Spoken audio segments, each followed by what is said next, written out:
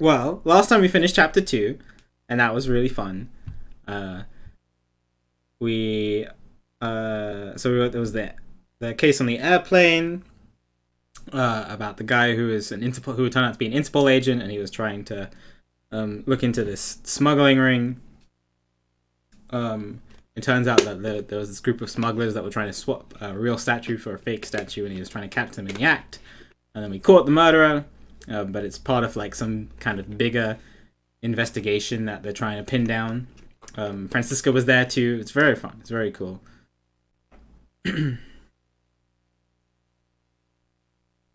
Oh, okay, Guru. Yeah. I think I saw what the case, what the art was, which is it was just Francisca. Thanks, trader.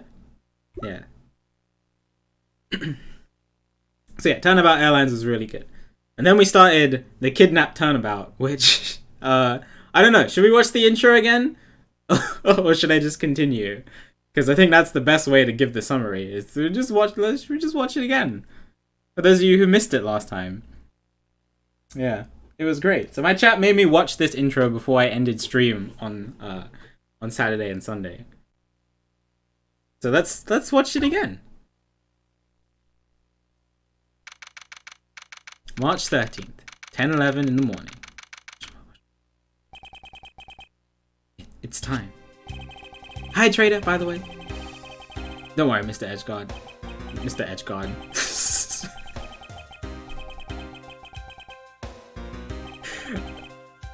Whoops. I have to go. The kidnapper is supposed to contact me soon.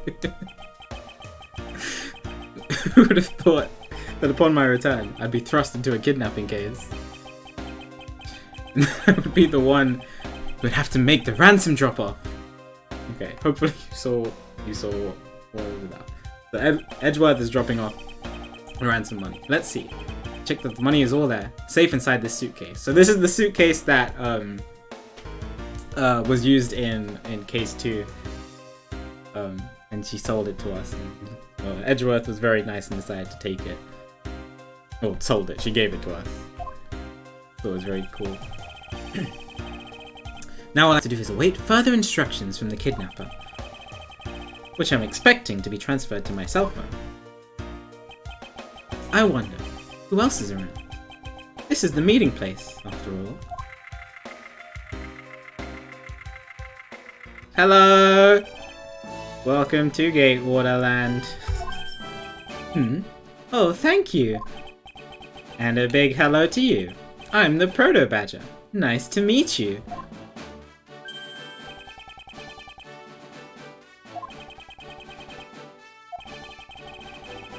Excuse me, but were you perhaps thinking of taking a picture with me? A picture? Of you? Sorry, but I'm not interested. Aw, that's too bad. Well, have a good day. I can make this a bit bigger now.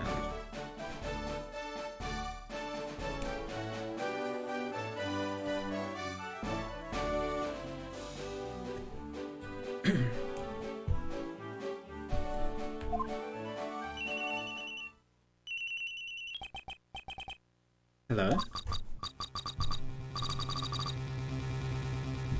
Who are you? You're not Ernest Amano. It sounds like the kidnapper is using some sort of voice alteration device. I'm his representative, Miles Edgeworth. Are you a cop? No, I'm a prosecutor.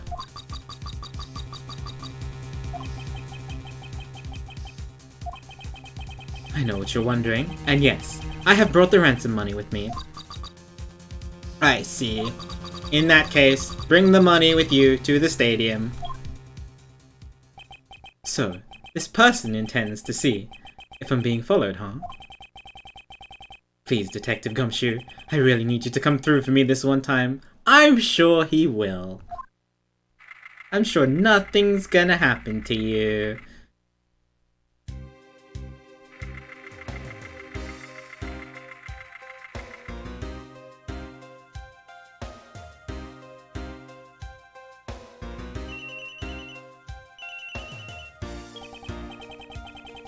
Edgeworth speaking. Next, come to the haunted house. Just how long do you intend to have me wander around for? That's for me to decide. You don't have a choice here, my friend. I suppose not. Yeah, we're gonna just go and take a trip in the haunted house. It's fine. I've arrived. Go inside.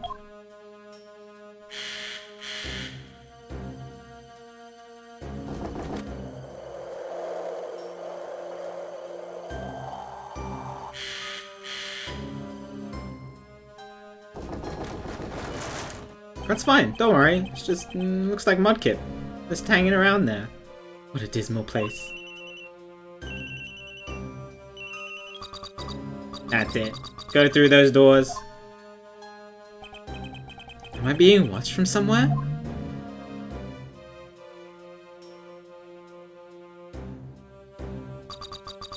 Leave the money and go. Now!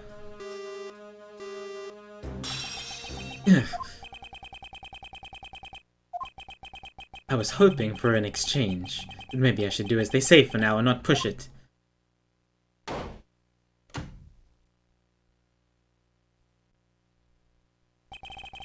I couldn't catch even a glimpse of the kidnapper. Perhaps I should keep an eye on this haunted house until police backup arrives.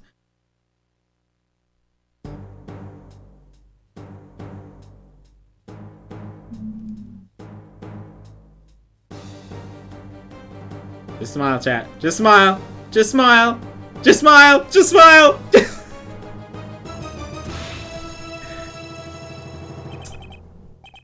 Ah, it was a trap. And so that's where I got to last week. So there's a clip of me reacting to that if you want to see. I think it's probably in like if somebody wants to, one of my mods wants to find it. Yeah, I screamed. I screamed. It was, Edgeworth just died. Who would have thought? Oh, yeah. Also, that clip is good because my room is dark at that point. So it just looks even more terrifying. I can't believe Edgeworth is dead. Yeah, now we get to play as Phoenix. You want that as a command? Yeah, you can if you want. Thanks for asking first. CK. Yo, take care, trader. Have a good day. Catch you later. Great. Okay, so that's where we are right now. So Edgeworth was trying to give the money to get back Ernest Amano's son. And instead it ended up being a trap and the kidnapper took the money anyway. And now here's where we are. Don't know what happened to Edgeworth. So March 13th, 11:23 in the morning. Question mark, question mark, question mark, etc. That guy. Betrayed. No, can't be. Then the deal. Who is that? What are they talking about? Oh, okay. Edgeworth's alive! Split. Police. Alright. In front. Off. Meet up. I can't move my body.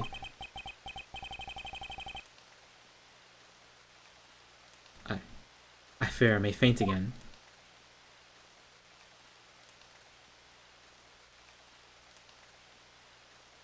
Oh. Okay, where am I? How long was I out? It wasn't raining like it is now when I made the drop-off. I don't have my glasses with me. They're in the car. This was supposed to be a simple affair. So why have I been taken hostage as well? I can only assume Detective Gumshoe lost sight of me at some point. Gumshoe. The only reason I agreed to be that drop-off man was because of that phone call. It was from Mr. Ernest Amano, the director of the powerful Zaibatsu, the Amano group. But aside from that, I also owe him a great debt of gratitude. His only son, Lance, had been kidnapped. I know that Lance is already in his 20s. Oh, interesting. But I guess some things you never grow out of.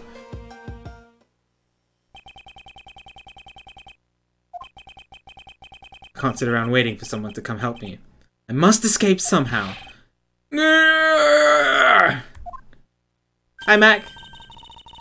Haha, was that you making that funny sound? Who's this? Who's there? And how dare you laugh at a gentleman's plight? Oh, who's this? Oh, it's the girl on the cover, isn't it? Who are you? Are you one of the kidnappers? A kidnapper? Me? No way. I'm not into such petty crimes. Hang on.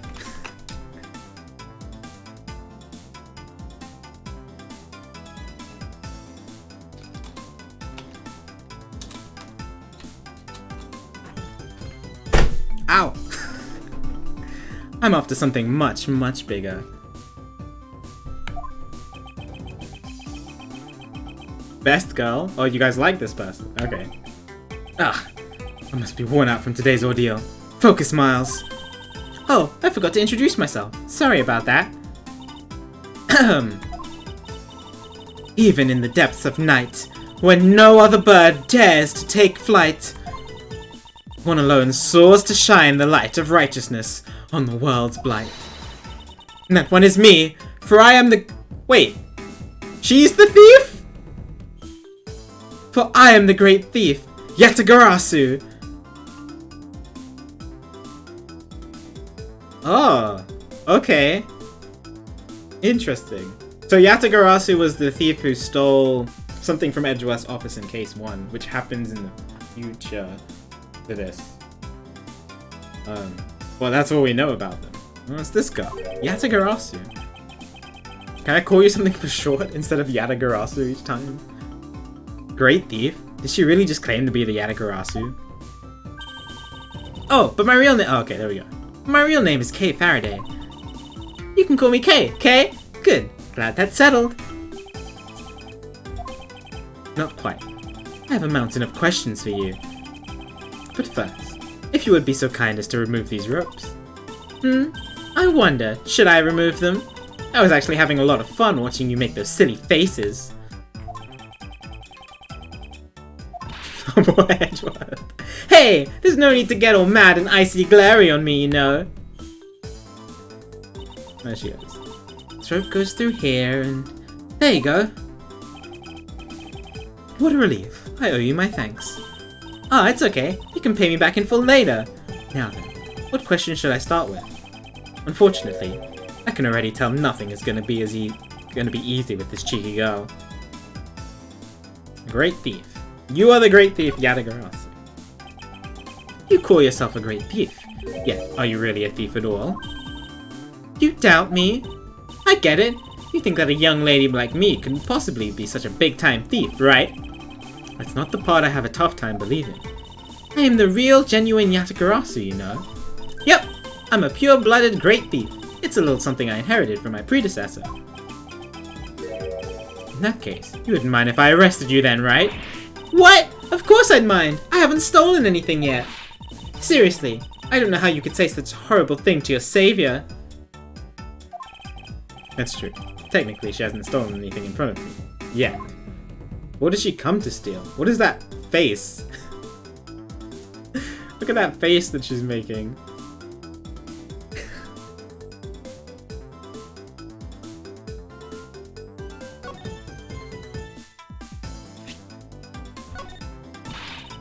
Don't surprise me like that! I can't believe you're just shoving things in my face! Oh, you see my badge! I mean, aren't there more pressing things you'd rather ask, little old me? Here's the point. Probably find out more. Okay. There you go, that's a better face. When you say you're the Yatagarasu, do you mean you are the Yatagarasu? Yep, the most righteous of the righteous, the legendary great thief. But the title was only recently succeeded to me. Oh, succeeded, sorry. So I haven't had a chance to steal anything yet as the second Yatagarasu. Okay, interesting. So it's a hereditary thing. I was not aware that thieves could pass down their titles like that. But don't worry. I've got some big plans in the works. I wonder if Master Mask passed down his... his title. Big plans, huh? They wouldn't happen to lead to a big arrest, would they?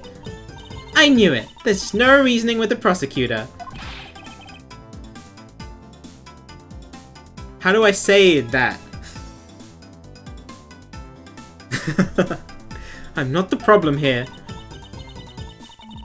I'll have you know that the Yatagarasu is no interested in stealing petty trinkets. There's one thing and only one thing I want to steal. Interesting. What would that be?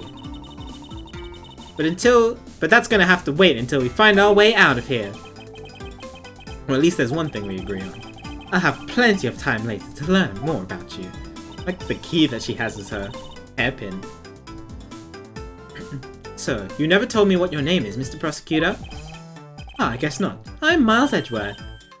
Now I remember. Now she remembers? What does she mean by that? Who was she sent by? Who sent you? She sure is cheery. Alright then, Mr. Edgeworth. Let's get out of here. Imagine if the door just opened. It would seem that we are locked in from the other side.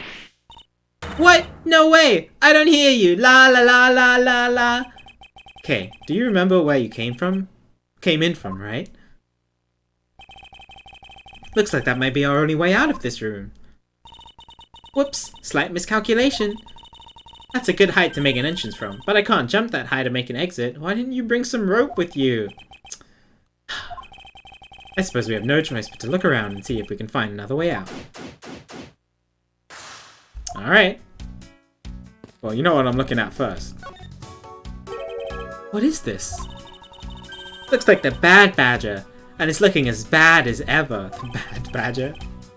Looks like a costume head to me. Guess the Bad Badger costume is, at the very least, a two-piece, huh? The real question is, why is only the head sitting out here on the floor? Bad Badger's head. What is this other thing I have with me? Oh, it's the pamphlet that he gave me.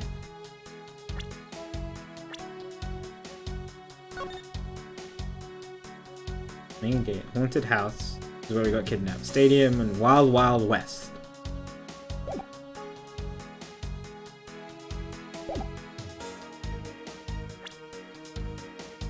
Who's this? Oh, that's the son. Even when he was a child. That's Kate. Self-published great thief. She suddenly appeared, but why was she stalking me? Good question. Alright. Okay. Cool. What's this on the ground? Isn't this my phone? Looks like I made it through the ordeal intact. Oh, cool Edgeworth! Cool Gumshoe! If only there was a way for us to contact someone on the outside. But we do have a way. Right here. Hi, Quando. There was a cell phone here this whole time. If I'm right, Detective Gumshoe should have contacted the precinct for backup by now. Mr. Edgeworth, sir! Are you okay? I was so worried, sir! I'm fine. I was knocked unconscious for a spell by the kidnapper. That's all. Hope you're doing well, Quando. I'm sorry, sir. I'm such a great failure. If only I hadn't lost sight of you. Detective, we don't have time for this. Have the police set up a perimeter. Perimeter. Right now. You don't have to worry about that, sir. I've got the boys working on that. But in doing that, I sorta... What's wrong, Detective? Uh-oh. Uh-oh. Gumshoe, what happened? No! Sorry to butt in, but I'm afraid you're gonna have to make do with me. Who is this? Xinglong... Oh, okay. Shi Long Lang of Interpol. I'm gonna call him Lang. Pleasure to speak with you, Mr. Edgeworth. I've heard a great deal about you. So it's someone from Interpol, okay. Nobody got Gumshoe. It's just an Interpol agent. Or the leader. So why exactly is an Interpol agent like you involved in a domestic kidnapping case? Don't sweat the details. A crime's a crime, whether it's on a local or global scale. Besides, you're the one who's in a world of trouble. And why would you say that? Lang Zi says, the pack that runs together stays together. You catch my drift? You caused quite a ruckus by running blindly into a situation and then getting caught. You should have contacted the police from the very beginning. I'm sorry that this happened, because of a lapse in judgment. However, I humbly request that you please help me out of here, post-haste. Sorry, no can do. What? What do you mean no can do? We're hunting the kidnapper now. but I haven't got any hands to spare. As I said, my pack moves as one. You're the one who wanted to go it alone, so good luck to you, Mr. Prosecutor. Oh, and once we do catch the kidnapper, rest assured, we'll come find you. Eventually. You... What's wrong? Did you get cut off? No, my phone ran out of power. No way! It doesn't matter, anyway. Poor Edgeworth. We should try to get out of here through our own means. Yeah, I have a name to live up to after all. If we put our heads together, we're sure to find a way out.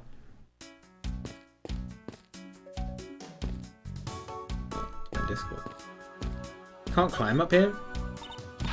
Man, why did they have to put the window so high up anyway? How was the thief supposed to make a daring escape? I suppose we can make our way out if we were able to climb on top of these lockers. Aha! That's pretty clever. You'd make a good thief, Mr. Edgeworth. Please don't ever place my name and the word thief in the same sentence again.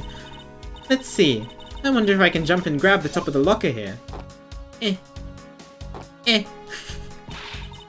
Man, why did they have to make such ginormous lockers anyway?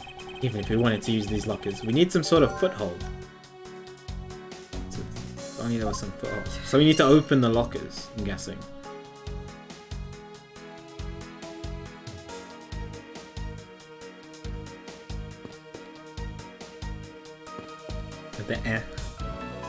And all these boxes. Hey, there's something inside the bottom right box. Oh, I think it's a pink badger costume. Pink badger? You don't keep up with what's going on in the world, do you? In that case, you better study up on the whole badger clan with this.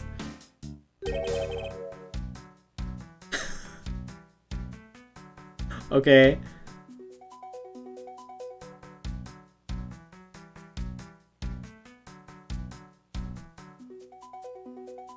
Look at this lore that we're learning.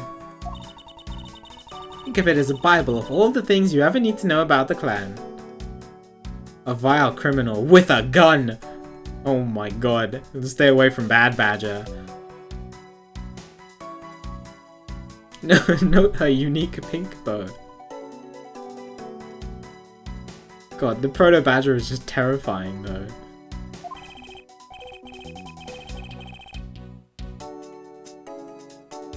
Tag yourself? I'm the gun.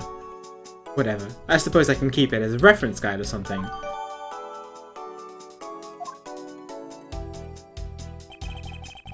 I suppose this means that this is where they keep all the costumes.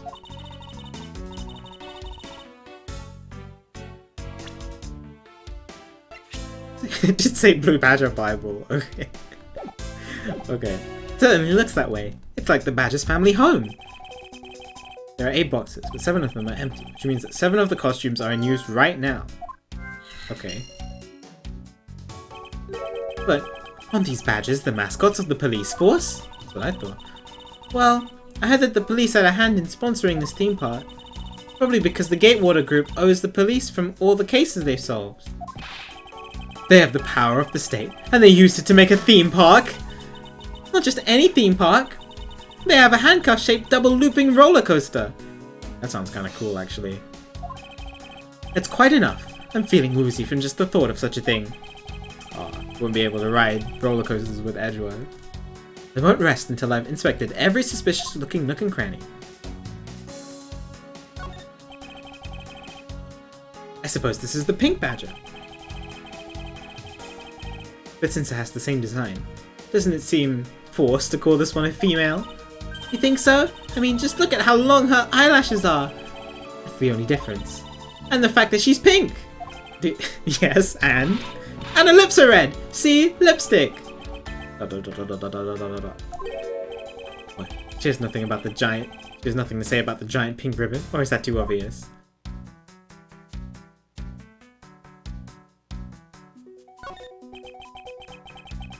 This is that blue badger I met at the gate. Excuse me, but his name is Proto Badger, not Blue Badger. He also kidnapped me, but I don't know that yet. He's based off the very first design created by the local police chief. You know, when you compare the two, the Blue Badger looks a bit cuter. Yeah, I guess so. But it's like, I don't know, it's a tough choice between not cute and very not cute. I suppose as he continued to redesign him, the chief managed to make him cuter and cuter. Even humanity has come a long way when you think about how much we've evolved.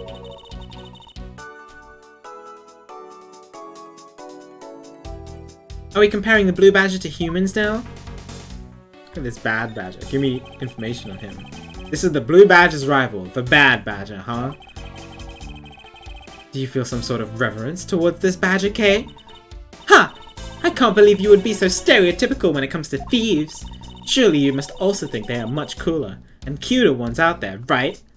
That's it. I've decided that thieves and thievery need an image makeover. Good luck with that one. And then this is the normal badger. Oh, there's a key there. Look, it's the blue badger. I suppose even this thing can be popular with women. I can't stand him! Oh, okay. What in the... Why is she suddenly beating the blue badger's image up? He's got the word bad right in his name. How bad is that for a girl like me? And to think he's out there wandering around in this park. Kay doesn't like badgers, apparently. Better be careful, or he's going to arrest me by the power of his name alone. I somehow doubt that the blue badger has the power to arrest anyone.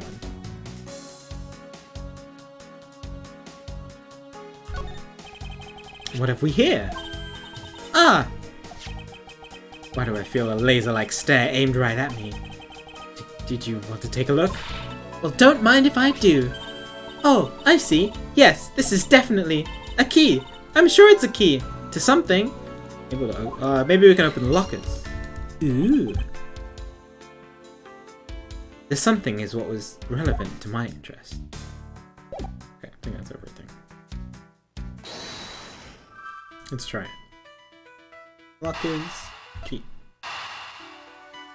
We can open the lockers, we should be able to escape.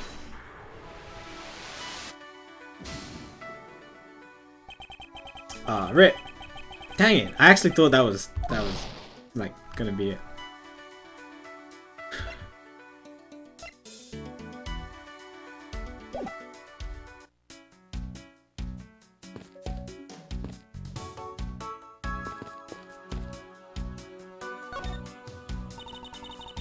Maybe we can use this paint to help us escape. What? What exactly do you have in mind? Well, we can... we could paint help in really giant letters. Okay. Alright, Kay. And who, pray tell, would see these giant letters? We're inside a building. Okay, and how about we light this paint on fire and send off colored smoke signals? You do that. I'm gonna stand in a different room. Anyone who saw it would think about some crazy arsonist was about and call the cops. Actually, that may not be all great for me, seeing as though I'm a thief and all.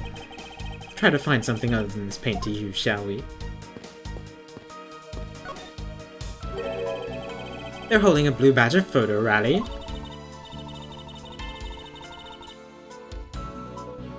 What's up, okay? You didn't know?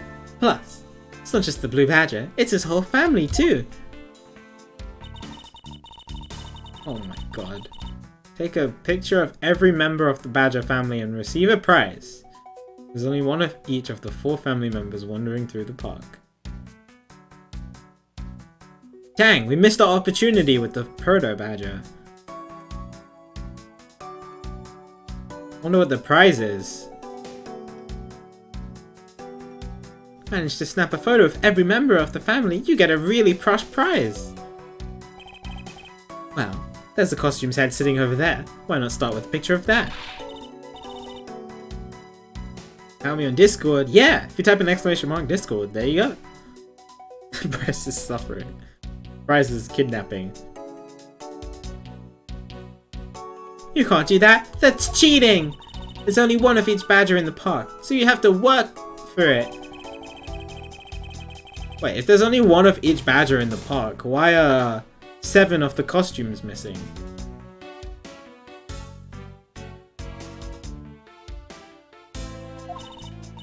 Seriously? But somehow I don't think that one counts, Mr. Edgeworth.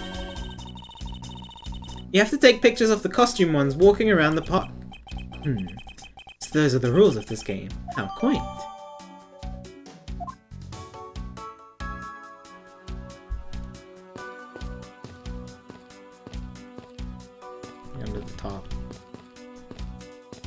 What's this little thing that's sticking out of the pillar?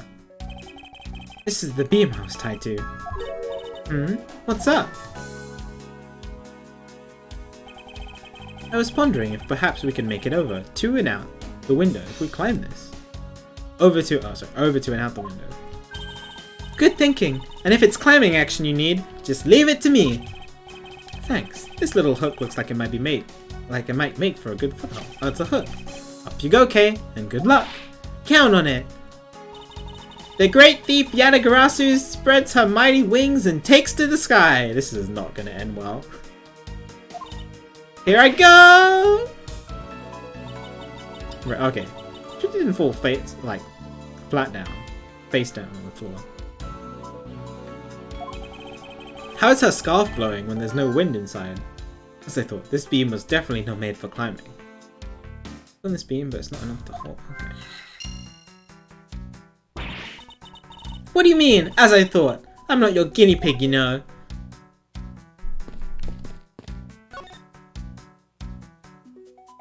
Oh, the kidnapping. Do you know where the person who kidnapped me went? Well, after they locked you up in here, it sounded like they went into the next room and started talking to someone. I feel like I've heard something as well, but it's all a haze in my mind. However, I do recall that the kidnapper was talking with someone. It was just a guess before, but I guess I really am dealing with two kidnappers here. After that, they left. It almost seems as if they were done with you. I suppose that is the case, as my kidnapping seems like an afterthought to the $1 million. It was $1 million ransom. Dang. Well, if they went into the next room, let's see what we can find out through the slot. Okay, let's look. Ooh, we can peer into the room the kidnappers were in from there. Well, there's a hole in the floor. I won't rest until I've inspected every suspicious looking nook and cranny. Is that what I think it is? Looks like the kidnappers just had an escape tunnel prepared just in case.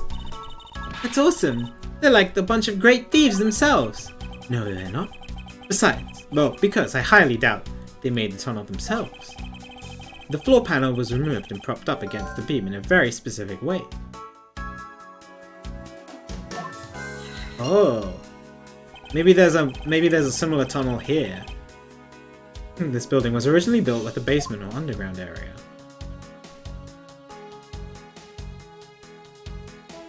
Oh, look at the chairs. There's a door. There's a door on the opposite side that appears to be the same as this one. Which would mean I can probably assume that these two rooms are very similar in structure. Yeah, I wonder if there's a trapdoor here. I believe I may have just found out. I'll take it out. Let's try connecting those. So it's propped up on a hook? Maybe that's what this is, this little thing.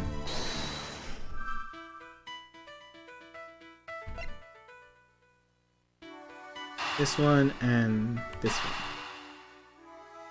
Boom! Yes! There's a hook on this beam. You know, I already tried, and there's no way I can jump from this hook to the window. Come on. Even you have to admit when something's just not possible. Huh. I was about to suggest that again. Rather, it's here for a different purpose. Really? Like what? As you saw in the adjacent room, it's clearly for keeping a floor panel propped up. Which means that there should be a panel in this room that we can open as well. Oh, I get it.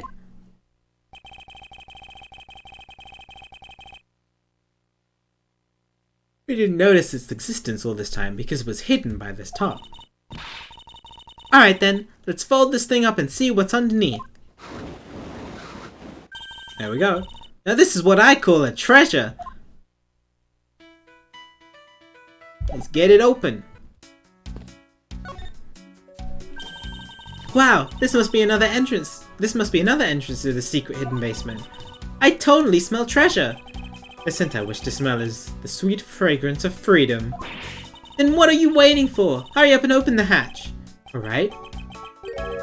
This thing, oh, it's locked. Okay. It's okay, because we got a key. Aw, fiddlesticks. Fiddlesticks. Adorable. Alright. Underground entrance and key. It connects. Well, actually, not yet. It connects. I believe you're up, Kay. Huh? Why me? Because we need to use this tiny key that you've taken quite a liking to. Oh, gotcha. Just leave it to me. I love the tense feeling of these moments when you're about to uncover something big. I believe the feeling of freedom would be much more satisfying right about now. Alright, I got the secret door open, and now... Oh, she just jumped straight down. Ah, wait! Oh, ah! Are you alright, Kay? I'm fine. The ladder just slipped is all. Oh, we can remove the ladder! Thank goodness she's alright. I almost had a coronary. A lot of really large machinery down here. What about an exit? It's really dark and cramped down there, so I really doubt that there's an exit. Oh, I can't believe that happened. You're only yourself to blame for leaping before you looked, you know. No way! I mean, how was I supposed to know that this ladder is removable? There we go. So if we put the ladder next to the lockers.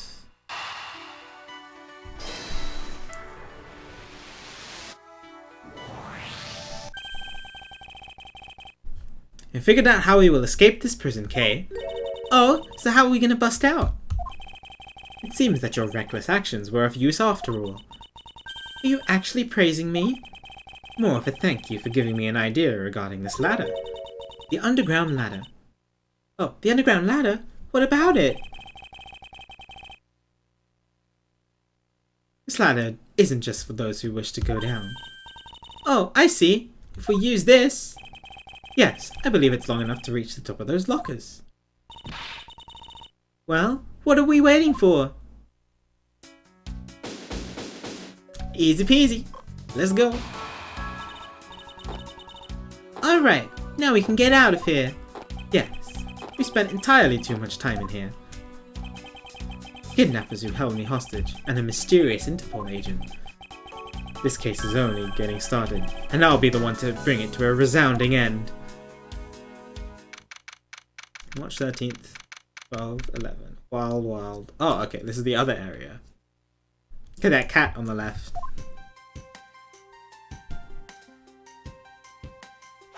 Oh, there you go. Looks like it stopped raining for now. Ooh, nice fireman slide, Edgeworth. Yeah, thank goodness. You have no idea how hard it was raining earlier. Mr. Edgeworth.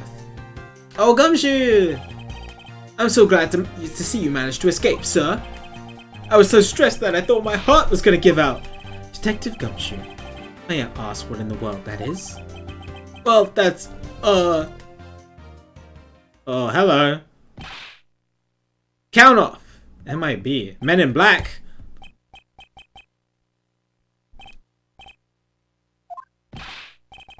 Shifu. All 99 members are here and accounted for, sir. What?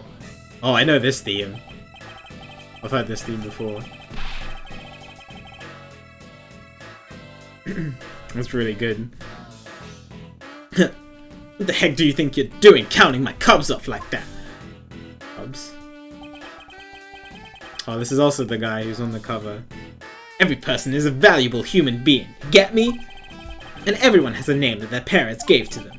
No one is 2 or 3. Everyone, regardless of age or rank, is number 1. Got it? Especially Von Karma. Shifu! Shifu! You're Agent Lang, I take it? Oh, this is Lang. You infidel! How dare you address our Shifu so rudely! Urgh! Lang Ji says, a cub who disrespects others soon feels the disciplinary bite of an elder. Wait, really, Lakara? What the frick? People are weird. So don't you ever forget to show the proper respect towards another person. Sheena! This isn't much, but please accept my card. So he's the Interpol agent. Yeah. So who's the girl? Thank you. Please accept mine in return. You all see that just now? This is the proper way for two people to show their respect. I don't know whether to like him or not, because he was kind of rude and left us to, you know, starve from the kidnapper who took us. But now he's acting really nice to us. Keep that in mind and you'll get far in life. Got it? Ah, that's right. Francisca did warn me. Something about an elite Interpol agent from the Republic of Zhengfeng. Apparently, this man has the highest successful arrest rate in the organization. Agent then, what exactly is an Interpol agent involved with this clearly domestic case? It's none of your business, Mr. Prosecutor. Okay, maybe he's not that nice to us. How is it not? I've heard a rumor or two about you. You solved a murder that occurred during your flight home recently, right? Ha! But you sure took a while just to arrest one little flight attendant. How pathetic. Okay, never mind. How dare you say that about Mr. Edgeworth? Are you saying you could have solved it faster, pal? The comedic relief just jumps to the aid of his master. How cliché. Look, what I'm getting at is if I had been there, no one would have died. What? You wish. I would have solved the entire case and Agent Hicks would still be with us here today. How would you have solved the case if he was alive, bro?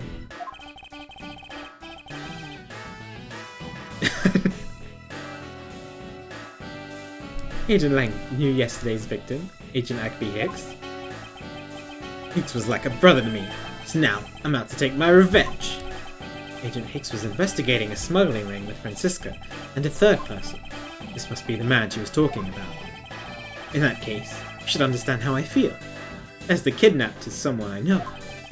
So I ask that you please allow me to participate in the investigation. Uh-oh. This isn't your neatly trimmed courtroom of Eden, you know. You're out in the wilderness now, Mr. Prosecutor. And way out of your league. Excuse me! You shouldn't say that to Edgeworth, he's gonna get upset. No hard feelings. But why don't you... Okay. Edgeworth is about to be upset. Like, upset. Why don't you go back to your courtroom now, pretty boy? You dare mock the court? I do. And I don't need the help of a filthy prosecutor. Oh, he needs a slap. Sorry, but the truth doesn't need the likes of you to distort it today. He uses the adjective filthy to describe a prosecutor. And why? Why do I feel such intense loathing emanating from him? I had some kind of past with prosecutors. Alright, men. Good job on the perimeter around Gatewater Land. Now just find me the kidnapper and bring the punk to me. Dismissed.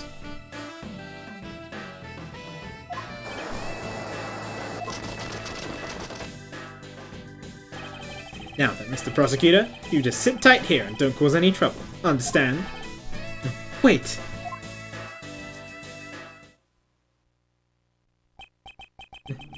Mr. Edgeworth, it's been a while since I last met someone so disagreeable. Why of all places did he show up here? And completely out of the blue at that.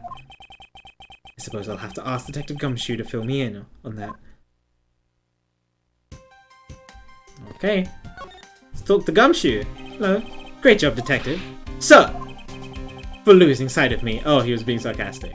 Great job, Detective. For losing sight of me and allowing the kidnapper. Losing sight of me and the kidnapper. And allowing my investigation to be hijacked. Sir! I look forward to your next month's salary assessment. Do it. Do it. Do it.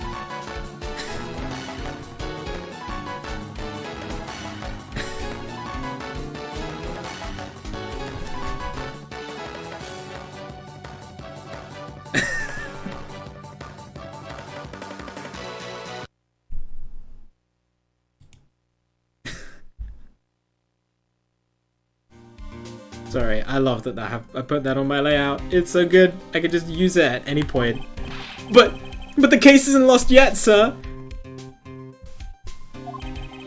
I'm gonna show you just how much of a man Dick Gumshoe can be. It's so good. Such a small meme video, but it's so good. Shall I prepare the 21 gun salute now or later? Uh-oh. What was that? It's the best meme video that you've ever seen in your life.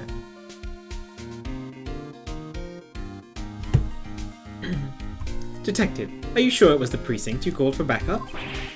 Of course, sir! I think I would know the number to my own precinct like the back of my hand. Then why did an Interpol agent show up instead, with an army of his own agents? I have no idea. About 5 minutes after I made that call, that Wolfman showed up out of nowhere, sir! Agent Lang definitely has an agenda. So the question is, what is he after? Next step. Mr. Edgeworth, I was wondering if I may ask about one thing, sir. Yes, what is it? Who is that? The girl over there, I mean. Oh, yeah. I'm Mr. Edgeworth's assistant. Oh, okay. Thank you. Kay Faraday. What? Funny, I don't recall making you my assistant. Yeah, I'm Mr. Edgeworth's assistant. Me! It's been like that since forever. Oh, he's jealous already. Sorry, but I just stole your supporting role. How can you say something so serious with that giant grin on your face, pal? Mr. Edgeworth, we got a thief on our hands, sir. She stole my role, sir. I'm taking her in, getting her convicted, and making sure she serves out her sentence. Oh, come on, it'll be fun, like musical chairs. Better stay on your feet. Oh, you better stay fast on your feet. No way! I will not lose the spotlight to you, little girl. Oh, he's mad.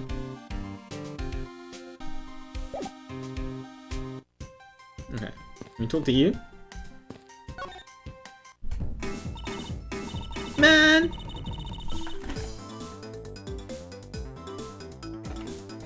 I can't calmly do any stealing with that detective around. I suppose it's not easy when there's many members of law enforcement in the vicinity. It's alright. It's not like I'm in a hurry to steal just any old thing. Which is it? Do you plan to steal something or not? Quite the mystery with this one. Maybe I should talk with her a bit more. Next step. So what are you going to do about your investigation into the kidnapping? Good question. Since Agent Lang holds the authority to investigate the case now, this makes things a bit more complicated. Oh, come on! You can't let that stop you. I'll even lend you a hand, so let's go! But you're a self-purported great thief, are you not? Oh, you're a self-purported great thief. I don't believe I can let someone of an unlawful nature participate in an investigation. You don't like to listen, do you? Got a sad, pouty face. I'm not just any ordinary great thief. I'm the Yatagarasu. And as I said earlier, Yatagarasu is after one and only one thing. One and only one. What is this one and only one thing you're after? The Yatagarasu is only interested in one thing, and that is the truth. Oh, that's perfect for Edgeworth. I see. It was 7 years ago. There was a vigilante who threw the business world into a panic. Labeled mysterious and phantom-like. The phantom thieves. The Yatagarasu appeared and vanished at will. Though we still don't know much about this thief's ultimate goal, we do know the targets. The Yatagarasu like to find and make public evidence of corrupt dealings of all sorts. It's kind of similar. Once the target was chosen, no dramatic calling card or announcement was sent forth. And then, instead, the chosen corporation was infiltrated without even the target noticing. Some days later. Yeah, obviously this game came out before Persona 5. This is funny. Some days later, the evidence that was found out was sent to the mass media. Along with the card, the mark of the three-legged raven. Three-legged raven. Looking back, I suppose you can call what the Yatagarasu was stealing the truth. Oh, so that's what she stole from Edgeworth's office. Some case that happened a long time ago that sheds the truth about something. It's not Edgeworth's case, it's whoever had the office before him. Could this child really be the successor to the original Yatagarasu? But that can't be, can it? Oh, maybe that's why she's following Edgeworth around.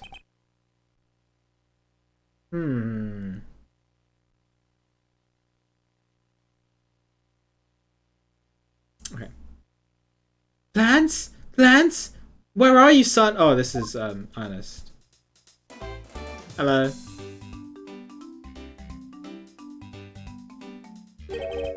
Mr. Romano? Oh, Miles, my boy. I'm sorry to involve you in such an affair just after you returned. For you, Mr. Romano, I'd gladly offer my assistance. After all, I have you to thank for how well things turned out during my time abroad. What is wrong with his earlobes? Oh god, it's making my ears feel weird.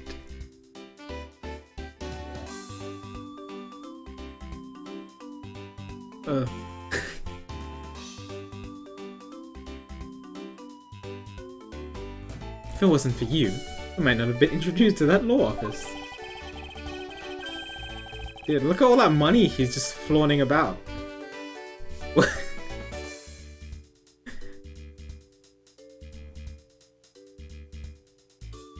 What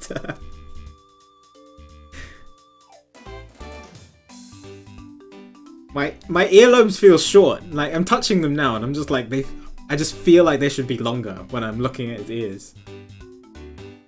And had the chance to study the inner workings of another country's judicial system. No. Think nothing of it. As you know, Manfred and I go way back. Oh. I consider a beloved disciple of his to be like one of my own blood. Monster. If you ever want to go overseas again, you need only to ask. I can use my company's vast network to send you anywhere at any time. So who's the old man? He's the father of the currently kidnapped Lance Amano, Ernest Amano. Now then, have you found Lance yet, Miles? Please, I miss my poor boy dearly. I'm terribly sorry, but your son's whereabouts remain unknown, Mr. Amano. Hold on there. Then what happened to all that money? I believe the 1 million has been stolen, and that the culprits are now on the run. What? Poor old man. Don't you have anything you could give him to cheer him up, Mr. Edgeworth? I have... I have this Blue Badger Bible. Would that make up for the $1 million that you lost? Forgive me, Mr. Amano. Oh, let's try. Oh, that looks to be something with quite a bit of value. Oh, he likes it. But then, all things have some value attached to them. Only by probing deep into the unknown can we become true winners in this world, Miles. Thanks. Knowledge isn't what's gonna make me a winner here. It's information. Oh, okay. The kidnapping. I was wondering if you can tell me the details of the kidnapping one more time. Oh, it was yesterday. A call came to the house. From the receiver came the sound of my son. Help me, Daddy. Wait, isn't he 20? Lance is supposed to be 20, right? Okay. Oh, the Sheena with her eyes. Trusted secretary, level-headed. What's him in the investigations?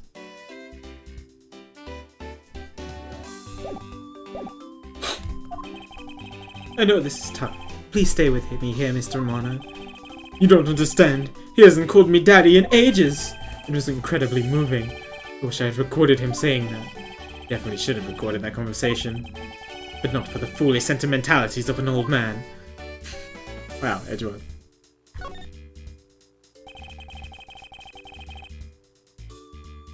Refresh my memory.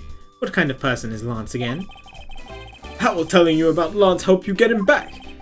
Surprisingly, a lot can be deduced from a person's relationship and behavior. Very well then. Lance is my one and only son. He turned 21 this year. He's very much like me when I was his age. Kind and very attractive. I'm sure women simply can't keep their hands off of him. Is there anything else about him you noticed of late? Now that you mention it, I haven't been able to get in contact with our butler, Oliver. Your butler? Yes. His name is Oliver Deacon. He's been with our family for years now. He gets along so well with Lance. I thought maybe he would know where my son is. Oliver Deacon. Oh god, we'll see when we see Lance for 5-6. Mr. Romano, could you please tell me a little more about your butler, Mr. Deacon? As a butler, he's outstanding. He even serves as Lance's personal private tutor. He took a brief leave recently, but even after it was over, I haven't been able to reach him. So you still haven't spoken with him since his leave? What about his family and friends? They said they hadn't seen him. I've tried everything I could think of, Miles. Do you think this could have something to do with Lance's kidnapping? It's possible, but I can't say anything for sure quite yet. So even the person closest to the victim has gone missing. Oliver Deacon. Sounds like one name I'd better keep in mind. Detective Gumshoe. Yes, sir? Let's begin our investigation. Even if that Interpol agent holds the authority to head this investigation, we can't allow ourselves to stand idly by, twiddling our thumbs. I'm with you 100%, Mr. Edgeworth, sir. I, Dick Gumshoe, pledge to stick by your side, through thick and thin. Mr. Romano, it was my fault that the culprits escaped. Which is why, with your blessing, I vow to return Lance to you myself. Oh, I've never seen you so passionate before, Miles. Good luck to you, my boy. Alright, well what are you waiting for? Let's do some investigating. If you think I'm losing to you, pal, forget it. Nice animation. Ooh, okay.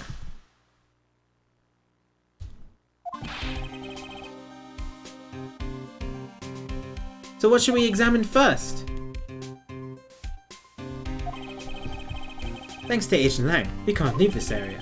The culprits were here only until very recently, which means we may be able to find some clues that will tell us how they escaped. Okay, let's get looking. Hello. Hey, you there. Who, me? What are you doing goofing off in a place like this? I wasn't goofing off. I was about to help Mr. Edgeworth kick off his investigation. You imbecile. All precinct detectives are now under Agent Lang's direct command. No way! Rip Gumshoe. I am not working for Wolf Boy!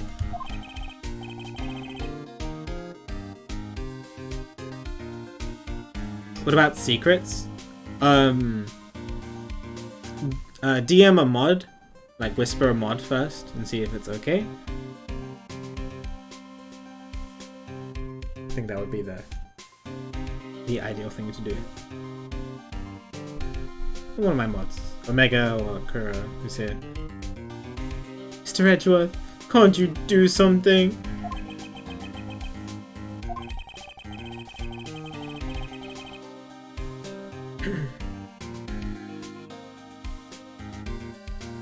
The funny secret? Nothing springs to mind. I'm not exactly in a position to argue, seeing as how you are a member of the police. Good, now let's go. But hi Mario, good to see you. No, we got dragged. Boy, have I got just the job for you.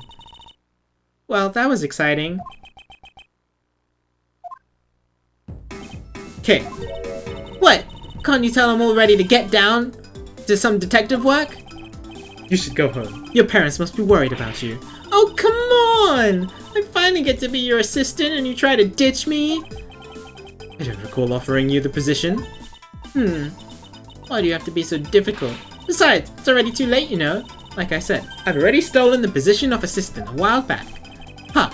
You're the only one asserting that. Well, by the time anyone notices it's already gone, that's the Atagarasu way.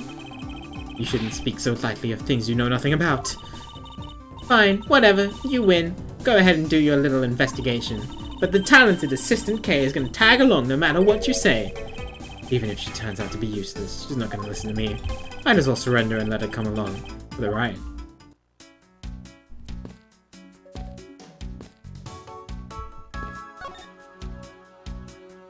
Oh,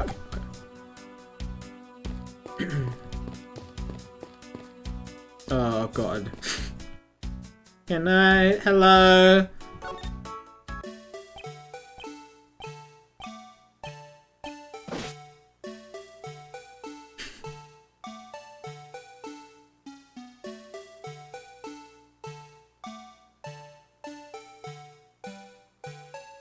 Oh, really, Mario? I missed that. I saw the Steel Samurai statue in case 1, but I missed that one.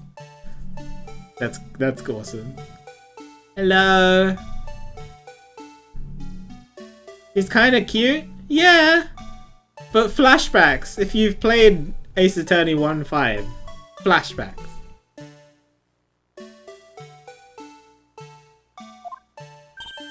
Hey, it's the Blue Badger! She's gonna get a camera.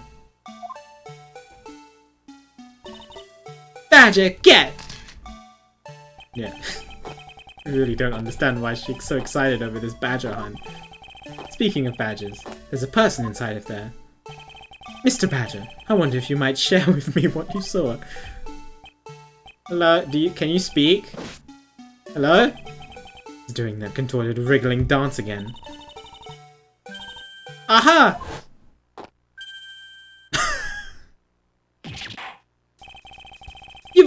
Wait.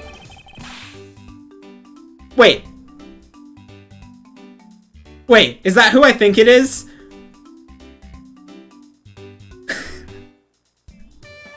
His sprite looks a little different because it's from the side, but I think I know who that is.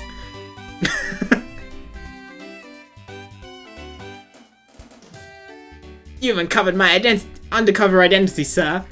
I was to remain under that head, sir. I think that's Meekins. Aren't you Officer Meekins? Sir! Mike Meekins reporting for duty, sir! This man was a witness in one of the cases I headed 2 years ago. Alright. Hello.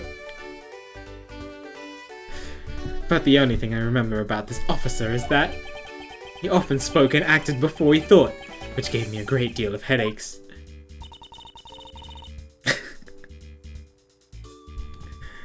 Is he a friend of yours, Mr. Edgeworth? Yeah, at least he's not the megaphone. Yeah, that's true. I met him in the courtroom once before. Why was we so upset when we unmasked him? Does he have something to hide? He's probably ashamed of not being a police officer, although he's wearing a police hat still. Under the Blue Badger costume. Officer Meekins, why are you standing there wasting time? Sir! Yeah, okay. Because I'm not a police officer right now, sir. I'm the Blue Badger. And I'm creating memories and dreams for the kids. That's never a waste of time, sir. I have a dream to become as big as Detective Gumshoe, sir. I was patrolling the scorchingly boring beat until a little while ago, when the dispatch radio on my shoulder cracked that the kidnappers had escaped, sir.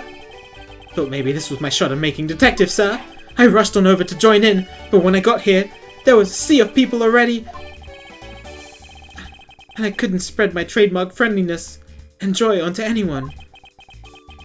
It would seem that some people never change. Well, we know in a few years he'll become a... oh my god. Name blank. The court person. Bailiff. Becomes a bailiff. So, I don't know. Is that an upgrade from the Blue Badger? Might be. I think anything's an upgrade from the Blue Badger. So why exactly are you in that ridiculous outfit? Sir!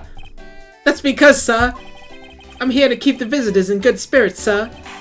But it's also to hide the fact that I'm an officer on the trial of the kidnapper, sir. I see. Agent Lackey is very wise to employ this sort of diversity tactics. To be handed the role of the Blue Badger out of all the different disguises, sir, it's such an honor. Any clues? How long have you been standing here, officer? Sir! For about 1 little hour, sir. It's around the time I woke up from being knocked unconscious. I've been here ever since, sir. If that's true, then it's possible Officer Meekins saw the kidnappers escaping. However, sir, I must tell you I didn't see a thing, sir. Rip. I haven't asked you anything yet, officer. No. But I know you will, sir. He's hiding something from me. Officer Meekins, I insist you tell me more about your recent movements. Sir, I've been playing the Blue Badger this whole time, sir, and getting into it too. I patrolled the park, all while wearing this costume.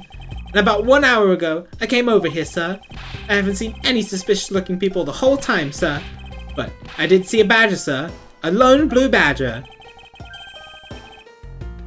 Yeah. See, this is what I was thinking. If there's two blue badgers walking about, and that's not supposed to be the case. That's what I was wondering when the other costumes were missing. How so, Mr. Edgeworth? This is what Officer Meekins' testimony contradicts. Where is it? It's one of each badger in the parks. Take that! Take that! Officer Meekins, let's back things up. I'd like to ask you about your last statement. Sir, of course, sir. If that is your wish, Mr. Prosecutor. Little patrolman will wait as long as I am commanded to wait. You said that you saw a blue badger, correct? And yet, if you take a look at this, what you saw was not supposed to happen.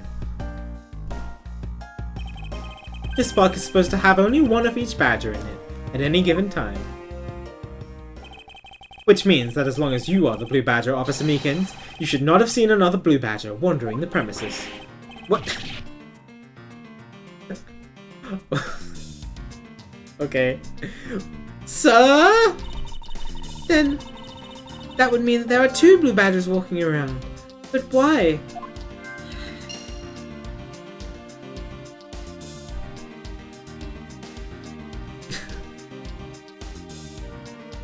Big ol' smoosh.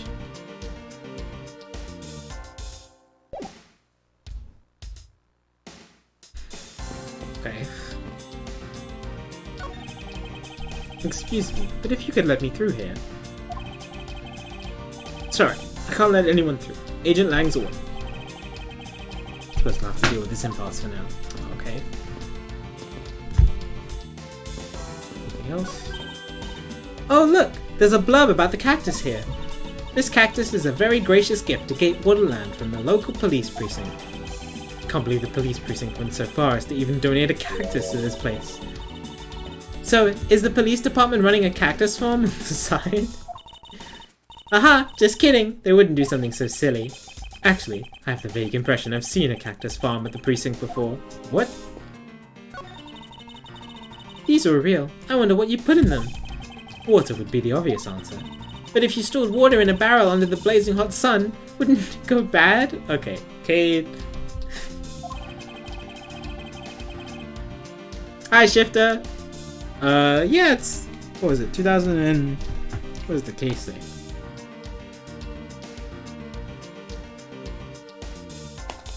Maybe the manual will say. 2000 and... something. Oh, duh. 2000 and something. 2000 and...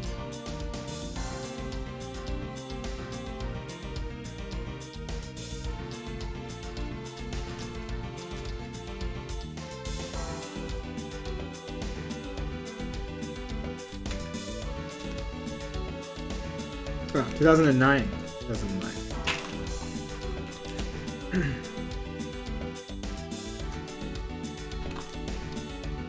Hi Shifter, hope you're doing well. People of that period probably didn't care about how it tasted. Sorry, but I can't let you get away with making fun of our forefathers. I mean, maybe they really liked the strange taste. Now look who's making fun of them now. Can I look at the cat? Ah, I've got you now, you vile criminals! I think the kidnappers would have better sense than to try hiding in these. Oh, come on, lighten up, will ya? I was only joking. I don't really think that the criminals would be hiding there in front of those two officers. I certainly hope not.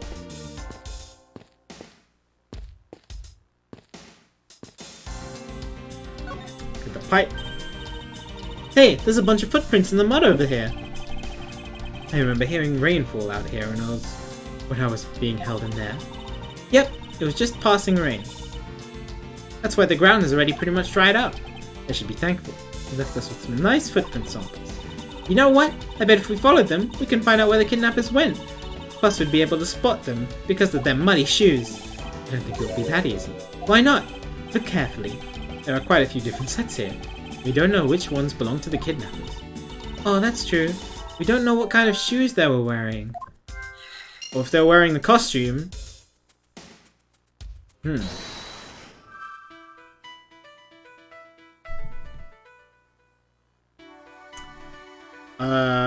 Your stream might be delayed, Shifter.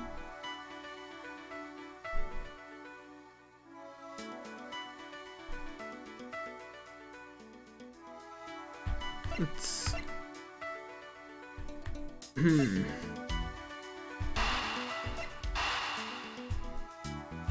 He's wearing the costume. Oh, okay.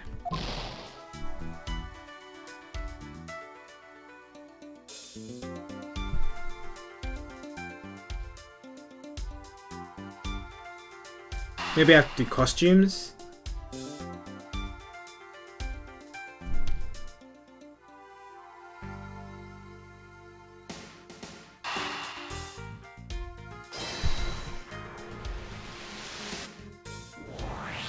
Aha! A second blue badger that shouldn't exist.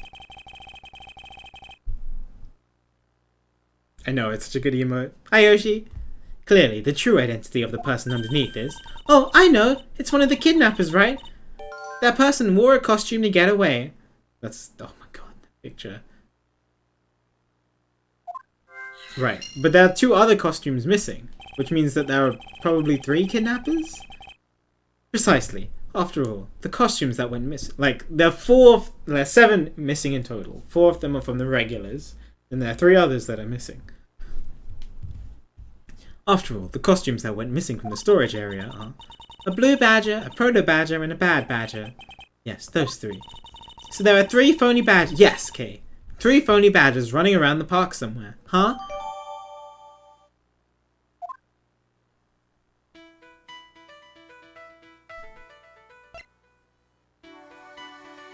Aha, okay. Let's try these 2 together now. I tap on my DS without looking at where I'm tapping. Haha! Now that we know that the kidnappers were wearing badger costumes, those footprints from earlier take on a new and very significant meaning. Oh, you mean now we know which tracks belong to the kidnappers, right? Yes, more than shoe prints. We need to follow the paw prints of badgers. Okay, Mr. Edgeworth, it's time to use those footprints and go badger hunting.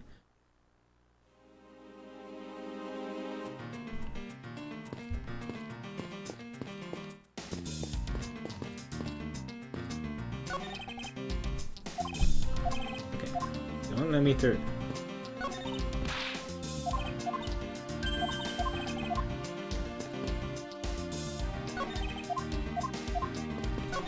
Nope. Oh! Okay, I didn't actually mean to do that. This set is walking off to the west. Ah, it just stops. Can't make heads or tails of where it's headed from here. I think we can assume it's headed towards the stadium. I wonder where the other set leads. This one seems to be heading east. Meekins, isn't it? Hello. Quick, Mr. Edgeworth! I've got him! I've got one of the culprits! Oh, no! I'm not a kidnapper, sir! And you knew it was gonna happen. I beat you! Down, Kay. Clearly those footprints belong to the office of me. Oh, she's ready to the box! When is Kay in Marvel vs. Capcom? But our criminals were each wearing a costume. Ah, maybe they came over to the garage for something. That's what I suppose. That's what I would suppose. Officer Meekins, if you can step aside for a moment, we need to examine the garage. Sir! Roger Wilco, sir! Okay, let's go. Let's open the shutter and see what we find. Maybe we'll find the kidnappers hiding inside. Ah! Oh my god, somebody's dead! I was like, I thought she screamed at the car, and I was like, it's not that bad.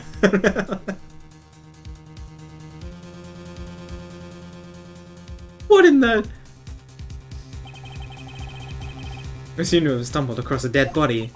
Somebody died? Oh god. Who is that? Is that the butler? Is that Oliver Deacon? Because he's too old to be Lance. She must be in severe shock to have been the first to find it. Now then, who is this man? It's Oliver! Mr. Romano, are you saying that this man is... Yes, he's my butler.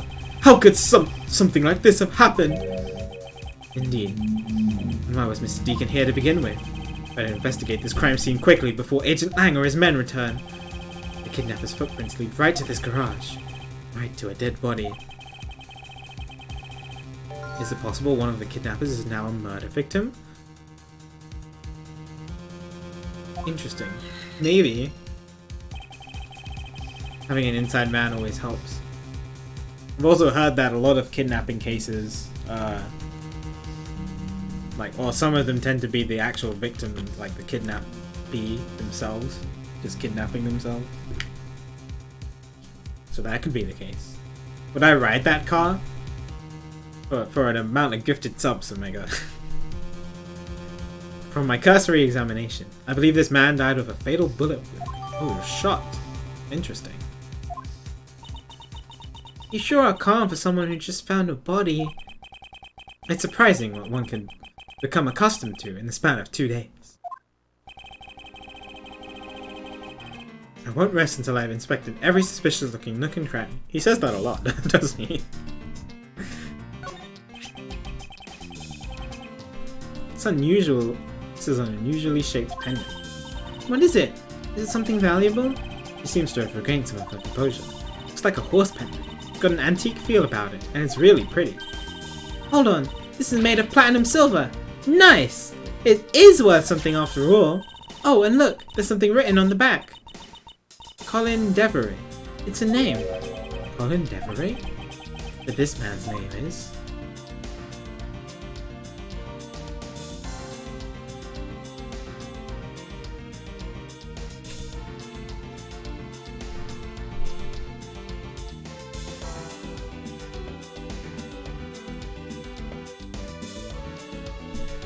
Deno, thanks for the Twitch Prime sub for 6 months. I hope you're doing well today.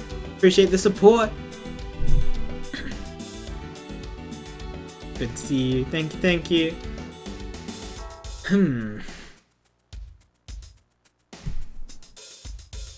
Alright, well, let's look at some more stuff. As long as that Interpol agent has control of this case, I'm not going to be able to have a real autopsy done on the victim. I'm no doctor, but let's see what I can piece together myself. 2 gunshot wounds. One in his abdomen and one in his shoulder. So that means he was shot twice? No, I don't think so. I think the abdominal one is an entry wound. Oh, so he was shot at an angle.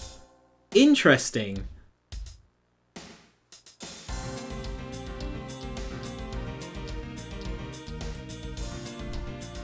That's weird.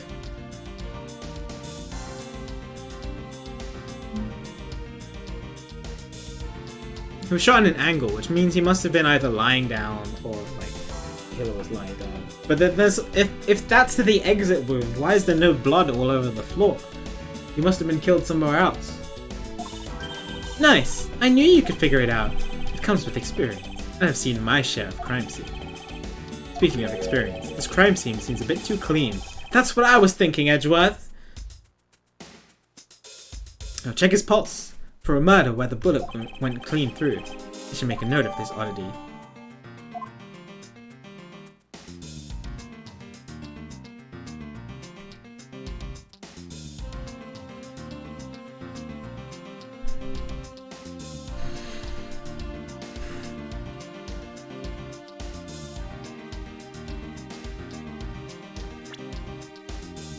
The deduce thing popped up, but I don't know what to...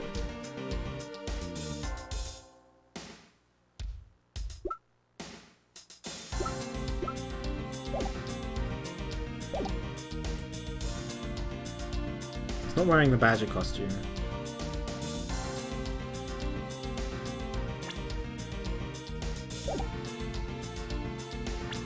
He just parked himself there, of course.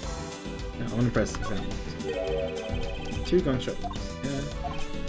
Alright, save.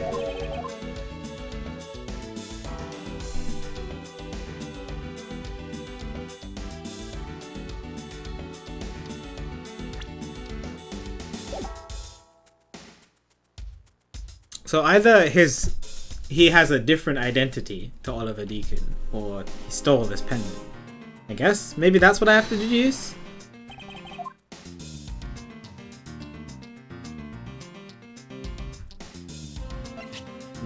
Victim Deacon. Yeah, maybe it's this. Eureka! There's something not right about the name on the pendant. The victim is the Amano family butler, and his name is Oliver Deacon.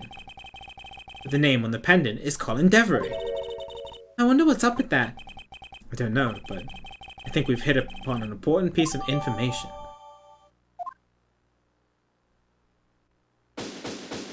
Oh, it's done. Okay. That was quick.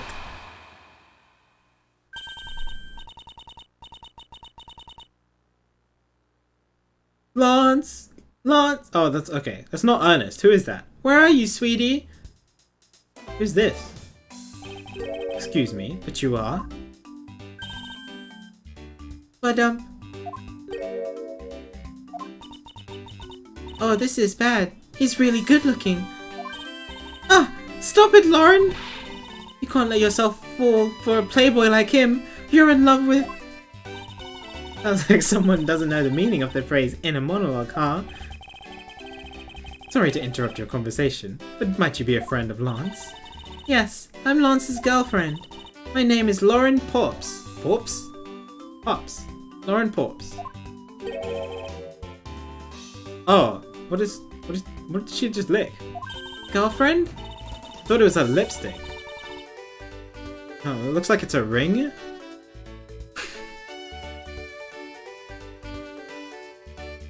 A ring pop? What's a ring pop?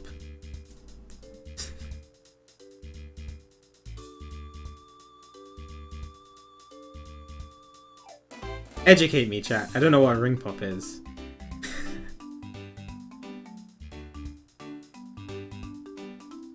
I do not know what a ring pop is. No.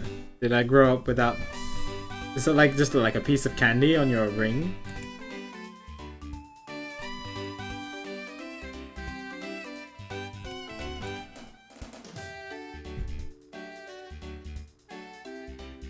Interesting. Wow, no, I never knew about it. Cool, okay. I do live in London!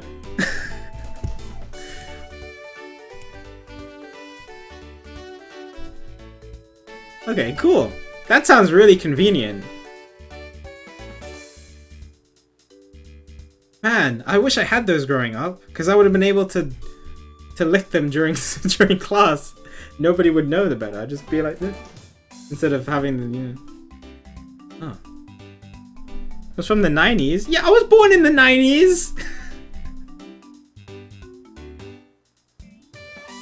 Not like that. We're more like friends. We're not lovers or anything. I was born in 93. I'm not that Zoomer-ish. We haven't gotten that far yet. But, oh, she's talking about, okay. Guess that's how people are gonna see it, so I should just accept it. I even got this ring as a present from Lance. Swoon. How do I swoon?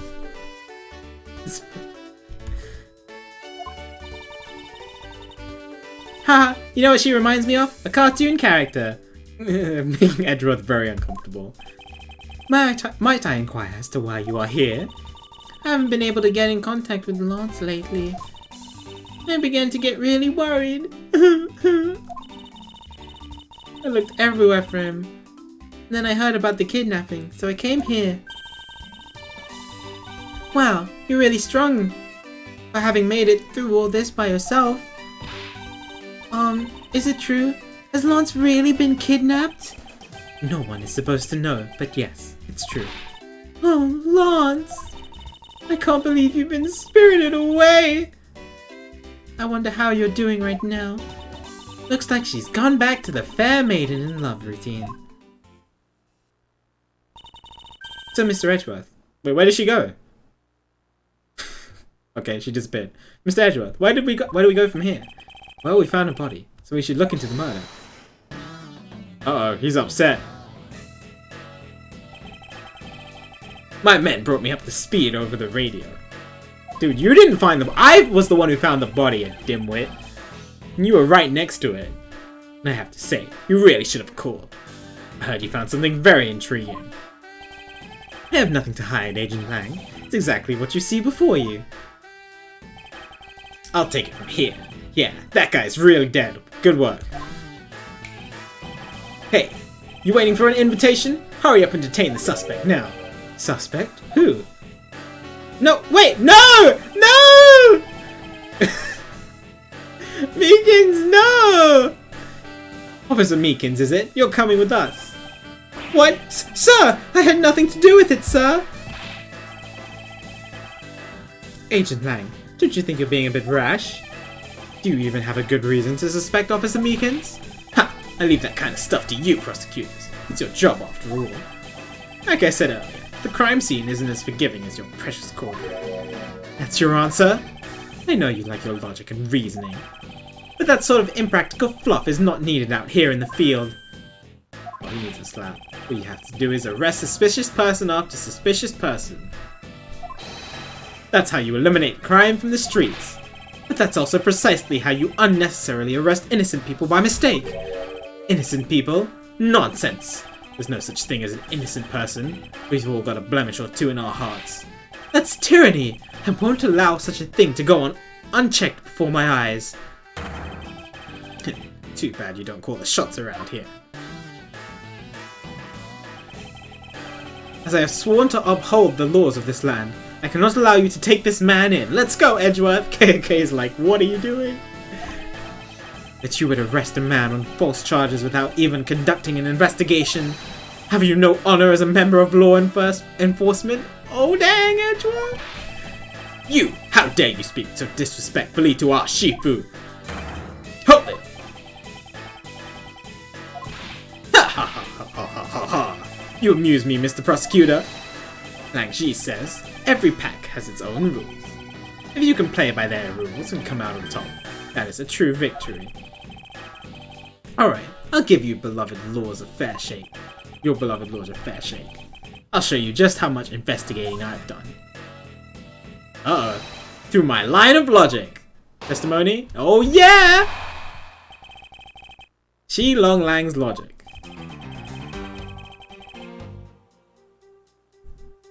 I've seen a lot of bodies like this one being carted off in my time. I can say he was shot in a single glance. But even you figured that much out, right? With your current gun laws, it's not exactly easy to get your hands on a gun. Not unless you're a member of law enforcement, like Officer Meekins, isn't that right? I'm just checking something. That's your reasoning? Solid as a rock. It's based on the philosophy of detainment. Does that say $9 million reward? Oh my god. What's this philosophy of detainment? Huh, you don't know? In that case, pay attention, girlie. In my country, the criminals have a saying, beware of the wolf. Why the wolf? Because in my language, Lang means wolf. And you don't mess with me or my pack. As for the detainment philosophy, its father is my honorable ancestor, Lang Shi.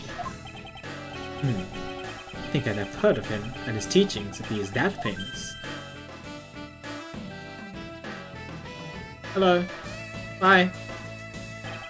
Lang Shi developed, as he worked, to lock criminals away thousands of years ago. To this day, the Zhengfa police still trains its recruits using his philosophies. But thousands of years ago? That makes your story about as believable as a fairy tale. I like that face she she's making. Anything wears down and breaks over time. Do you really believe something as ancient as that can be applied to today's world? You want to put it to a test. Rebuttal.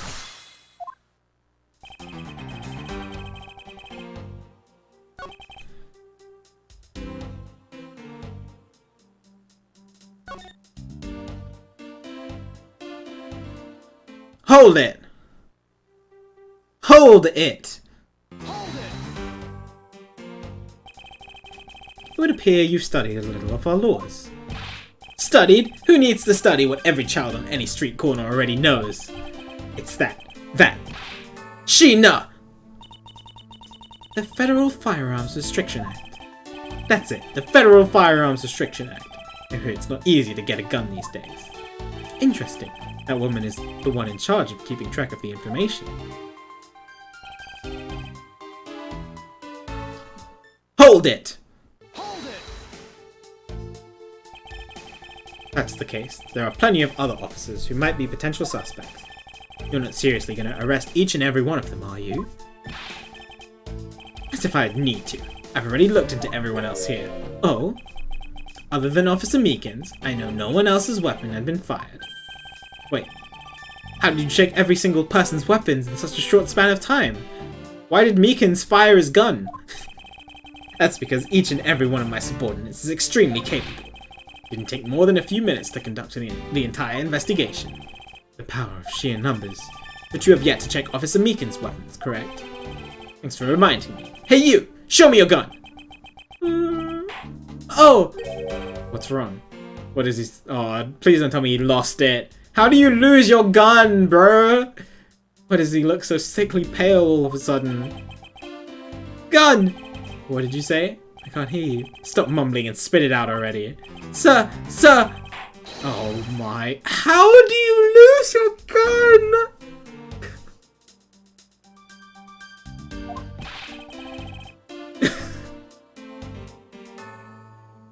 How could you be so irresponsible? Ha ha ha ha ha. In the end, it looks like you're still the only suspect we've got. You're the one who waited here outside the garage to ambush and kill the victim. Do you think that Officer Meekins waited here to kill the victim, do you, Lang? I think this little accusation deserves a lot more scrutiny.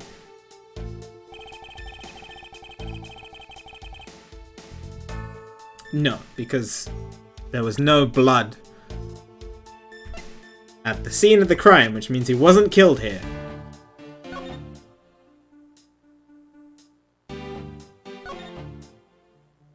Yes. Objection! Objection! Oh my god, please. Objection! Objection!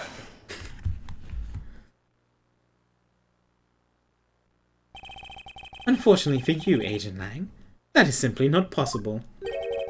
What do you mean? You've seen the crime scene for yourself. And while you were looking, did you not think to yourself that it was a little too clean? Ah! That pose. So you did notice that there was too little blood. You know, he does that finger wiggle. The hit point. Do you still wish to claim that Officer Meekins committed the murder here? Because this isn't the crime scene. And if it was your men who led you to think it was, then I suggest you leave this case to the local police to set the record straight. Ha ha ha ha. Not bad. I see your logic can be just as sound as mine. In that case, let me ask you this. Don't you think it's weird that officer was hanging out around here in the first place? Weird? How so? Hey you! Your squad's not even supposed to be in this area, right? What were you doing, neglecting your duties and loafing around here? I... Don't you dare give me some lame excuse like, I found myself taking a walk. But sir, I really did take a walk, sir. You're a disgrace. How dare you take your pack obligations so lightly? Officer Meekins is looking extra meek. Is he hiding something? Mr. Edgeworth, please, sir, save me the way you did earlier. Please, sir. Officer Meekins, please give us a detailed account of what happened. Alright, but please tell the truth. Sir, not you too. Oh my god, his eyes. Meekin's testimony. It's true, sir. I wasn't assigned to this area, sir. I was told to check every square inch of the main gate area, sir. I also went looking for the kidnappers while selling dreams in the blue Badgermobile, sir. Selling dreams? What? But I got completely caught up in my role, selling dreams to the children, sir. Before I knew it, I found myself here in this area, sir. What is this blue Badgermobile? I think I know what this blue Badgermobile is. It's a moving store on wheels that sells sweet dreams and merchandise, sir. What do you mean by dreams? How do you sell dreams? So the blue Badgermobile is just a roaming souvenir shop?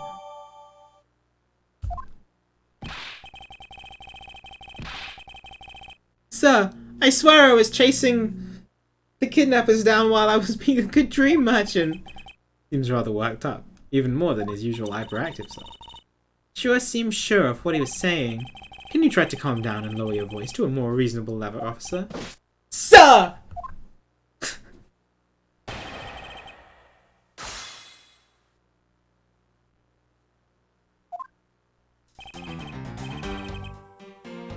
Into this area. Okay, I want to press on this one. Hold it! What exactly do you mean by selling dreams? Sir, the blue Badgermobile is where dreams are collected. What? Sweetness like you never known except in dreams, ma'am. Like innocence drops. And bitterness found only in nightmares, ma'am. Like guilty jawbreakers. I'm so... What? Selling those as I push the blue Badgermobile along is my sworn duty, ma'am. What is this, BP? Oh, no.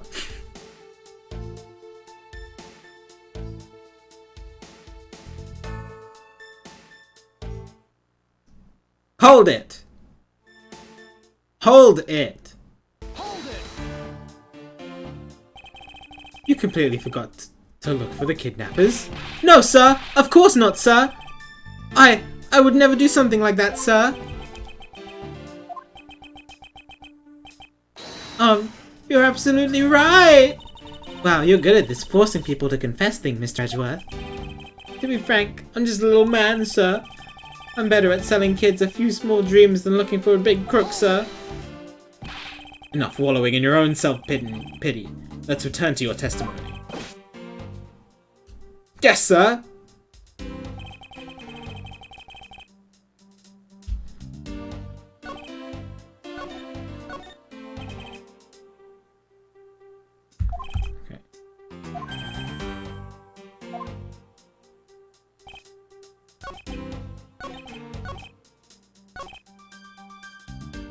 Hold it! Hold it! Hold it!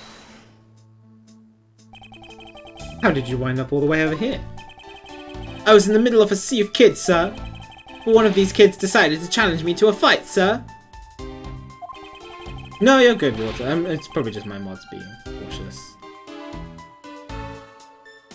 I had to run away from the child's painful drop kicks. Wait, what? And before I knew it... Ah, the good old dropkick. I dished out my fair share of those when I was a kid.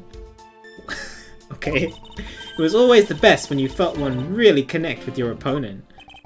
In any case, you wound up here for a reason completely unrelated to the investigation?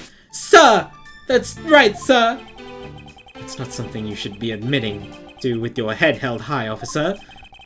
Sounds like you simply forgot about... Okay.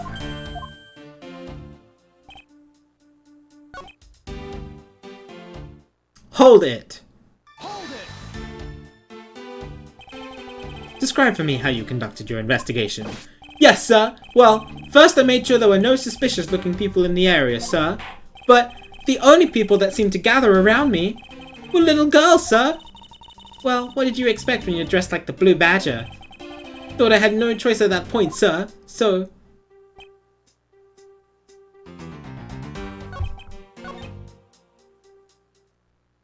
Hold it! Hold it! Alright then, where were you assigned to? I was assigned to the main gate, sir! Must mean the area with the bridge and the outrageous fountain. Fountain. Then why are you here in the Wild Wild West area? It's because of a very deep reason, ma'am.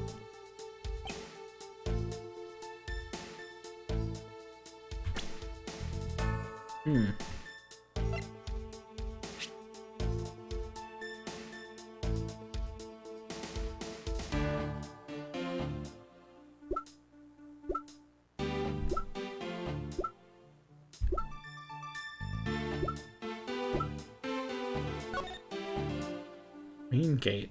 Came to the Wild Wild West area.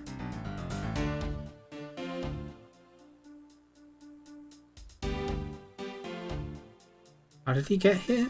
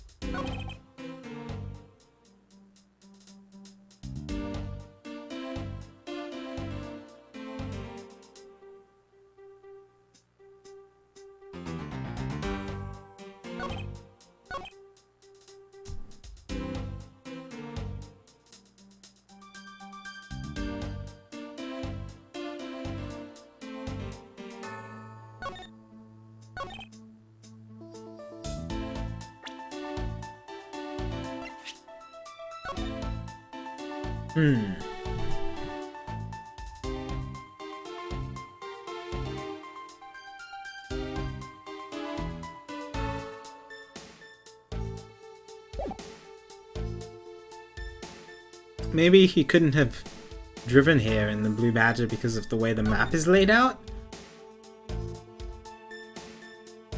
I don't think, no, it looks like he could have.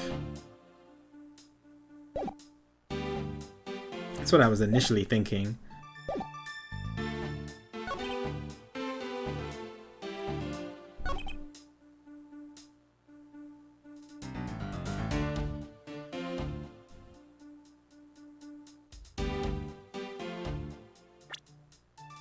Some found in the garage.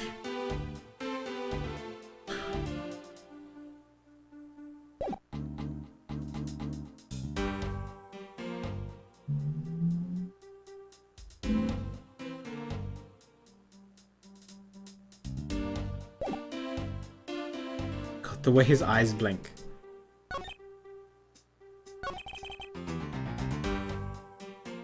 Hold it! Let me just read this again.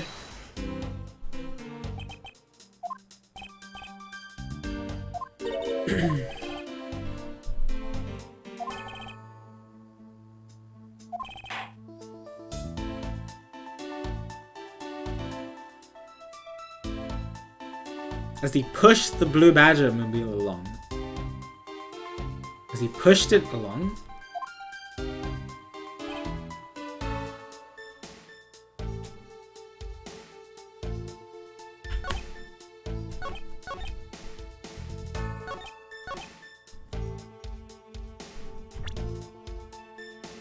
He didn't drive it.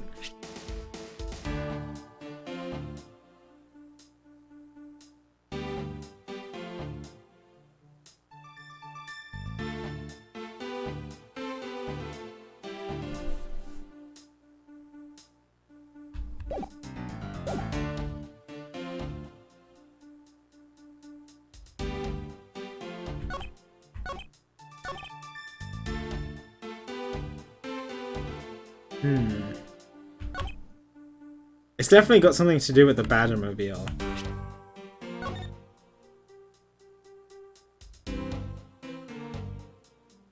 Like, he pushed it into this spot? Is that what he's saying?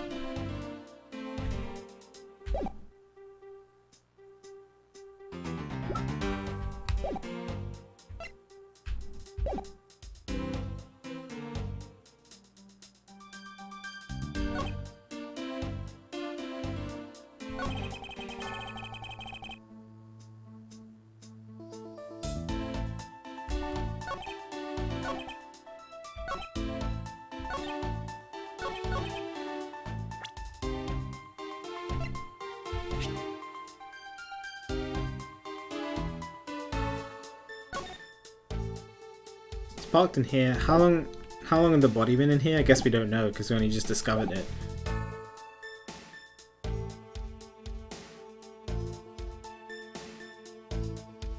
It must be something to do with the fact that the Badgermobile is in the garage. But I don't know, he could have just come here and parked it, but maybe that's not what he... He didn't specifically say that, right?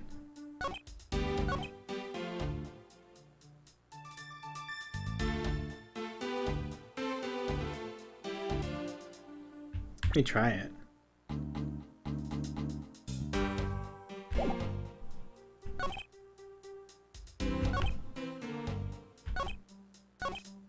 I think this one.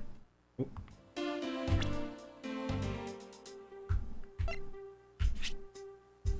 Objection!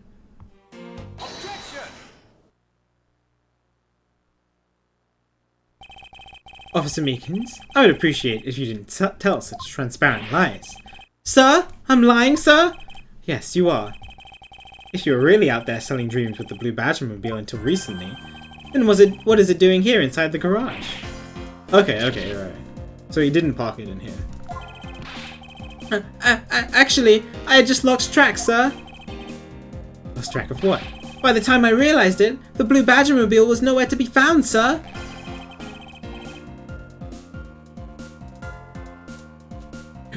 Which would mean it was perhaps stolen. And that's when I came back to this area, thinking that it was in the garage, sir. But that's when you found me, Mr. Edgeworth, sir. A likely story. Who do you think this is gonna buy? Who do you think is gonna buy such a convenient tale as that? And what exactly is so convenient about his story? The car getting stolen? It's completely unbelievable, even for a cover story. But I think we can assume the car was used alright. To move the dead body. What? You killed the victim at some distant location, Officer Meekins. And then you used the blue Badgermobile to transport it all the way here. Now, you're coming with me. But it wasn't me, sir! The killer, sir! It wasn't me, sir! Agent Lang, wait! What do you want now? We still don't know where the real scene of the crime is. You can't say we know all the facts of this case, let alone the truth. I told you. Truth smooth. Smooth. I couldn't care less. Our job is to catch the crook. You'll find out about your precious truth after we arrest this guy and take him in. That's the job of you prosecutors in your fancy courts with your logic. As for us, we don't have that kind of time to waste. You boorish buffoon. Uh-oh. I think you need to leave. What? We need to get the body to autopsy, and you guys are getting in the way. You wouldn't interfere with another one of my investigations. Hey now, let's not forget who holds the actual authority to conduct investigations here. Ugh. You wouldn't have found the body if it wasn't for me. I'm afraid the one doing the interrupting is you, my ignorant little pretty boy. Ugh. Now be a good fancy boy and get out of my sight. If you don't, I'll arrest you for obstruction of justice. Oh my god, I hate him.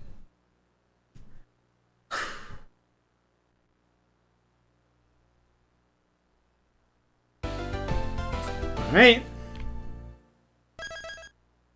I hate him. I hate him.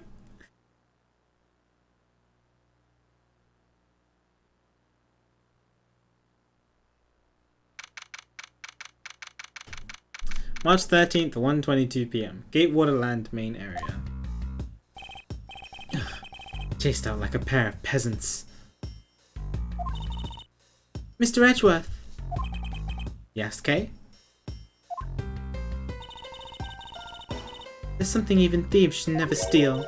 Do you know what that is? You really shouldn't steal anything. That's true. However, I'll bite. What shouldn't a thief steal? A life.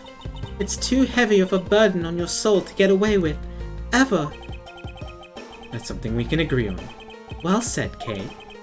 No matter what we may try, murder is the one crime that can never truly be hidden. And I intend to prove that by my own hands, when I apprehend the murderer myself. Alright, and I'm gonna work extra hard to be a good assistant. Let's go! I still never said she could be my assistant. Just gonna drop the issue. The first thing we should do is locate the real scene of the murder. Mr. Edgeworth! Oh, Mr. Edgeworth! Sorry, I only saw Gumshoe at the end. Mr. Gumshoe. Mr. Edgeworth, the stadium! Hurry, sir! This is supposed to be hush-hush, but they found a witness at the stadium. A witness? You! What did we tell you about leaving your assigned posts? Ah, the jig is up! Cut! Gumshoe, no, don't get dragged away again. Mr. Edgeworth, remember that I'm always rooting for you, so go get him, sir! Okay. Those detectives sure look like they're enjoying themselves. Not all fun and games, Kay. Now then, let's head to the stadium and meet this witness. I don't think that kid wants to be here. March 13th, 142. Stadium. That's another one of the pink Badgermobile. Thought there was a witness here. It's the pink badger, isn't it? Yeah, I don't see anyone. Mr. Edgeworth! Wait! Emma's in this game?!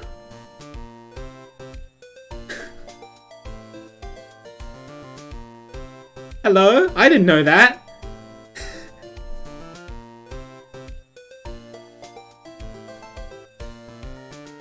Oh, okay. Cool. Long time no see. You are Miss Emma Skye, correct? Ah, I see why Gab was excited for this case. This girl is the youngest sister of my former superior, Lana Skye.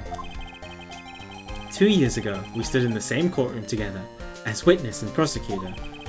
But I thought she had gone to Europe to study forensics. Me too. I can't believe you remember me, Mr. Edgeworth. So she's only 20 or so, right?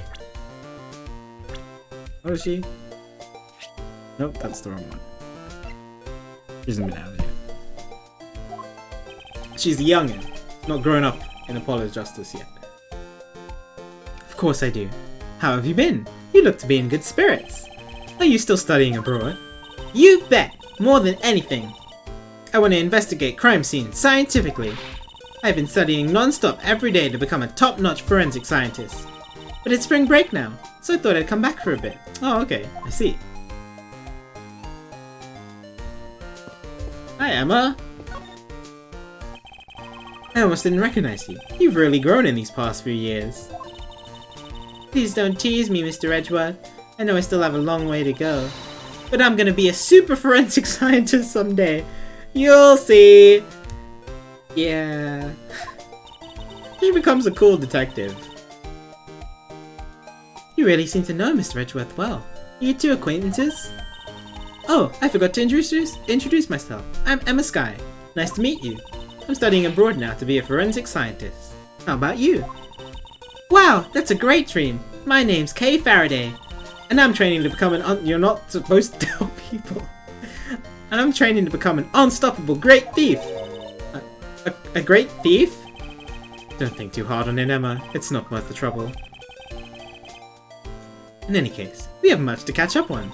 You bet we do. Hello. Cool. So why are you here, Emma? This is a nice surprise. Well, I just happened to decide to come back home for spring break. And then I heard that you'd come back too, so I raced on over here. I had really wanted to welcome you back at the airport, but I had just missed you. And how exactly did you know I was here? The power of science, naturally. Never underestimate what science can do for you. I've used these to track your footprints. Oh, that's kind of creepy. And I followed them straight to you. This set is the greatest. It's so wonderfully scientific. You spray this chemical on the ground, and when you shine the special light on it, zing! The footprints light up like an electrified noble gas in a gas tube. In a glass tube. It's almost like magic, scientifically speaking. forensic scientist has never seemed more ominous to me than at this very moment. Look at that face that she's making. Ultimate hacker face. Emma, I'd like to ask you about what you've witnessed. Huh? What are you talking about? That's a good face too. Are you not the witness Detective Gumshoe told us about? Well, I did get a call from Detective Gumshoe earlier. He was practically yelling at me. Mr. Edgeworth needs your scientific doohickeys right now, pal, he said. What was that man thinking? Or rather, not thinking. So let me guess, there's been a murder, right? Yes, unfortunately. There's a sudden glint in her eyes. But I need to keep my mind focused on the witness. Where did that person go? No, you're good, Expectation. Don't worry. Don't worry about subbing, ever. I'm just glad you enjoy the streams.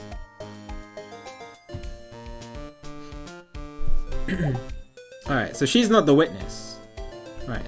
What about this pink badger mobile? I assume this is another badger mobile? Yeah, but it's a different color than the blue badger's car. Yes, this is the retina-searing pink model. What's that off in the distance? Pink badger. Hello! Oh hey, it's the pink badger! Badger, get! Okay. Badger. Just what does she see in these silly things? Who's in this one? Tough luck, why have you got a handcuff on you? Hello, can you not play this music each time? I think this badger has something to say to you, Mr. Edgeworth. Are you, by chance, the witness I've been searching for? Who are you? Sorry, but I don't speak badger dance. Okay, lift off their head. You know, the helmet, the mask. Who are you?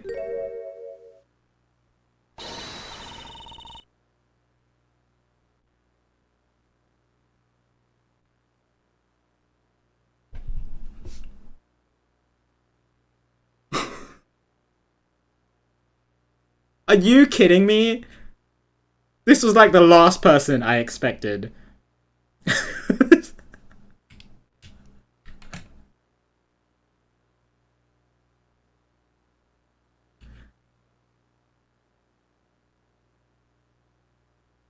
Okay. Alright. Wendy. Ugh. God. Somebody said earlier at least it wasn't Old Bag when it was Meekins. No, I didn't. I mean, she wasn't in Apollo's Justice, so I didn't think she'd be in this game. I can't take being inside that stuffy head anymore. You're... Uh-oh. She loves him. No. Why her? Why here? Why now? I first met this woman 3 years ago. She was a witness in one of my cases. She has since gone out of her way to pop up unexpectedly and cause me great grief. Edgy poo! Oh god. Why couldn't you understand what I was trying to tell you? I mean, really? I was trying so hard to keep the kid's dream alive by staying in character, but you couldn't pick up on what I was trying to convey to you. I'm sick and tired of all that roundabout way of talking, so I'm just gonna be direct. I've had a bad feeling before, but this just made it official. Today has gone beyond the typical not my day into the realm of walking nightmare. So you're a friend of Mr. Edgeworth's too, Miss Pink Badger? You could say that. But right now, I'm just a pink badger, dearie. She may look the part, but I know better than to trust my eyes around this woman. My name's Wendy Oldbag, but you can call me Wendy, or Granny, or whatever suits your fancy. Nice to meet you, Miss Oldbag. I'm Kay Faraday. What do I care about a young whippersnapper like you? Yeah, I was just trying to be polite. Oh, yeesh. Yeah, she's kinda... God. Do I really have to talk to her? Weren't you a security guard at one of those Gatewater hotels the last time we met? I go where I'm needed. Oh, yeah. The hotel was the Gatewater Hotel, wasn't it? I'm very good at what I do, unlike the youth of today. Yeah, at least she's not wearing that stupid uniform and shooting her laser gun at me. I get called in all the time to fill in when there aren't enough hands. But enough about me, Edgy Poo. I'm thoroughly dejected right now. I finally get the chance to see you again, and here you are, talking to two young girls. Men are all the same. Doesn't matter how old. Okay. Just. An arranged marriage with a 16-year-old.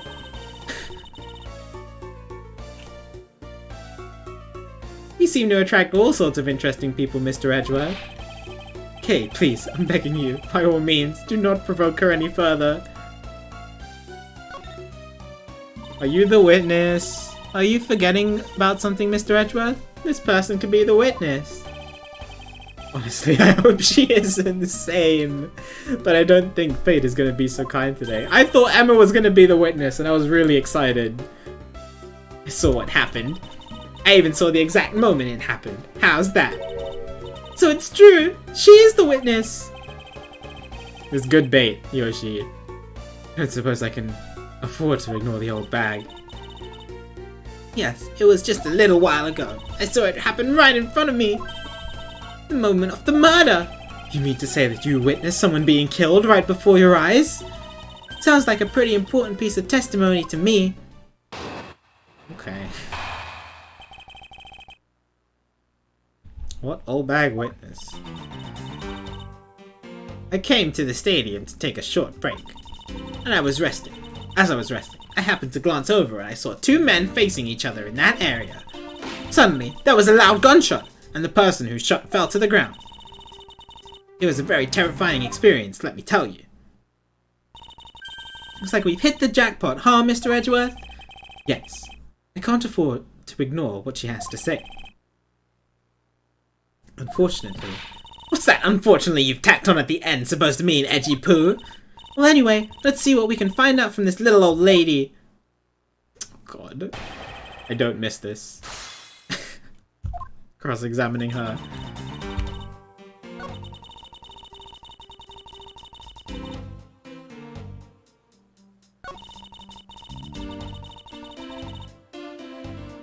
Hold it!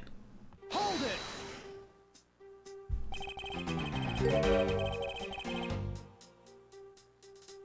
You're claiming to have seen the exact moment in which the murder took place? Yeah, I'm glad. Nobody spoiled these two things. That Emma and Wendy were going to be in the game. Absolutely. The gun made a terrible racket when it was fired. You didn't try to go help the person that got shot? I'm only one person, you smarty aleck brat. What could I have done? But I took off as soon as I could to help find someone who could help.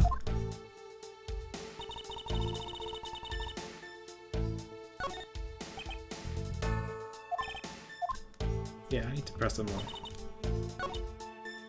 2 minutes. Hold it! Hold it! Hold it! Next game on the list is Ghost Trick, which I'm very excited for. Hold it! Hold it! You saw 2 men. Can you describe them for me? They look like your average Joes, completely uninteresting, and not worth fawning over. I'm telling you, that was so boring I don't even remember much beyond that. But did they have any special features? Anything you can recall would be very helpful. Were they not wearing costumes? Oh my, don't tell me you're jealous of those 2 men. Hey, she's right. You do seem pretty worked up over them, Mr. Oh my god, Kay, not you too. I'm not worked up over anyone, and I'm not jealous. It's alright, Edgy Poo. Those 2 were foals compared to a stallion like you. I thought so little of them that I lost interest the instant I laid eyes on them. 2 men, 1 bullet. It's all consistent with what we found out from the body. Sadly, there wasn't exactly a lot of new information to go on in your testimony. Oh, that's it. Okay. Well, if I saw the guy again, I'm sure I could identify him for you. I mean, how do you expect me to remember anything without something to jog my memory? Just show a picture of Meekins. Self-centered, aren't we? While it was somewhat useful, her testimony also presents us with a new problem. Mr. Edgeworth! Yes? So, about this new problem, what is that giant grin on your face for? Do Do you really want me to show you something really nice? Do you want me to show you something really nice? No, thank you. Don't be so mean! I swear, it's something you're gonna like. What is that gadget you're holding? Blackberry? What you see before you is the secret weapon of a great thief. Ah, I should have known it would be worthless. Ah, don't be like that. Oh! That's kind of cool. Holographic projection. What is it doing? It's projecting something into the air. I'm going to input the necessary information to run the simulation now. Once I'm done, I'll increase the size of the projection to the maximum size. Dark skies of evening, where no other bird dares take wing. One alone remains all-seeing. Now witness the true power of a real modern-day Robin Hood.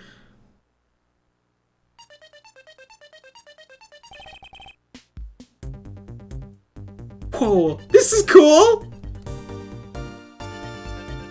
What is this? This is a recreation of the... Let me see what it looks like on the DS screen. Oh, it's so cool. Little thief? I dare say you're talking about the Robin Hood... You're taking the Robin Hood thing a little too far. Little thief is actually meant to be a simulator for me to plan my thefts.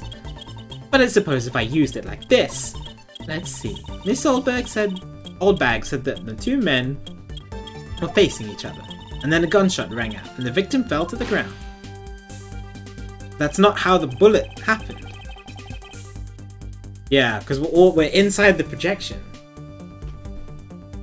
Ah, so with this, we can inspect the crime scene as it was in the past. See? So what do you think? I have to say, I'm impressed by the technology thieves have access to these days. Well, it is the super secret weapon of the mighty Yatagarasu. Indeed. Oh, but there isn't enough information. Or if there isn't enough information or something is out of place, the recreation could come out a little strange. In other words, I can use this to authenticate the validity of a witness's testimony. You got it! You really catch on quick, Mr. Edgeworth.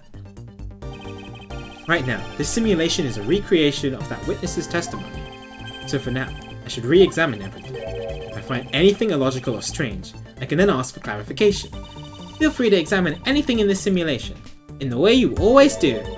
You can even present evidence when you find a contradiction. And if you find something, I've got Little Thief with me. So just let me know, okay? This is cool. This is so cool! According to the testimony, the victim fell here to the ground. That's right, but the case. We've already found our first contradiction. Huh? Wait, where? Well, I mean, there's no blood. This is the real scene of the crime. There's something missing that should be here. Which piece of evidence shows the missing item? There's no blood.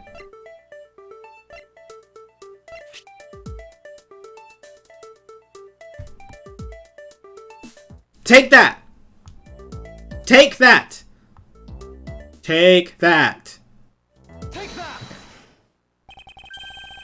This is the contradiction. Huh? Is something wrong with my recreation? This is the real scene of the crime. Something specific should be here. If you think back, how did we deduce that the other crime scene was not the real one? Oh, I get what's missing now. There's no blood on the ground here either, right? Right. The fact that there is no blood here cast doubt on the witness's testimony. Edgy Poo, how could you doubt me like that? Are you calling me a liar? I know what I saw, and I saw the victim get shot down. You know, I don't think she's lying, Mr. Edgeworth. To be honest, I can't think of a reason why she would lie to me. In that case, maybe there's another explanation for the distinct lack of blood. Well, maybe it happened kind of gruesome. If he was wearing a costume, then maybe the blood got, like, you know, soaked into the costume instead. But there would still be blood on the floor.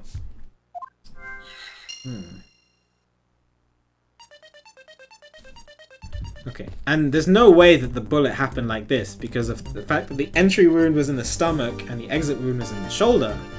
Then it must have had like an upwards angle. Couldn't have been shot like this. It's the silhouette of the killer with his gun at the ready. Okay, is it not possible to recreate the face of the killer? Well, can't exactly input what we don't know into the little thief. She has a point.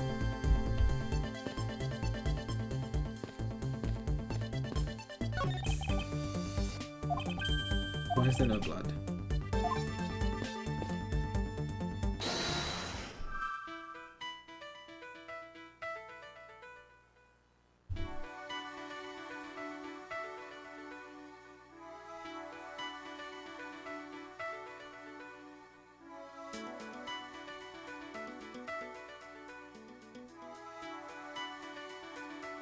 Maybe this is like kind of what I was thinking, right?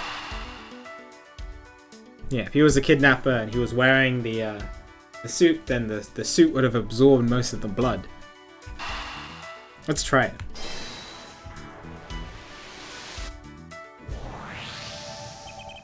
Ooh! Is it not possible that the victim was wearing a costume? So you really think that Mr. Deacon was one of the kidnappers?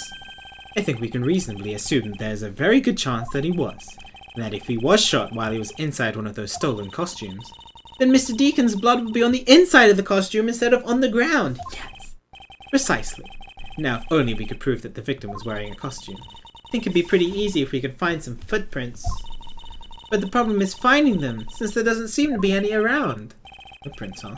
I wonder how we could go about finding some of those, Emma. We need your help, Emma. This is amazing! Just feel the power of science! Oh, she's so excited. Emma, about that method you were talking about for finding footprints. Ah, finally my expert knowledge in forensics is needed. Yes, well, can you detect and trace even partial footprints? Leave it to me. My cutting-edge detection kit can find anything.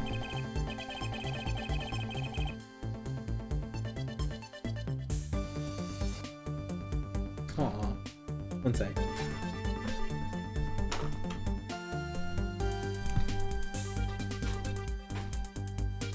Keyboard. Keyboard?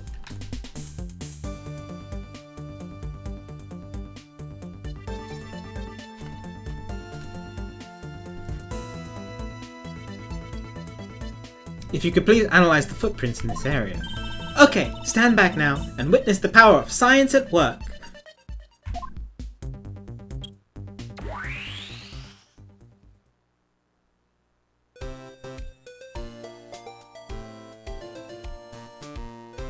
Yeah, let's go.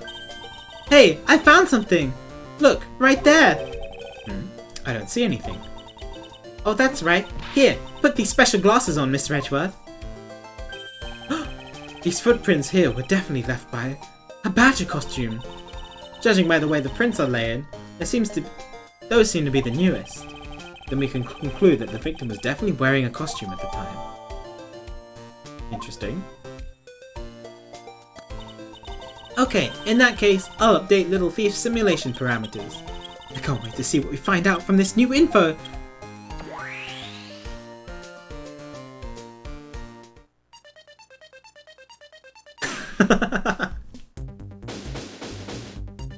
Oh, that's it!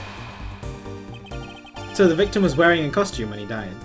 We still haven't talked about the angle of the bullet trajectory is just weird, though. Yo, Akuro! Thanks for the gifted sub to PQ. Much appreciated. Enjoy the emotes, PQ. The blue badger is dead. Crab rave. And with that, we should be one step closer to the truth, right? I see the recreation has changed in accordance with the new information. We may be closer, but now something else has caught my attention.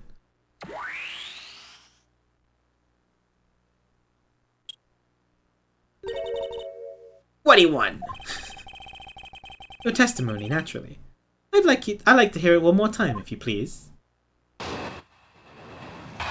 Whisper sweet nothings in my ear, Miss Old Bag. I came to the stadium to take a short break. As I was resting, I happened to glance over and I saw two men facing each other in that area. Oh, it's the same testimony. The exact same testimony.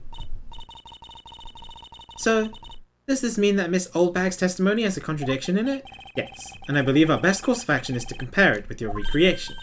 See, I just knew Little Thief would be of help. Now let's see if we can pull more info for Miss Oldbag to put into the recreation. I can't speak.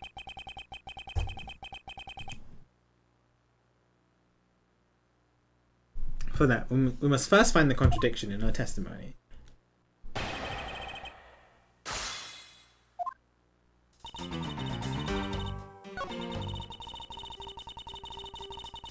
Two men, again. Hold it! Did you not notice that one of them was wearing a frickin' costume? Hold it! Hold it! You saw two men? Can you describe them for me? They looked... Okay, this is the same thing.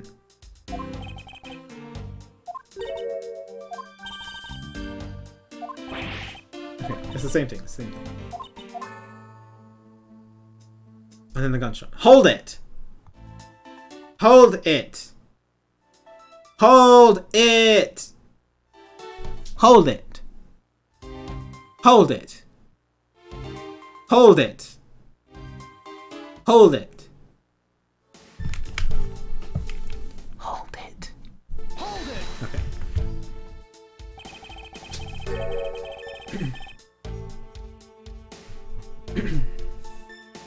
You're claiming to have seen the exact moment in which the murder took place?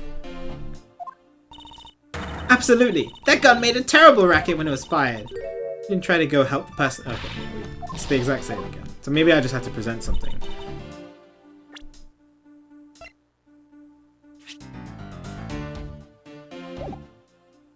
Yeah, say two men. Maybe it's the fact that, like, she's saying men specifically, but she didn't notice that one of them was in a costume. Objection! Objection! Okay. Two men? How did you know the gender of the two people involved? Oh, wow. That's clever. Okay. Edgeworth is big brain. Ah! Furthermore, I have another matter I'd like to inquire about. Yeah, I missed that completely. How would you know the gender of the person if they're in the costume? I'd very much like to know. Why, you failed to mention the costume in your testimony. Yeah, I thought it was solely because of the costume. I'm beginning to doubt if you really witnessed the murder at all. But I'm telling you, I really did see it. I saw it with my very own eyes. From a seat in the second tier. What? The second tier? Hey, didn't you just say it? Didn't you just say you saw it right in front of you earlier? That was... You know, I was using the phrase in the metaphorical sense. What do you mean? Right in front of you in the metaphorical sense. What are you talking about? See, our witness still has a screw loose in the metaphorical sense. The cushy seats in the second tier are reserved for hotshots VIPs. Which is exactly why I go there now. Now and then take a nap. I can't see how you could have gotten a good look from there. It's so high up. Were you able to see even the victim's costume from way up there? Well, I know I saw two people, but I couldn't really see what they looked like because they were in the stage's shadow. Okay. They were in the stage's shadow, so they weren't out here. My eyesight isn't what it used to be, you know. Not like when I was... Okay.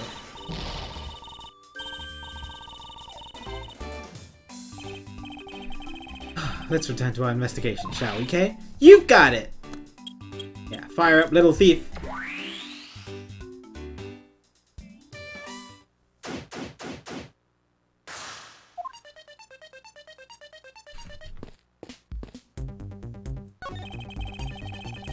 It's the silhouette of the killer with his gun at the ready. Hey, it's not possible to okay, it's not the same. Well, the footsteps are here now. New silhouette of the victim is in a costume. Silhouette can change depending on the information I input. But Little Thief can recreate more than just people, so investigate away. We may even find more info with which to make a more accurate sim. Right, sounds like a plan.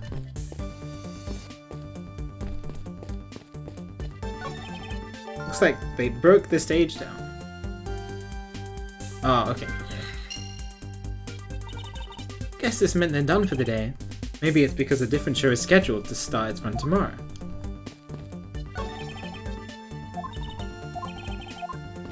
Stage's shadow? The stage is packed up. If the stage is packed up, but there was the kill happened in the shadow of the stage? Kinda weird. Haha, if that woman's testimony is to be believed, the murder occurred before the stage was broken down. Okay. Do you want me to input that little bit of info into Little Thief? Yes, if you please. Okay.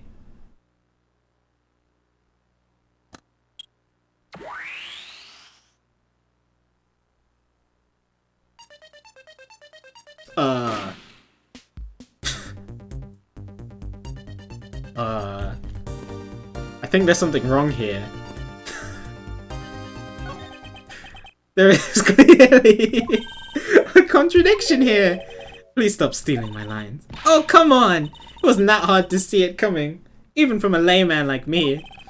I suppose. That makes more sense now as to the bullet trajectory. If they were underneath the stage. So hit through the abdomen, out of the shoulder, if they were facing downwards. I got it. Because there was a very real stage set up in this spot at that time. Yeesh, I told you I got it. Do you feel the need to explain everything? But then how did she see two men? How did she see two people if one was under the stage? She's lying again! Yes, well, in any case, we still need to resolve this unusual situation.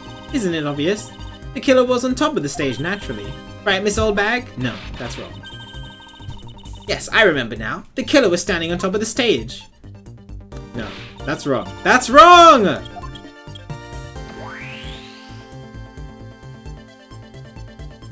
What's up, Semi? Hope you had a nice half an hour nap.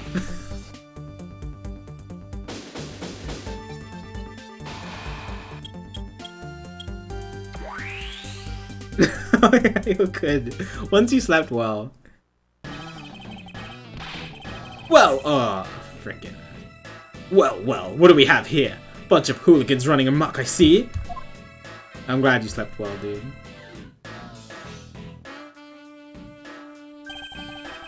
Agent Lang, how nice of you to join us. Well, I can't have you going around messing up my crime scenes. Agent Lang, we've discovered that the real scene of the murder is here, the stadium. I see, thanks. For what? I'm just trying to show you my appreciation for all the time you saved me. Who knew that such a strange little toy could recreate the crime scene like that? Little Thief is not a toy! You two! Sir! What's he gonna do?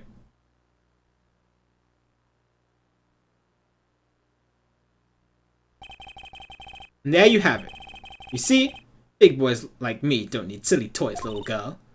Ah. Now this is a recreation. Oh, he built the stage. Oh, okay. So what? Do you still intend to assert that Officer Meekins is the killer? Of course. Even knowing that the crime took place here doesn't let him off the hook. Okay. Agent Lang's logic. This is the real scene of the crime. Officer Meekins lay in wait for the victim on top of the stage. Again, it's wrong. And when the victim finally showed, he shot him from on high. That's the truth your little recreation showed. But it's wrong! How far will you go to accuse Officer Meekins of the crime? He's the most likely suspect we've got, especially given the situation with his gun. Well, even if he is the killer, at least my recreation was on the mark. You see? Thanks you for understanding, my little crow girl. Ugh, not some common crow. I'm the Yatagarasu, the Raven of Legend. Unfortunately, your conclusion is yet to be tested, so let's see how well it holds up.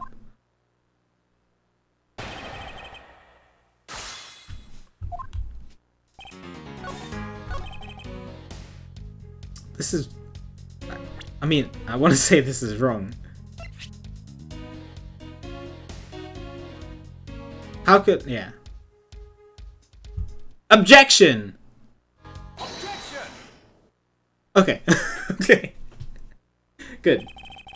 I'm terribly sorry, Agent Lang. I'm speedrunning. I should have warned you that our recreation is incomplete. You cut in quite unexpectedly after all. What's that supposed to mean? I think it's just supposed to be short for abdomen. You said that the victim was shot by the killer from up above, correct? I hate to break it to you, but that's not possible. Huh? Why not? Recall Mr. Deacon's body, specifically where the gunshot wounds were located. Girl, please. Actually, I didn't get that good of a look.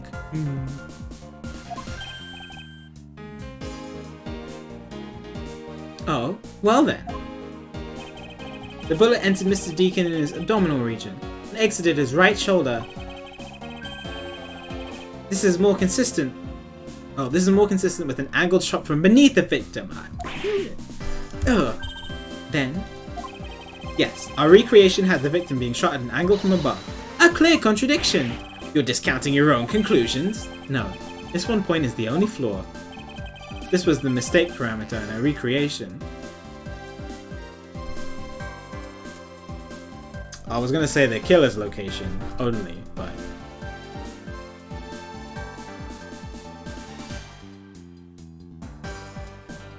I'm guessing, so both then?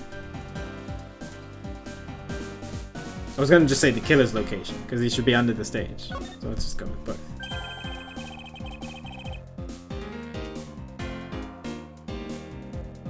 Yes, the location of the killer and the victims were wrong.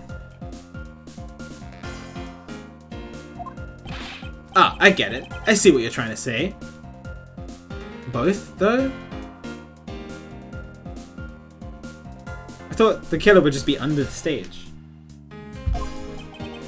I believe the killer and the victim were standing opposite to what we initially thought.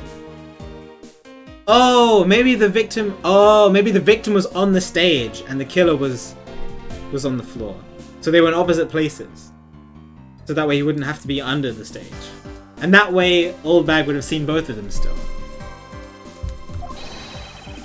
Yeah, okay. It was the victim who was on top of the stage, as he was being shot by the killer. Change it!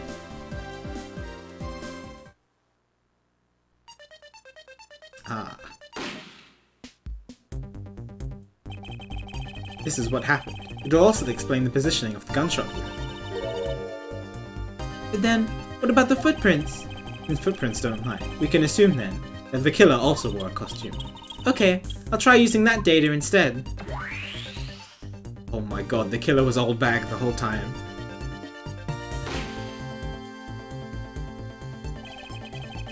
Judging by the fact that both the killer and the victim were wearing costumes, I'd say it was a killing between the two kidnappers. That would be the most natural conclusion. Wouldn't you agree, Agent Lang?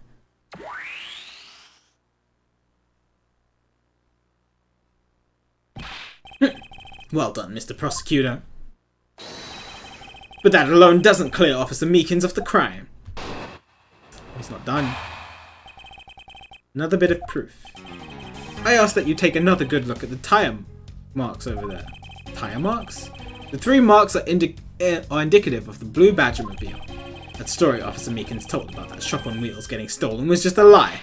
He drove the blue Badgermobile here and committed the murder, but the pink Badgermobile is here too. Then, he used the car to move the body to the garage in the Wild Wild West area. You believe he moved the body with the car? That's right. It was Officer Meekins himself who pointed us to the way he did it. The 3 tire tread marks are very telling. However, is the blue Badgermobile the only thing capable of creating such a pattern? That was what I was thinking.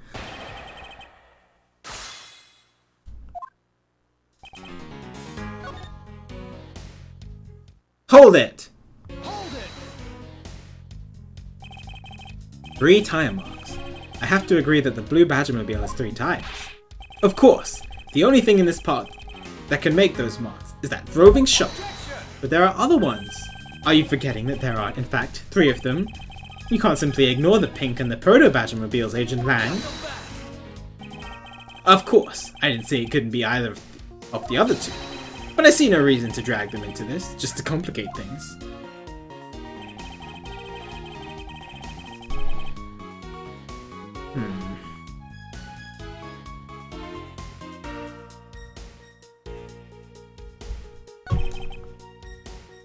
But wasn't the Badgermobile in the garage?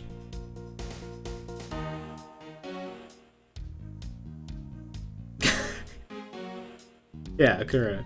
Once we got him. Got him.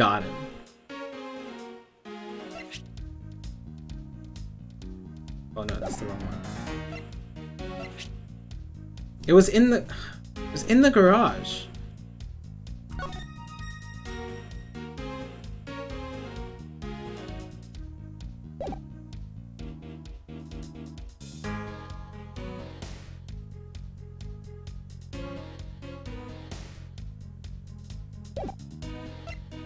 Can I look at the time mark? Can I look at the time marks? Maybe if I press this one. Hold it! Hold it! The tire marks? Yes, the tire marks. The ones there behind the stage. Oh! Wait a second. Look at the tires on this, though. They couldn't have caused that. They would have caused a different set of tire marks. Oh, I got him. I think I got him. As for when they were made, they must have been made after the rain had begun to fall, correct? Yes, and probably around the same time as when the killer's footprints were made. The tires in that blue Badgermobile probably got pretty muddy because of that. Oh, muddy? Oh, baby! Even better!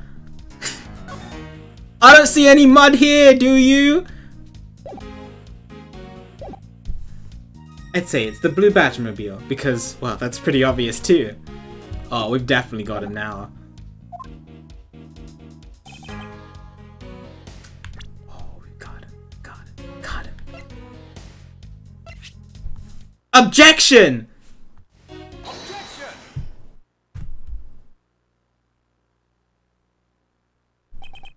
Sorry, Agent Lang, but that's an impossible tale. And why is that? Those tire marks could not have been left by the Officer Meakin's blue Badgermobile. One look at the car would have told you so.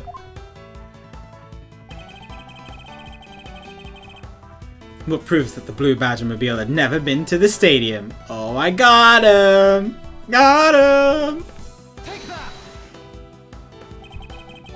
Take a good look at the tires. There's not a single dollop of mud to be found on it. Ugh.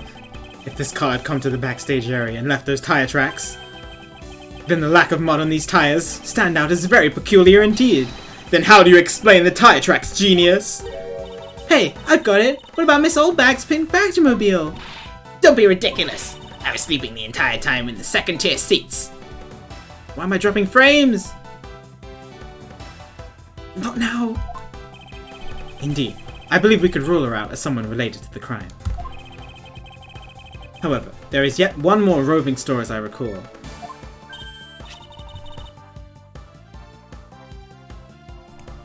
Stop it.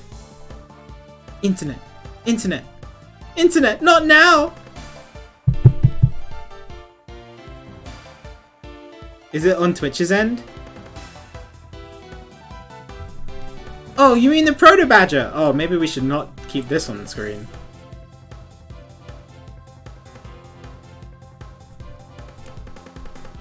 I should pause this too. Pause Ned's stream.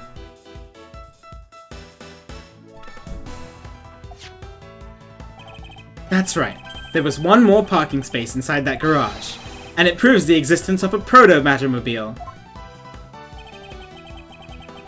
Agent Lang, I suggest you find this Proto Badgermobile post-haste! There must still be some sort of incriminating evidence in it. Hey, did you hear something? Help. Uh-oh. Who's this? Hello? Is that Lance? Help me. Are you alright? Well, this is something. Looks like we found our It is Lance!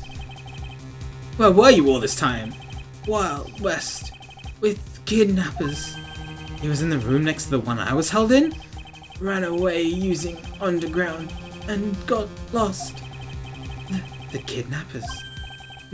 What is it? Oh, what is it? I can't understand what you're trying to say. The kidnappers escaped wearing costumes. Did you see the faces of your kidnappers? No, I didn't see their faces, but two. One was a woman. A woman? Quite an important piece of testimony. Hey, what are you guys doing? Stop standing there and get your cops on this already.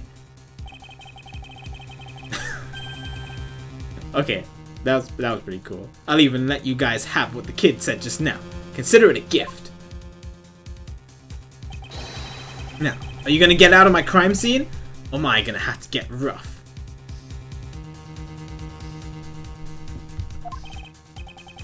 Again? You're nothing but a big bully! Yeah, Emma! Come on, Mr. Edgeworth, let's go! Oh, no, not you. You're a very important witness for my case. I'm not about to let you get away that easily. Don't count on me to testify, because I won't. Not for you! That's right, I won't either. You hear me, you young whippersnapper? Hey, calm down. There's no need for all this hostility. I just want to take a statement from each of you. I'm not gonna rough either of you up. I give you my word.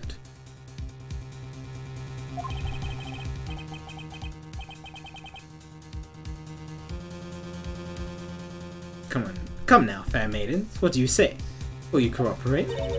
Fair maidens? My, you little rascal! You sure know the way into a woman's heart. Lang Ji says, the passage of time is but a fleeting moment, and a lady is young forever.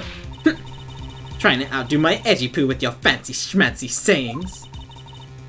Let's get this over with. So we're clear.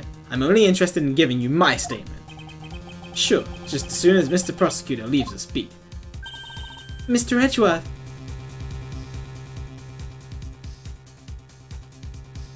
Worked so hard and Lang just stole stuff. Oh, that's the end!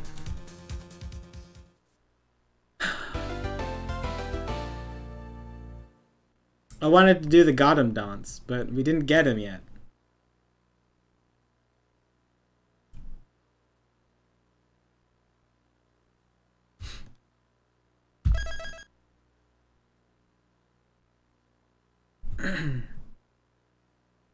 Dang.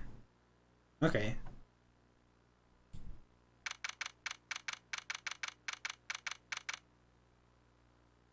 What happened? Lang came and kicked us out of the crime scene. And then took Emma and Oldbag with him. Also, the kidnapping victim showed up. Yeah. Okay. I don't know how many parts there are to this, so I don't know when a good time to stop is, but it's kind of early compared to where I usually stop.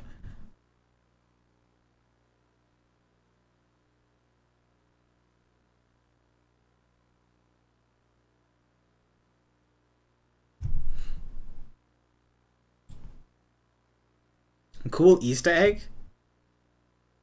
Sure. Go for it. Omega.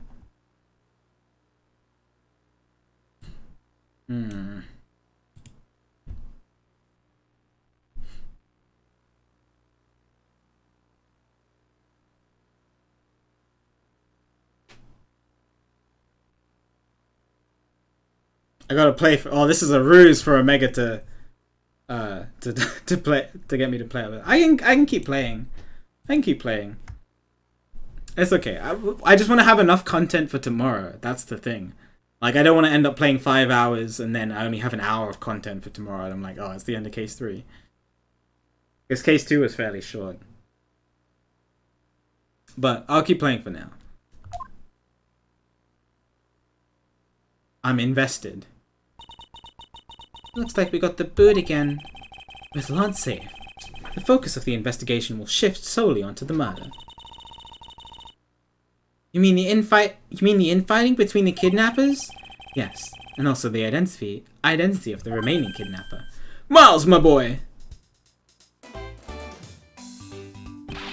Tell me it's true. Tell me that you really found my boy! Yes, Mr. Romano. We found him earlier in the stadium. Then, my little Lance is unhurt? He's not exactly the picture of perfect health, but his life is not in danger. Okay. He's being questioned right now by Agent Lang. Poor Lance. It must have been so horrible for him. Locked up like a... Oh,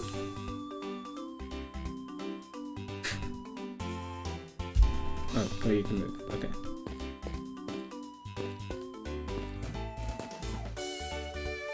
Keep going right to the next area.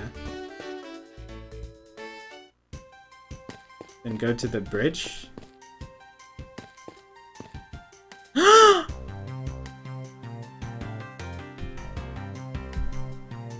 Oh my god.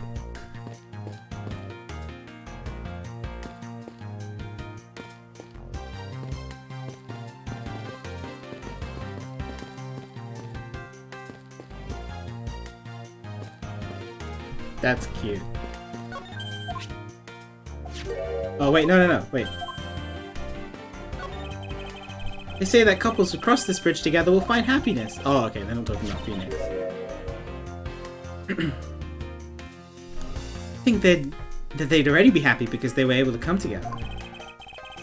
Logistics aside, I wonder who came up with this tale and when. This bridge doesn't look old enough to be the stuff of legends. Well, some things are better left uninvestigated, don't you say? Ignorance is bliss. It's so cool. Maya, Pearl, and Phoenix. Wonder what they're doing. I wish Edgeworth can go say hi. We need a boat. We need to find a boat. Hello. Why is there a blue badger here too? Aren't you deathly allergic to him or so? Are you deathly allergic to him or something? It's not that. It's more the half smile on his face. It's really unsettling. She's disturbed by the half smile. I'm more disturbed by its movements and how it's managed to obstruct an investigation. Okay, thanks for showing me that, Omega.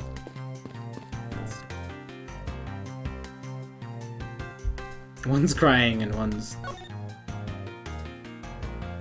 got earlobes of... I don't even know. Answer Mom. Miles, my boy, I can't thank you enough. Who's dead in this case? His butler, Oliver Deacon, who we suspect to be one of the kidnappers, who kidnapped his son. But there's another kidnapper somewhere, and apparently one of them was a woman, but we're not entirely sure. I still don't. I'm not entirely trusting Lance yet, because kidnappers can kidnap themselves for money.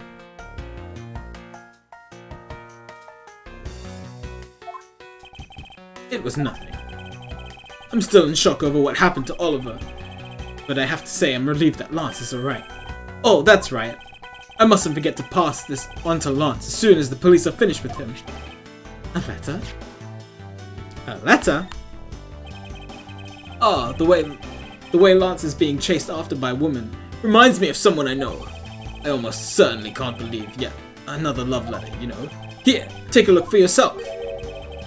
Love letter? Isn't this a breach of confidentiality? My dear Lancelot, may I come see you again, your beloved Viola.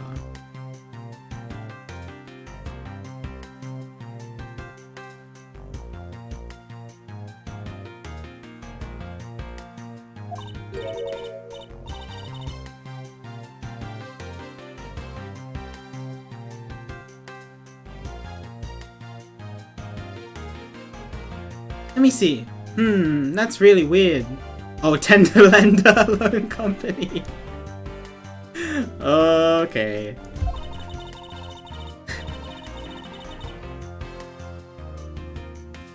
It's from a loan company. Tender Lender. It's more like a collection build to me. Tender lender.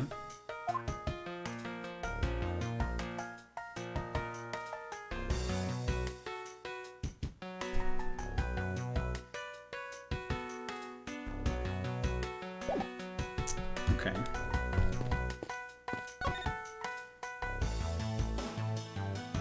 We're crying. He loves me. He loves me not. He loves me. He loves me not. Aw, that's the 12th one. No, you can't give up, Lauren. Just one more try. Aw. He really wants love. Excuse me, but I can't help but feel a bit sorry for all the flowers you've gone through. I thought he was gonna say, I feel sorry for you. He feels sorry for the flowers instead. I suppose. If they were me, then... I believe you said that you were Lance's girlfriend when we first met, correct? Yes, I am, but... Oh, it's not like we both think of each other as lovers.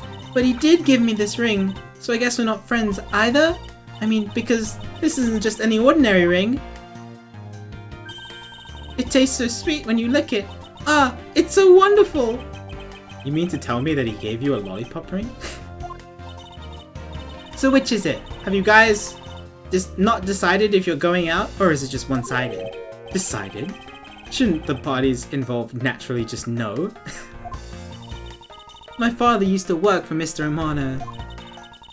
And so, Lance and I grew up together. I said it out loud! Edgeworth doesn't have time for tomfoolery. I don't see how that's anything to be embarrassed about. So your father was an employee of the Amano group. What did he do? I heard his job was to fly around the world. On Pegasus. Pegasus? Oh, Pegasus was the name of the airplane. The airplane belonged to the company. You had me there for a second. But now, it's all changed. My father, he isn't around anymore. Oh, I see. About 10 years ago, he rode in Pegasus off to somewhere and never returned. Rare. Riding Pegasus to whereabouts unknown. Sounds like stuff legends are made of. It's been so long. I don't think I'd recognize him if we were to ever meet again. I'm so sorry, Lauren. Oh, she has tears in her eyes. But I won't give in to the sadness. I have to live. Yes, Lauren, live!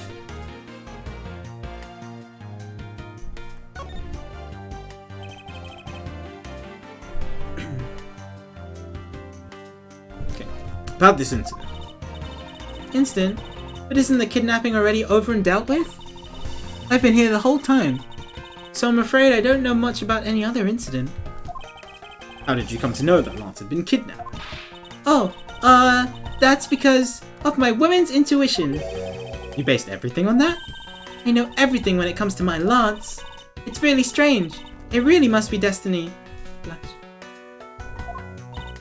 Ah, she started fantasizing again. So what are you going to do now, Mr. Edgeworth? We already established that there's a good chance that the killer is the other kidnapper. It's my duty to figure out who this other person is. I believe there is one location that might hold a clue or two.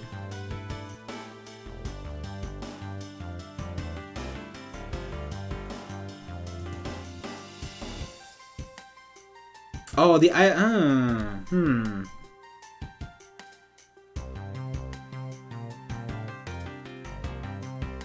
See, we didn't finish investigating the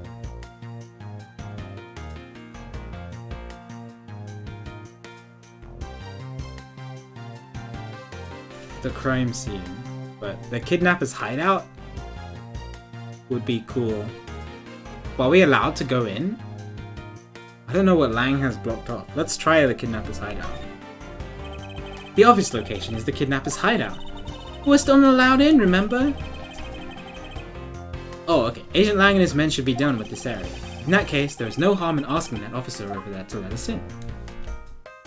Let me in. Let me in. What do you have to report? Sir! Nothing unusual or out of the ordinary, sir. Well, I haven't heard such redundancy before. Is it possible for you to let us take a look around inside? Sir! Roger, sir! That was surprisingly hassle-free. Are you certain? Didn't Agent Lang order you to not allow me in? Sir! That's true, sir, but Detective Gumshoe asked me personally to let you in, sir. Oh, Gumshoe, where would we be without you? And I couldn't refuse a request from him. Wow, looks like Detective Gumshoe has a following. Furthermore, I was asked to give you this document, sir. What is this? I knew it. I knew Colin Devereaux was his real name. Dude, that weight. 123.45.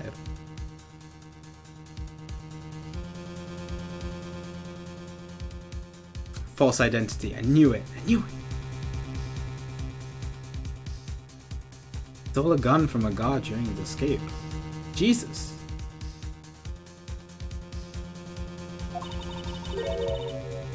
But the name here says Colin Devereaux. That's the same name as the one on the back of the pendant. It appears that Colin Devereaux was his real name. It's this. He was convicted in a case 10 years ago and sent to prison.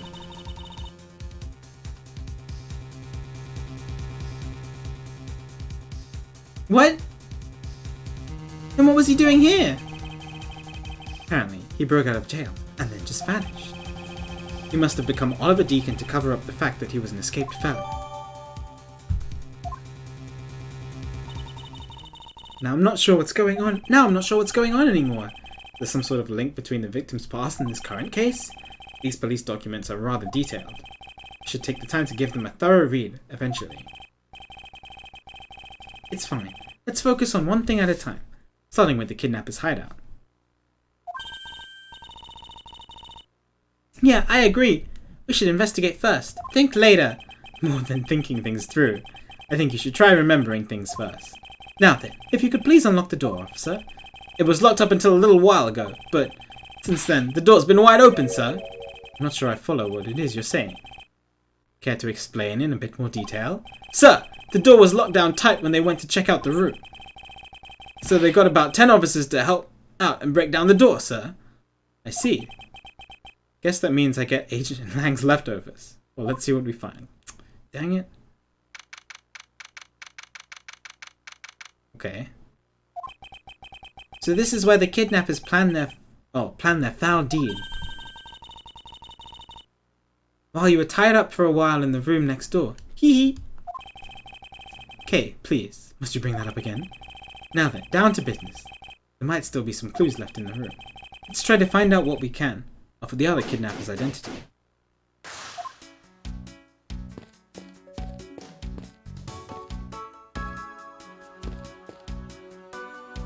He likes coffee, so it could be Godot. I won't rest until I've inspected every suspicious-looking nook and cranny. Cheap styrofoam cups. Looks like only 3 cups were used.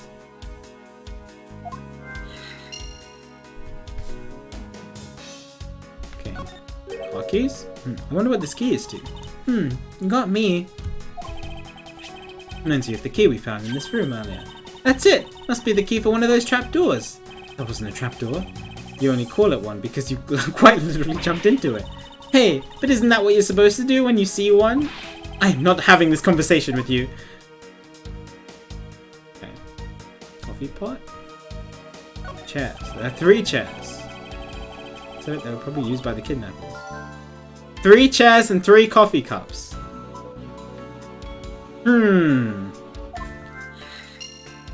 I wonder how many kidnappers there were.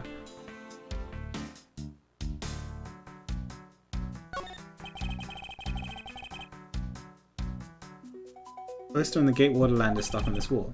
Intrigue, fun, prestige. Gatewater Land has it all, and it's waiting for you.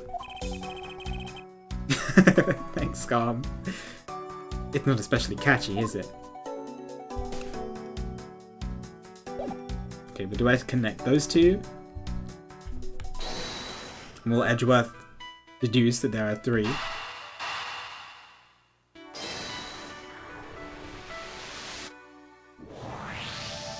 Yep, the common denominator between the cups and the folding chairs is the number 3. Speaking of which, the number of missing costumes is also 3. Wait, but I thought there were only 2 kidnappers. Indeed, something isn't adding up. Literally. Is it possible there is a third kidnapper that Lance didn't see?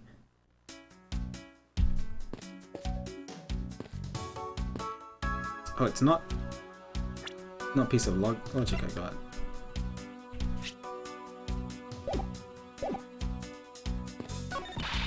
Watch out, Mr. Edgeworth!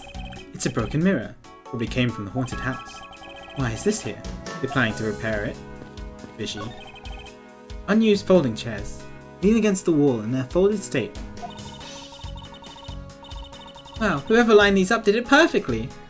It's not even a single hair off. I'd feel bad using these because it'd be like stealing the perfection away. I suspect it's more like you wouldn't want to be the one to put them away. A sign advertising the photo rally. Something I have absolutely no interest in. Yeah, but I do! And I'm gonna get my hands on the rest of the Badger family. You'll see. It definitely brings a decidedly different atmosphere to a criminal investigation. This must be where they disposed of old and worn out costumes. That's so sad. It would seem that they throw the costumes away in pieces. Oh. We have the Badger's head, don't we?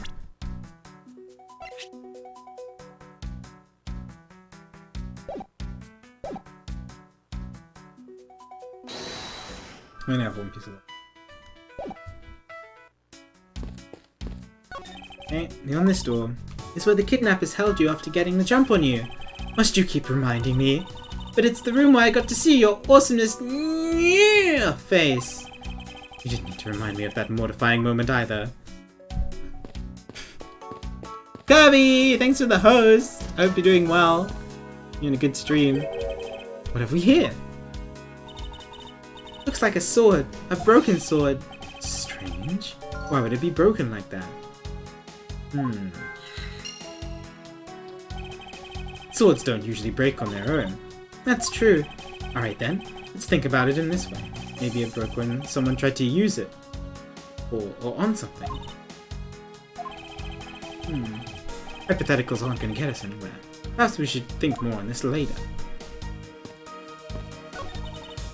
Ooh, they have barrels like these just outside. Yes, and? Well, I know they already asked you when you were out there, but if these were real, what would you put in them? There's an expectant gleam in her eyes that I'm about to dash. Hey, there's a trapdoor in this room too. It's not a trapdoor, it's an entrance to an underground passage, Kay. I know that. The door leading to the outside world was locked, so Lance must have escaped his prison through here. Okay. This door is thoroughly broken thanks to the police who forced it open. Not rest until... okay. Doorknob handle thingy is looking pretty beat up. I suppose that's what happens when 10 officers break their way in with brute force. Hey, that's odd. The lock on this is completely fine. Look, not a single dent. How is that possible after what the officer told us? Yeah, if the lock had been in use when the door was busted down, then the lock itself should be completely wrecked. So the lock on the door leading to the outside is undamaged. So it wasn't locked. I got really close, Kirby. I was 20 seconds ahead going into Egg Emperor. And then I lost 45 seconds. So I was really close to bopping Sid the next time. Same barrels. RIP! No! Inputs being eaten. You have the ladder. Yep.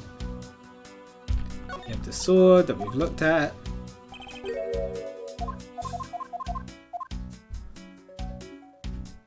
And the helm of the sword.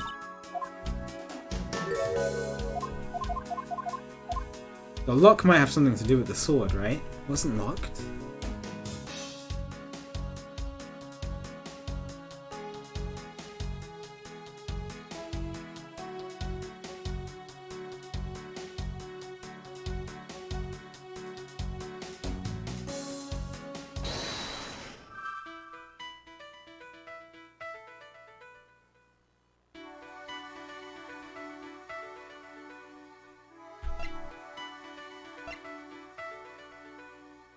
Like, I'm thinking maybe, the sword must have been, like, used to pry open the door.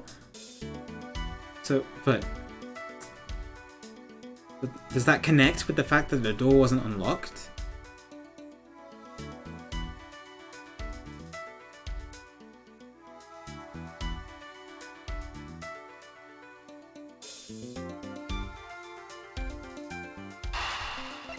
Maybe. Let's try it. I think the sword has something to do with the door.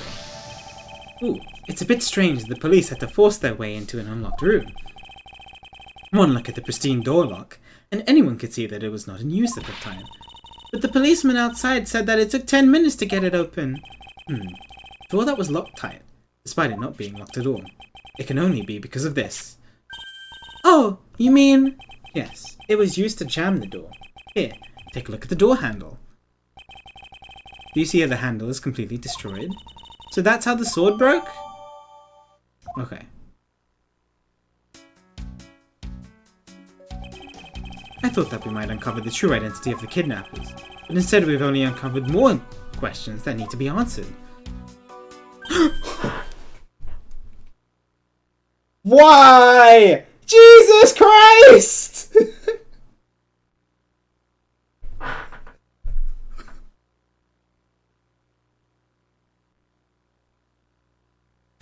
Oh!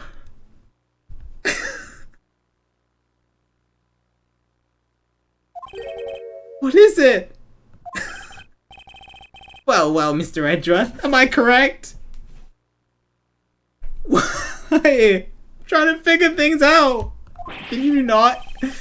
What are you doing, suddenly popping out of a secret entrance like that? Yeah, I can imagine. This is an underground passage used by staff members, sir. We better just also make use of it in our duty. Look, why don't you get out of there first, and then we'll talk, okay? Ah, I beg your pardon, miss. What? Okay. What are you getting all excited about? Who's under this one? Oh god. Who do I not want it to be? I don't want it to be Lotta. I don't want it to be Lotta. God, I don't want to have to deal with Lotta. I wonder if it's someone we know. Might just be somebody unrelated. See, look! Now all I have to do is get a picture of the bad badger and I'm done! Yes, I vaguely recall a contest or something of that sort.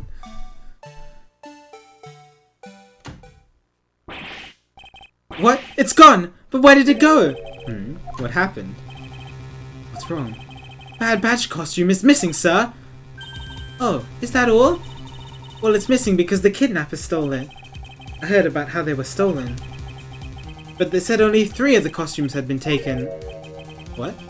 Is he saying that more than 3 of them are gone?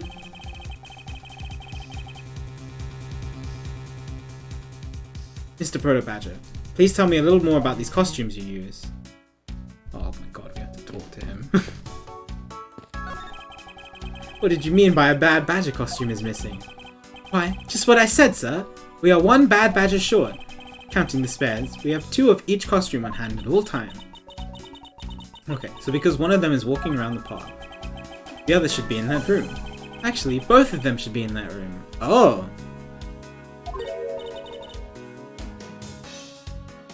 No, Omega.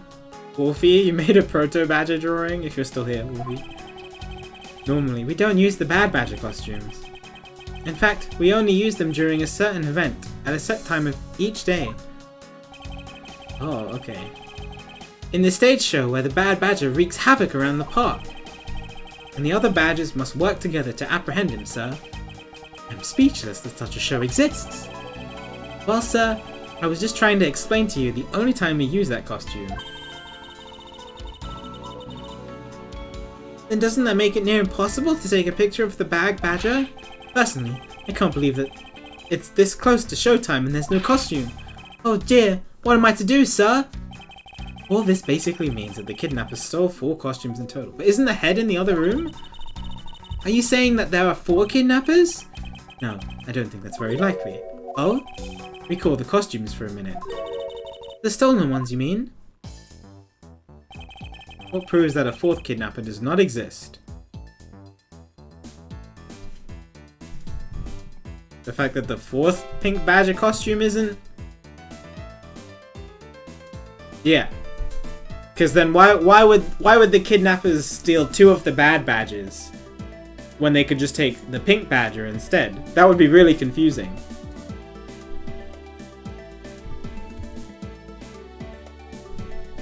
What is this, Wolfie?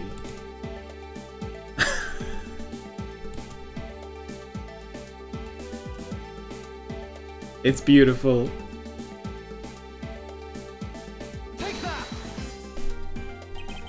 If you had 4 people, and you had wanted to steal a 4th costume, wouldn't you naturally go for the full set and steal a pink badger costume instead? Yeah, Edgeworth. Yeah, that makes sense. And yet, the kidnappers decided to steal another bad badger. I believe the culprits needed 2 bad badger costumes. But then the question is, why? Interesting. Can you not stand there? I was wondering, if you don't mind, Mr. Proto Badger, how did you know my name? Pretty famous, sir. Would think most people would know who you are. Famous? Me? Absolutely, sir. You're always very active in the community, I hear. Whoa, I didn't know you were such a celebrity, Mr. Edgeworth. I feel like I've met this person before. Maybe it's just my imagination. Who are you? Who are you? Okay, we'll find out. We've met him before. I want to know.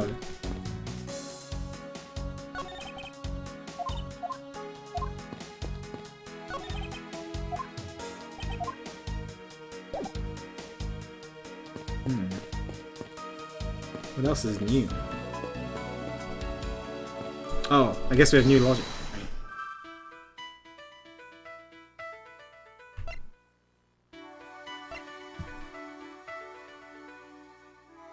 So one of the costume pieces, and then the other bad badger head is in the other room. Or it's supposed to be in the other room behind the wall. We can't see it. This is where the other costume is. But why?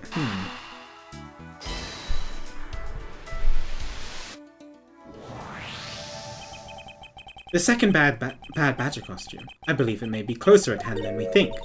What do you mean? The costume in the trash. Wouldn't you say that it's wearing some very telltale pants? Hey, you're right! Let's get it out of there and take a look! As I suspected, it's a bad badger costume. There's a hole in it. Well, minus the head. The head is in the other room. Won't rest until I... What? There's a big hole in it. Look! Its hand is hurt! Looks like something was ripped off of it. Ripped off of it?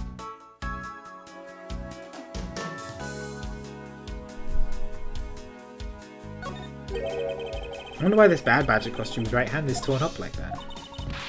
Always knew the blue badger was one ferocious beast. I doubt that even real badgers are as bloodthirsty as that, okay.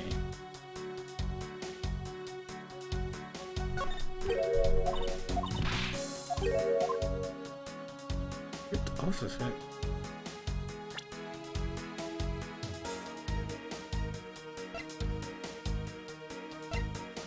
Sword?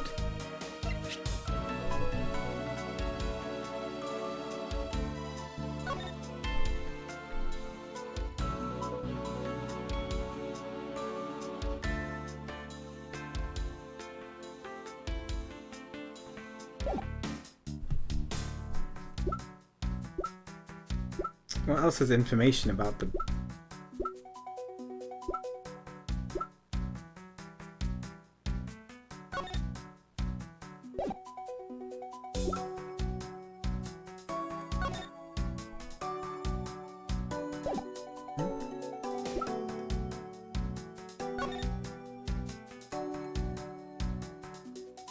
Oh, the gun! Right. The gun was ripped out of his hand.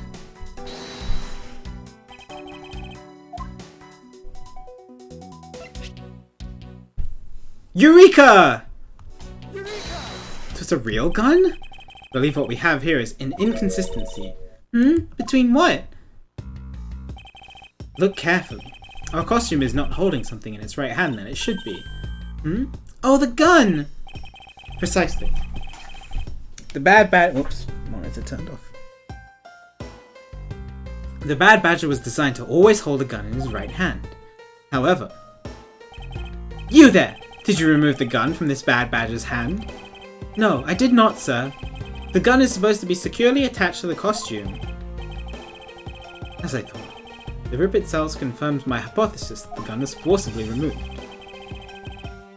Yeah, this is what I wanted to know. Mr. Proto Badger, the gun is, of course, not a functioning weapon, correct? Absolutely not, sir. It's just a model gun. However, it can fire blanks. We need to use them for the stage show. Seems that our kidnappers also had a need for the model gun, my dear costume friends.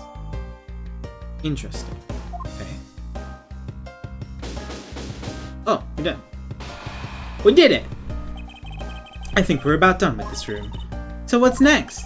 Well, we found a few answers. But there are still a few things left that we have to ask a certain person about. Let's go, Kay. March 30th, 3:34 PM. Wild Wild West area. Mr. Edgeworth, sir! Hi, Gumshoe! Gotta hurry, sir! Come on! What is it, detective? They found a blue badge costume down in front of the main gate, sir. Uh-oh. What? Isn't that what one of the kidnappers was wearing? Bingo! That's why you gotta come to the main gate with me right now! If we hurry, we might still be able to get there before Wolfboy does, sir. Alright, let's make haste to the main gate. Oh.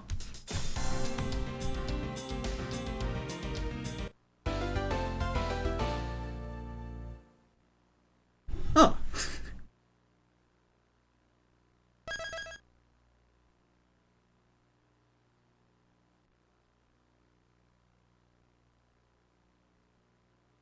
Okay. I have a question. It's 9:54 PM right now. Do you think that I can finish this chapter in 2 hours?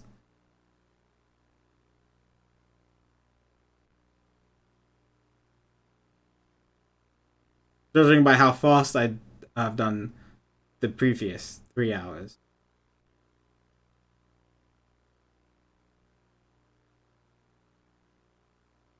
Okay.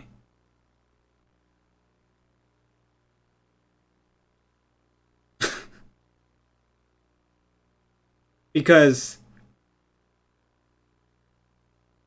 if I'm more than halfway through, I'll only have 2 hours of content tomorrow. So it's like, I might as well do this and then do case 4 tomorrow.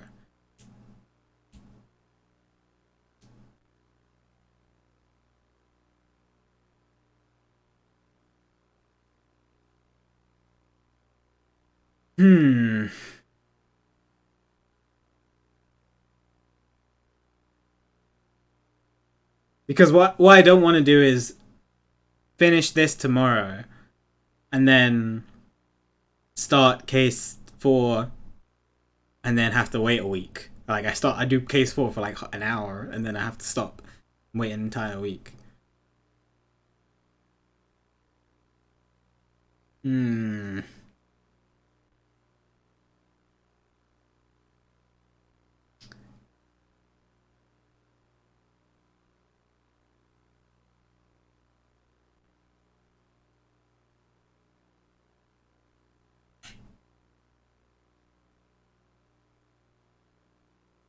Decisions. I've been streaming for 10 hours already.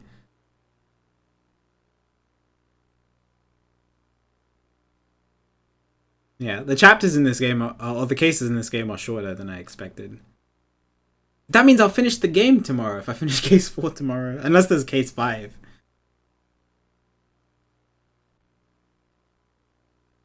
start later tomorrow. I could do more Heroes runs.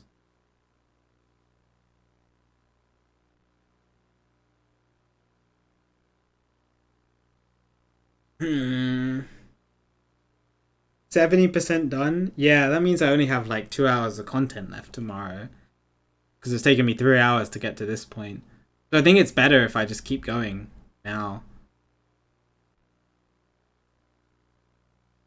I'm guessing he means with the case.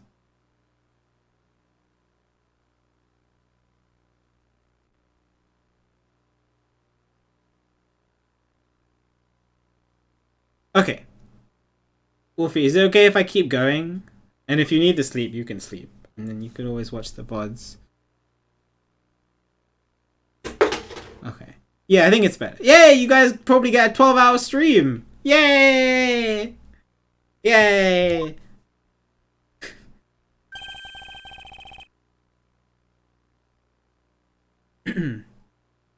Where's the costume, Detective Gumshoe? Just on the other side of that fountain, sir. Oh my god, why does it have to be facing this way?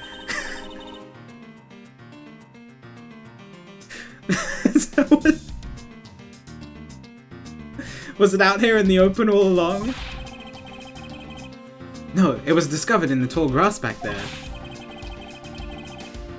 Go get some sleep, Wolfie. Just keep thinking of this. I'll see you tomorrow. Catch you later. Good night. We moved it out here in order to examine it more thoroughly. Let's get down to it. Okay, what is this in here? It's another necklace? The Blue Badger's body section. What a waste. How so? Going through all the trouble to steal this costume, only to throw it away in the end. A real thief wouldn't do such a thing. Nope, no way. I wouldn't think a real thief would steal something so gaudy to begin with.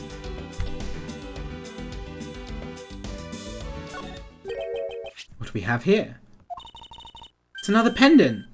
There's 2 treasures in one day. How lucky is that? And hey, this pretty baby's made of platinum silver too. Another pendant on top of the other one we found on Mr. Deacon. Is it possible that these 2... Hold it right there! Hi, Lang. Hello. Hands off, Mr. Prosecutor!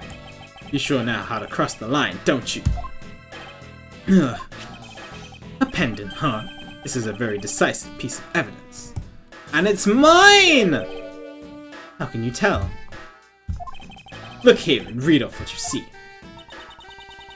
Lauren. Oh.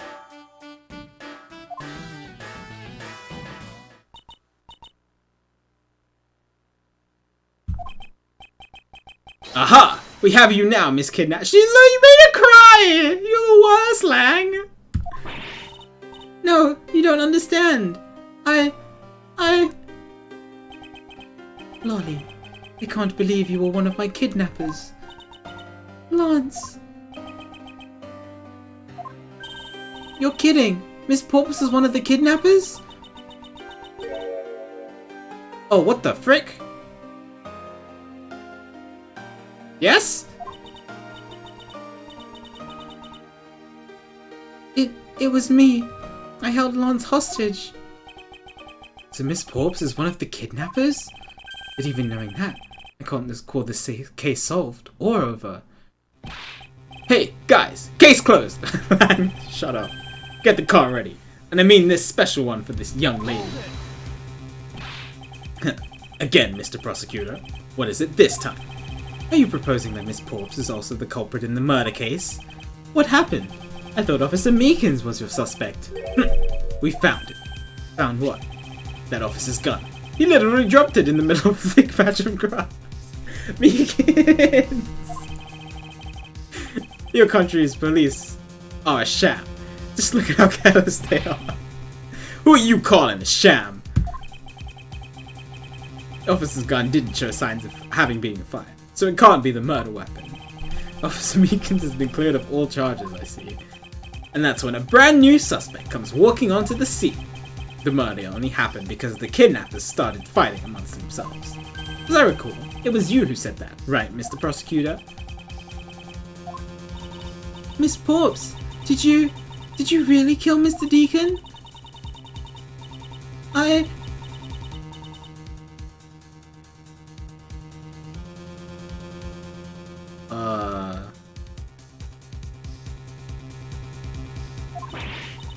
She did kill him? I can't believe him. Ha ha ha ha ha ha. Thanks for the confession. Objection! Agent Lang, it's much too early to declare this case closed. Look at you, so sure of yourself. We've got the culprit's own confession. Some very incriminating evidence. What more could you ask for? Miss Lauren Pops. Yes? I want to hear it from you. Tell me your side of all that's happened today. From the kidnapping to the murder. But why? I'm a kidnapper and the killer. Isn't that enough? It's fine. You're the one behind everything.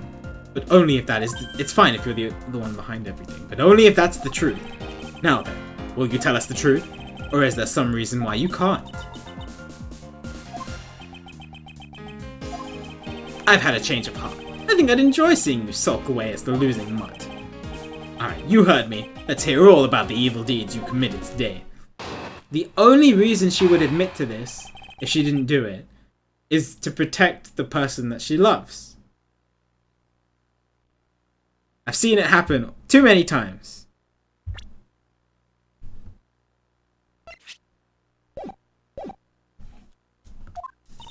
Wonder what Lance is hiding. The one who came up with the kidnapping plan was the butler, Mr. Deacon. He knew that we could get rich by holding Lance hostage. Mr. Romano would pay anything to get his son back after all. Everything was going according to plan, but as soon as we got the money, Mr. Deacon turned on me and tried to kill me. There, are you satisfied? She just confessed to her crimes a second time. At least you have the guts to admit what you've done. I can at least respect that much. Miss Porps, is what you said really the truth? Yes, it is. That's the truth. It certainly isn't the whole truth, because there is something that seems a bit too improbable in her confession.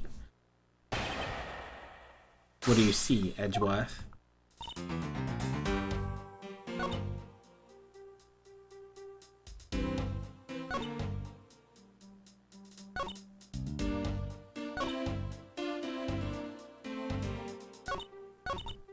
Soon as you got the money. Hold it! Hold it! Hold it! Hold it.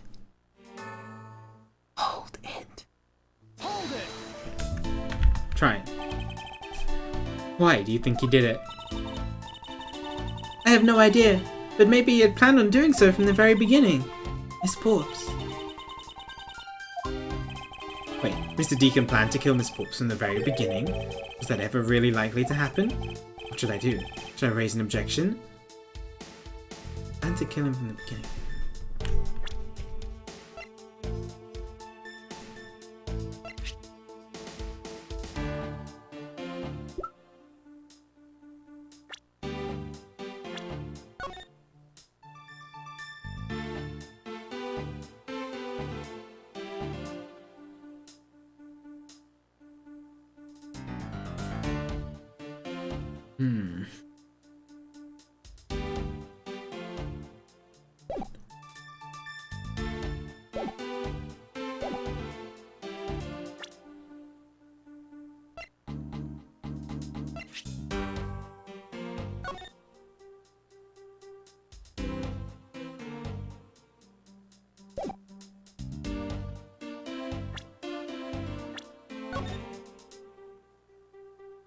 No, stop it.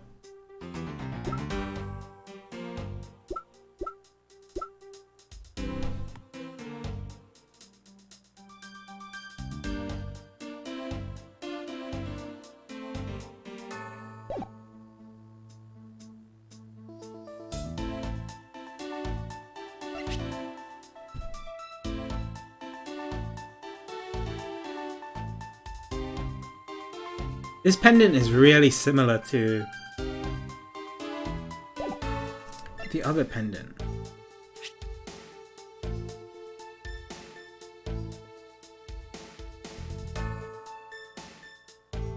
Maybe they knew each other more than they're letting on.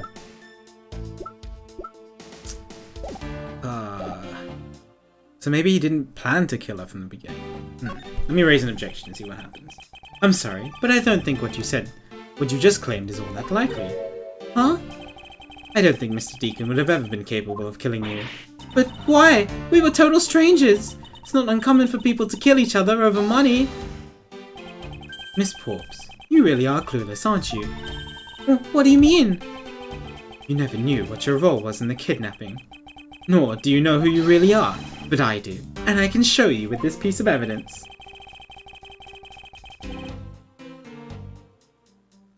I think it's the pendant. Lauren Devereaux. Or Devereaux, whatever. What was his last name? Devereaux. Lauren Devereaux. Take that! Take that. No, I pressed B by accident. Whoops. Take that. Take that! Why are you showing this to me? So what about the pendant? A pair of wings, along with this piece of evidence, shows who you really are. I think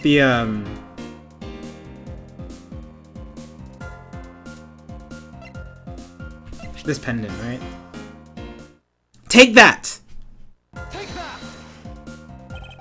These two pendants resemble each other, wouldn't you agree? Hey, you're right! They're the same color and they're even made of the same material.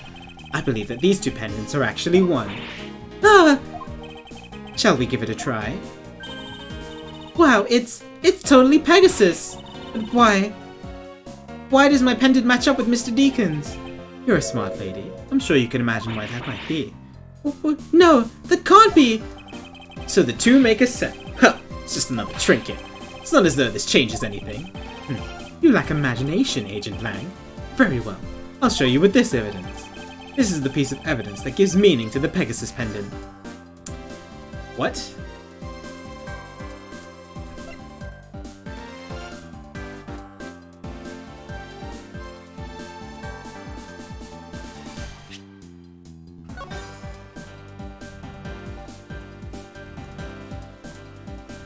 What?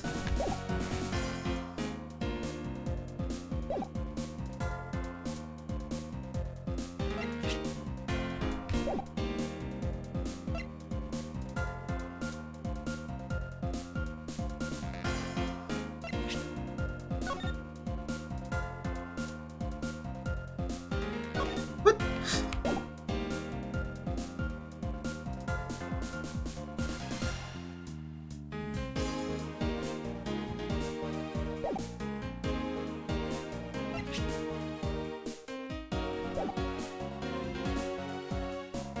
Gives meaning to it?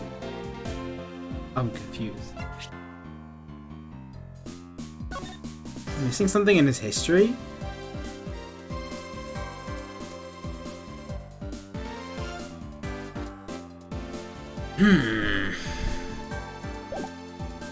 I'm stumped.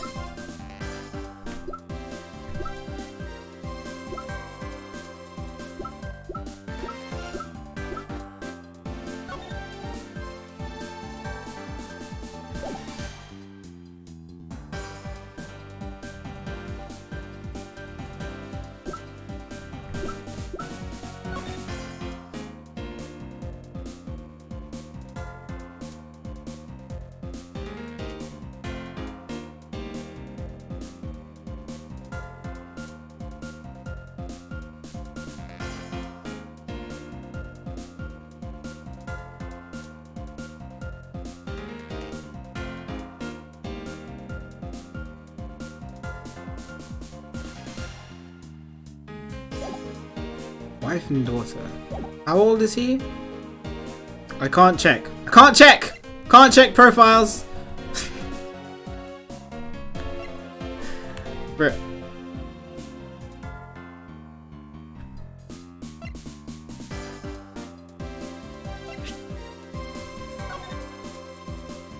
Love you, chat.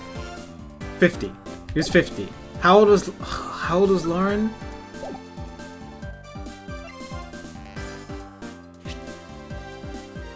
must be 20-something, right? Maybe she's his daughter?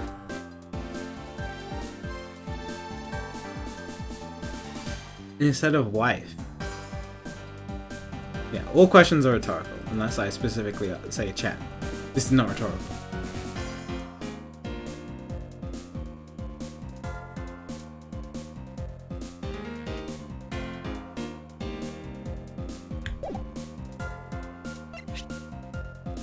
So maybe I want to present this. Say that they're daughters? That she's his daughter? Take that! Let me try it. Take that! Oliver Deacon was just an alias for this man. His real name was Colin Deveray. The name is etched onto the horse pendant. What? An alias? I suppose he had to hide the fact that he was a felon somehow in order to live. And it makes sense, given what is written in Mr. Deveray's dossier. What I really wanted to point out was this.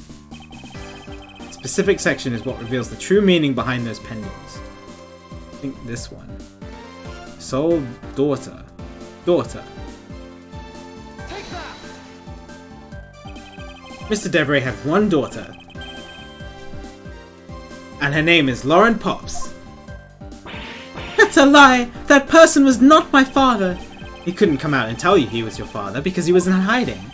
However, I believe he was trying to secretly watch over you. Do you still believe that a man like that could kill the daughter he was separated from? Or even that such a man would allow his daughter to get involved in a kidnapping plot? Ha ha ha ha ha! And what is so funny, Agent Lang? You're good at making things up in your head and deciding it's the truth, aren't you? What are you trying to say? Your thinking is much too innocent. After all, I thought of another possibility. Is that so? Well then let's hear it. Go on, let's hear it, Lang. 1v1 me, bro. Another possibility. I'll grant you that the two of them are father and daughter. But isn't it possible that they both knew that fact?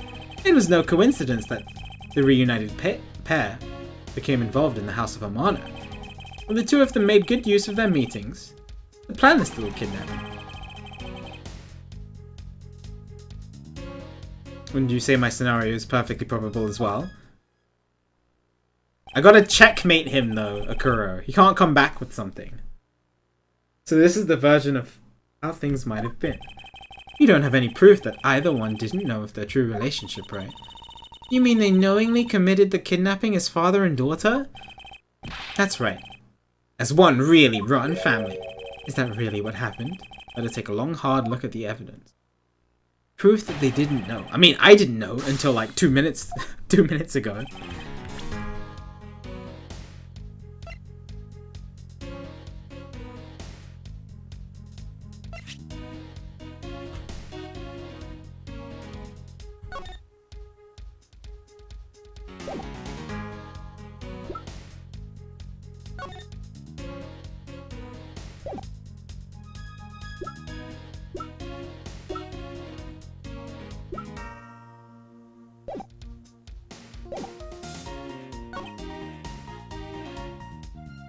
Hold it! Hold it! Hold it! Hold it! You think they knew?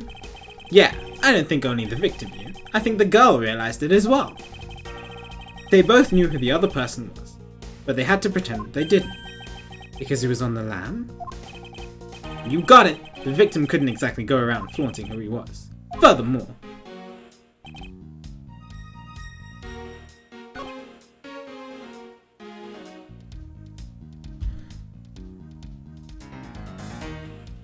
meetings.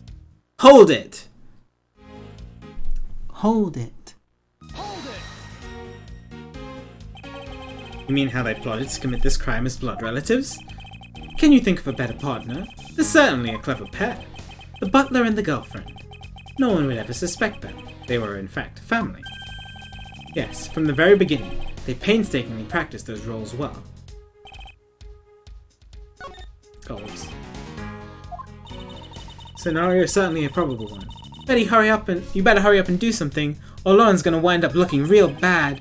You know, the first thing is first. Is Agent Lang's line of logic factually correct? two of them knowingly commit the crime. His father and daughter.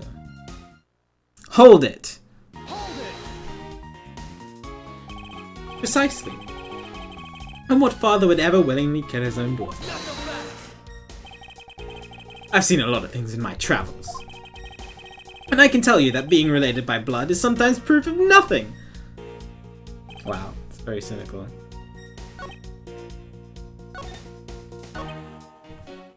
Hold it! Hold it. Hold it! I'm just gonna whisper from now on. One is a butler. And one is the friend of the son, you mean? They probably thought that this was their best shot. Is that what you honestly believe? Of course! Dang it, it's not giving me any extra information. Hold it. Hold it. Hold it. Hold it! I believe you're being a bit too overconfident for someone with no evidence. Am I? Because I don't see you presenting any evidence on the contrary. Found evidence to counter him. We're stuck in a drawer. Agent Lang isn't wrong. His scenario is certainly a probable one. You better hurry up and... I've pressed everything.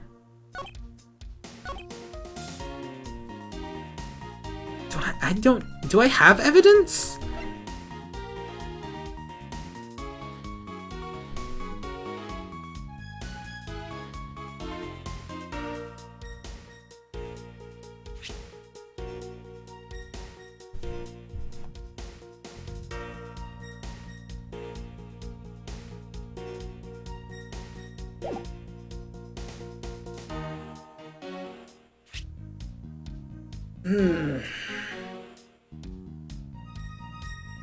I've pressed everything, which means I have to present something. At one of the statements.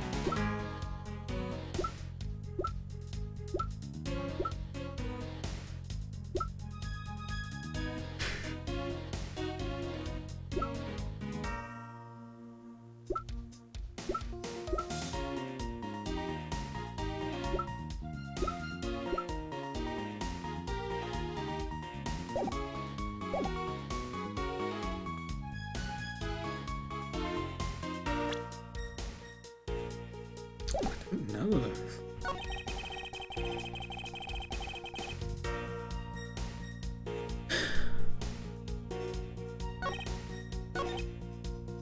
How do I disprove that they knew? Or that they... yeah.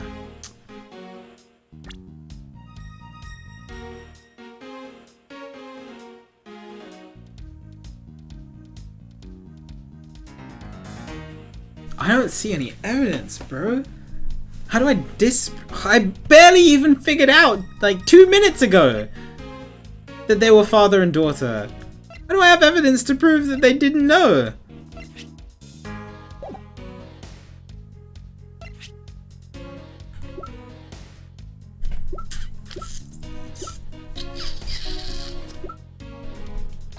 No, I didn't.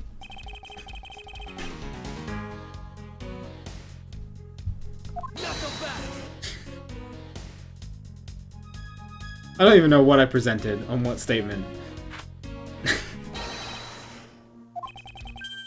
Confidence is like a soul, and words without confidence are but empty shells. You shouldn't waste your breath on words you have no confidence in, Mr. Prosecutor. Although it's just as bad to say something in full confidence and be wrong. Yeah. No, you're good, Quando. Just, if you're in doubt, just say badge. Or badge. Sorry.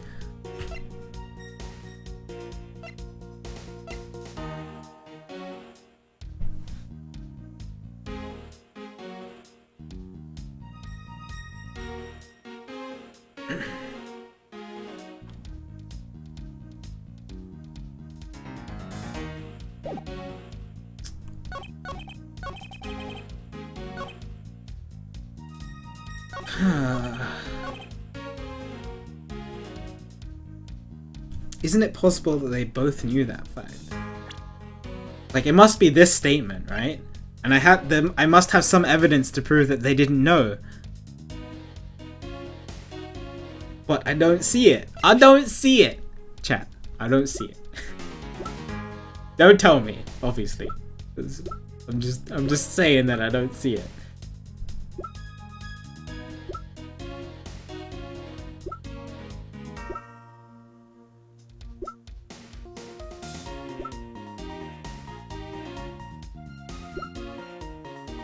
Just see it, forehead. Okay, let's eliminate stuff. I guess it could be the. I don't see why it'd be the pendant. It's definitely not the gun. It's not the sword. Maybe something in the dossier that I've missed? He has yet to show up? So like, maybe... Oh, maybe. Maybe it's because he's yet to show up? Like, it's proof that he didn't know? Oh, maybe. Objection! Oh. Music didn't stop.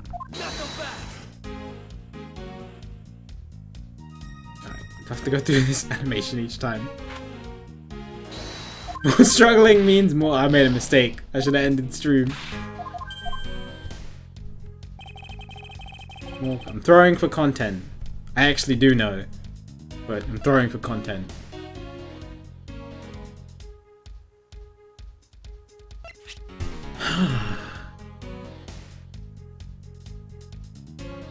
But this has nothing to do with anything.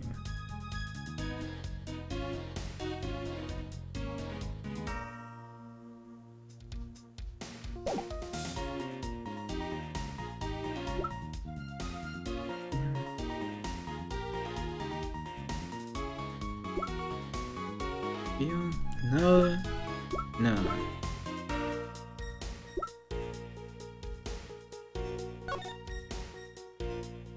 Autopsy. Blood loss. Alright, abdomen. Yeah.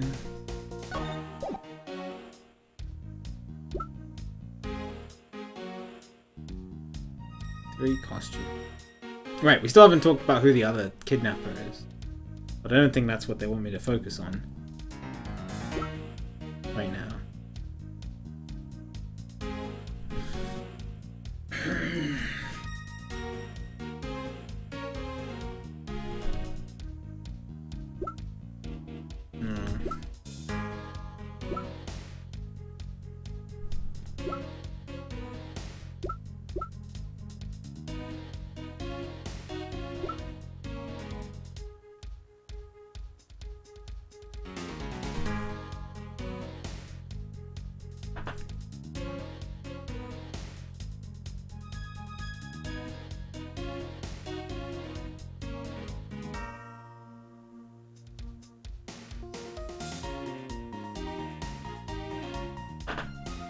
Yeah, no speculation. Red Road, if you did speculate. Trying to figure it out myself. You can watch me struggle.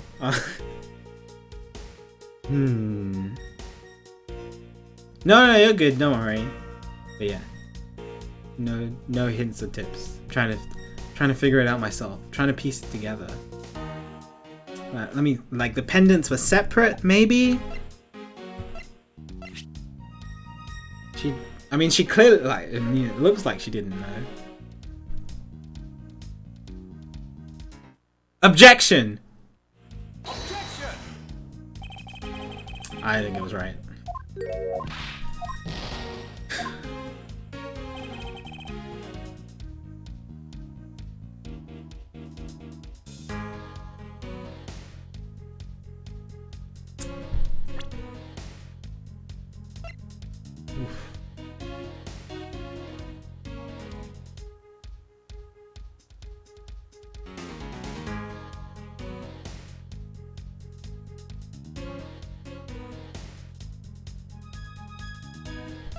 We haven't even done a normal autopsy!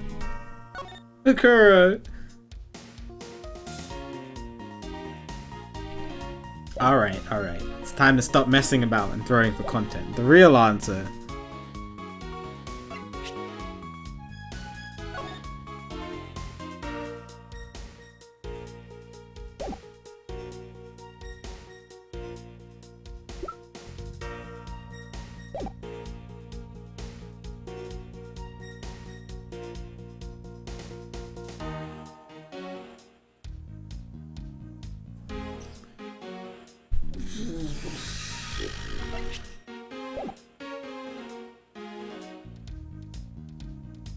Press this again? What did you say about it? They knew. They both knew who the other person was, but they didn't. But they pretended that they didn't.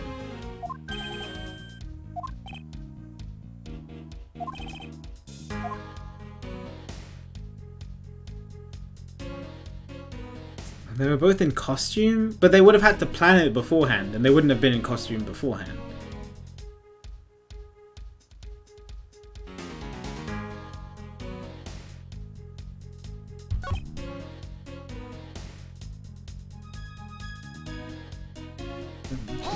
What did they say? What did you say about this one? What to connect? A better partner. Right.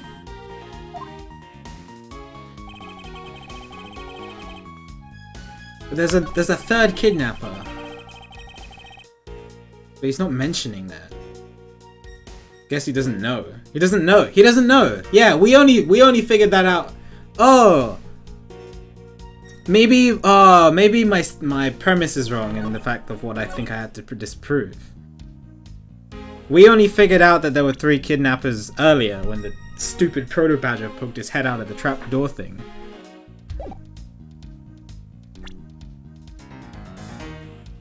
Hi, Rubu! So I thought I had to disprove that they knew about the fact that they were father and daughter. But maybe I have to disprove the fact that it was just 2 of them.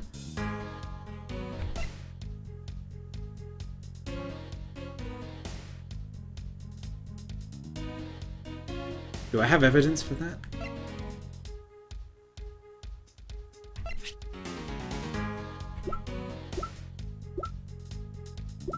Ah. Objection! Objection! Let's go! Whew! I was honestly worried I was gonna be stuck on that for like the next hour. I'd be like, alright, gonna end stream now.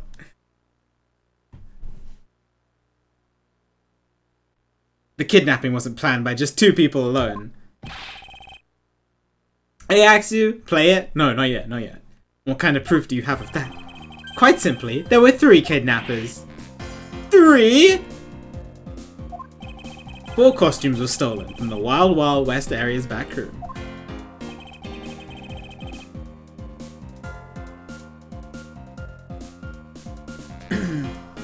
We found one of them in the kidnapper's hideout. Yeah, it was just, it's just, it really leads you into the fact that you think you have to disprove about the knowing about the father and son.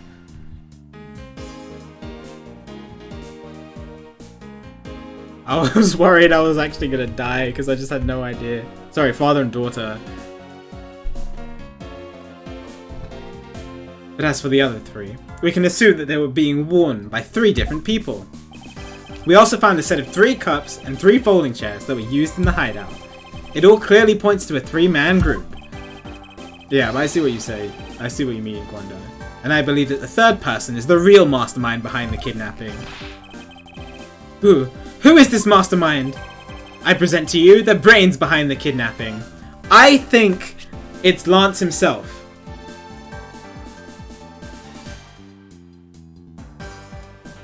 I have thought it was Lance himself from the beginning.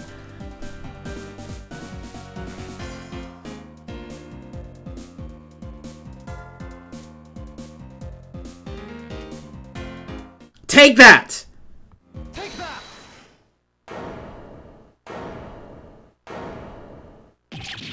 Lance Amano?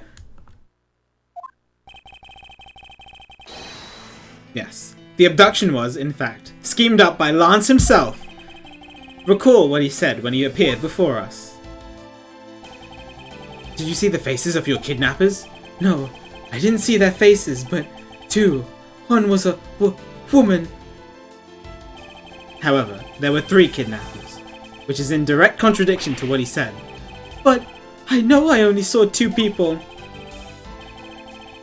It's a little weird, PQ, but I had my suspicions. So this guy was being held hostage. It's possible he couldn't see all 3 of them.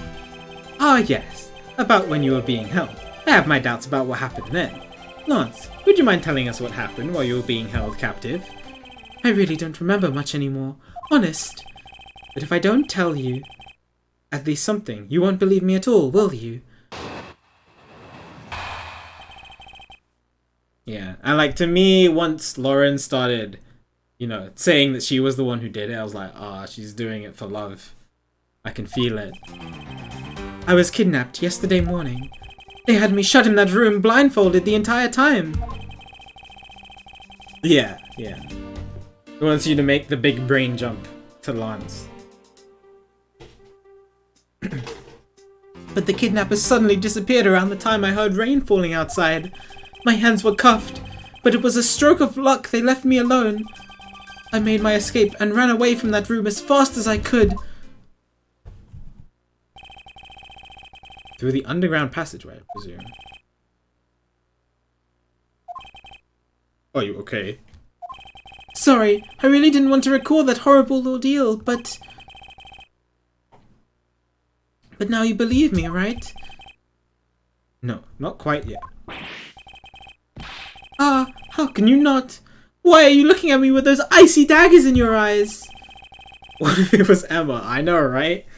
We only saw Emma for like 5 minutes. I'm sad. Because he's a prosecutor, and because they're all like that. I'll have you know, Agent Lang, a prosecutor's eyes are for discerning the truth. And they should be interpreted to be cruel at times. Then so be it. There is a sticking point in Lance's testimony. Let's see what he offers up when I push a little.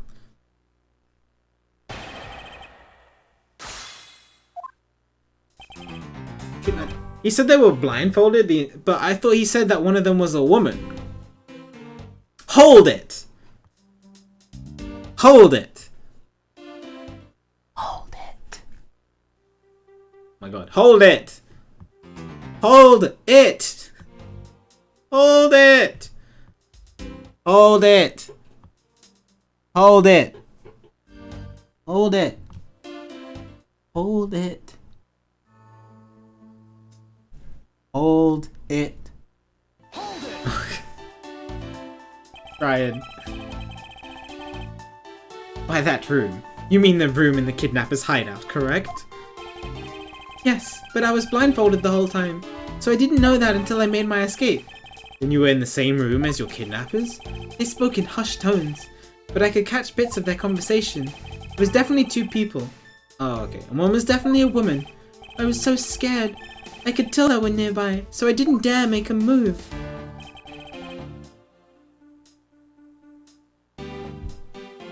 Suddenly disappeared around the time I heard rain falling outside. Hold it! Hold it! First try. The kidnappers disappeared.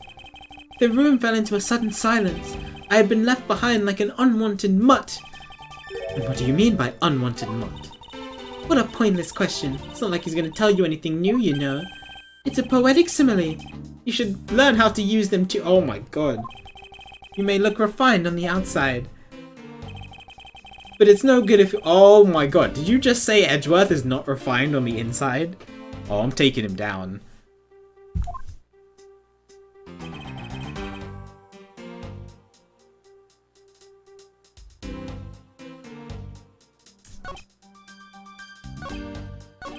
Made his escape and ran away. How did you make your escape? Hold it! Hold it! How did you manage to escape? I wanted to just get out of there, but the door leading outside was locked, which is why I had to use the underground passageway to make my escape. I remember our escape had to be equally as hard. This is an invaluable piece of testimony. We mustn't let it go unexamined. The door leading outside was locked tight. Ah, it was not locked tight! Liar, liar.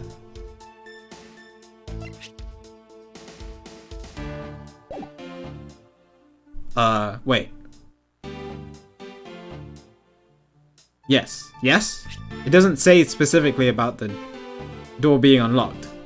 But this is what we used to prove that the door was unlocked. But the evidence doesn't specifically say.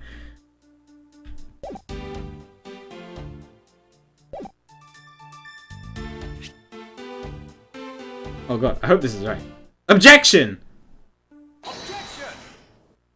Yes. You say that the door leading out was locked. But was it really? What the frick was that? We're talking about that room behind the salon front, right? Look, I heard that it took quite a few men to get that thing open. Right, Sheena? Yes, that's correct. Then take a look at this. What is that? A sword? Not an especially reliable one if it's broken like that.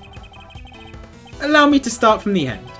My conclusion is that the door was never locked. It was simply held shut by the sword, which was used to jam the handle. Lance, even though your hands were cuffed together, you could still use them. If that's the case, then why did you not simply remove the sword and escape? Why didn't I? I was disoriented. Yes, that's it. I didn't notice it. As if I should accept such a bold-faced lie. Oh, we got him. You locked yourself in that room because you had to make yourself look like the victim, but you did not in fact possess the key to the door. That is why you used the prop sword to improvise and create a prison of your very own. You've been making this guy out to be one of the kidnappers for some time now. I wonder if you've forgotten something very important along the way. I want to play the video, but I'm loving this pace right now, so I'm just going with it. And what would that be? A motive. What else? Do you honestly think that an upright, pure boy like him would hatch up a completely pointless scheme such as kidnapping himself?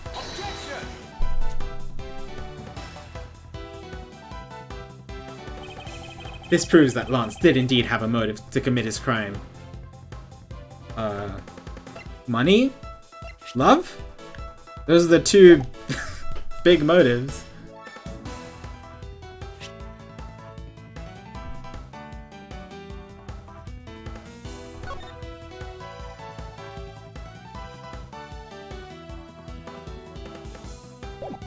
But,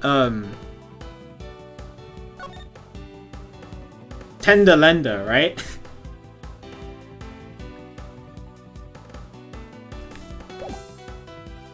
We know all about tender lender. Take that! Take that! To put it simply, Lance has a very urgent need for money. And we know about Viola too, yeah. But I think tender lender is the main focus here. He's in debt. This is hardly your typical love letter. It is in fact a collections bill. It appears our upstanding boy has accumulated quite a debt. Isn't that right, Lance? Oh, looks like it's hard being the son of a rich man too. It must be rough when you have to resort to stealing from your old man, huh? Oh, alright, I give up. I abducted myself. Oh, that was quick. Lance! Got him. It's over, Lolly. In this life, we really are bound to our fates after all. All I wanted was to go with you to a new town, somewhere where no one would know us. I wanted us to be well off with that $1 million. Now, that dream is over. Oh, Lance! Then, you are giving yourself up? Yes, I had planned to run away from this world with my Lolly. Oliver even helped us with that plan, but then he had to go and stab us in the back. He turned on you? Maybe he didn't want to split the ransom money. That's my guess. It happened almost right after you made the drop-off. When we were alone, he attacked me all of a sudden. After a brief struggle, I was able to contain him and keep him under control. We left him inside that room as Lolly and I made our escape. We wore different costumes and split up. Lolly left first in the Blue Badger costume. That would mean the person Officer Meekin saw was Miss Pops. But right then, the old man just had to wake up. I was careless, and he tackled me pretty far from behind. Then Oliver put on a Bad Badger costume, took the suitcase with the $1 million and ran. I contacted Volley right away and warned her that he had a gun. They had no idea that they were related, so I thought that it could only end badly. I still don't believe it. That person was not my father. Because if he was, I just killed my own father. Oh, Volley, then it really was you? Oh, it really was her.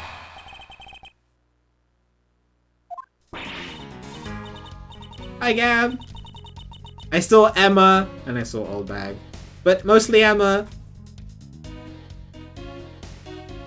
That man was not my father. I mean, because at the stadium, there was a Bad Badger pulling the suitcase with the $1 million in it. But the Badger pointed his gun at me, aiming to shoot me dead. That's why I used the gun I got from Lance. There was a gunshot. The other person crumpled to the ground, and I ran, scared for my life. I think the big picture is finally coming into focus, don't you? Lolly, forgive me. I didn't think it would turn into something so frightening. If only I could have protected you. So Miss Porps, she shot her own dad without even knowing who he really was? What she says is true. Are you saying she's lying? But why would she lie about something like that? What purpose would it serve? I don't think she's lying, but then I'm confused. You would be surprised how often people lie without even realizing it themselves, Kay. Huh? What's that supposed to mean? What I mean is, listen very carefully to a confession once more, and you'll see. Okay, Edgeworth notices something that I don't.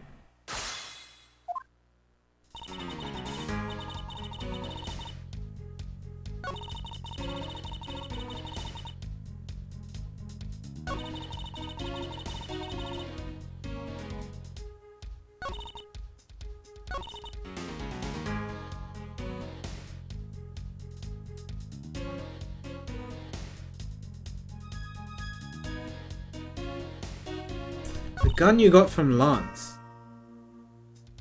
Hold it! Which gun is that? Hold it! Hold it! Hold it! Hi Viv, good to see you. You shot Mr. Deacon? Miss Porps. Yes, I shot him. Ha ha ha. And that, as they say, is that. Agent Lang, Miss Porps is far from done. She hasn't even finished her testimony. You're going to continue questioning her? What a waste of time! Miss Porps, if you please. I have a feeling that the gun that she had was the one that shot blanks. And somebody else shot the gun. Because she says there was a gunshot. She didn't say, like... She's not saying that she was the one who shot it. She said there was a gunshot.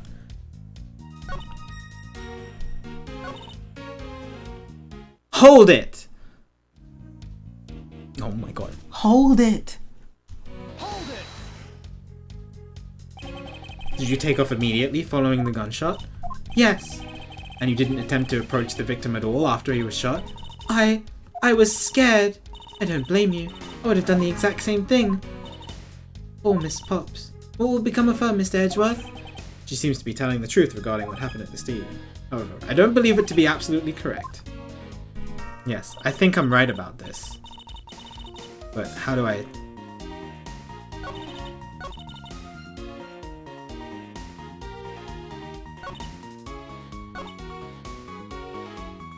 I have the missing gun, don't I? Evidence?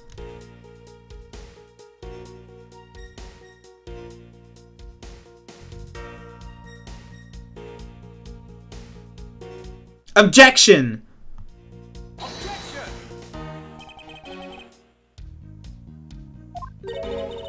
That's wrong. Frick, I forgot Gumshoe was here until he showed up there.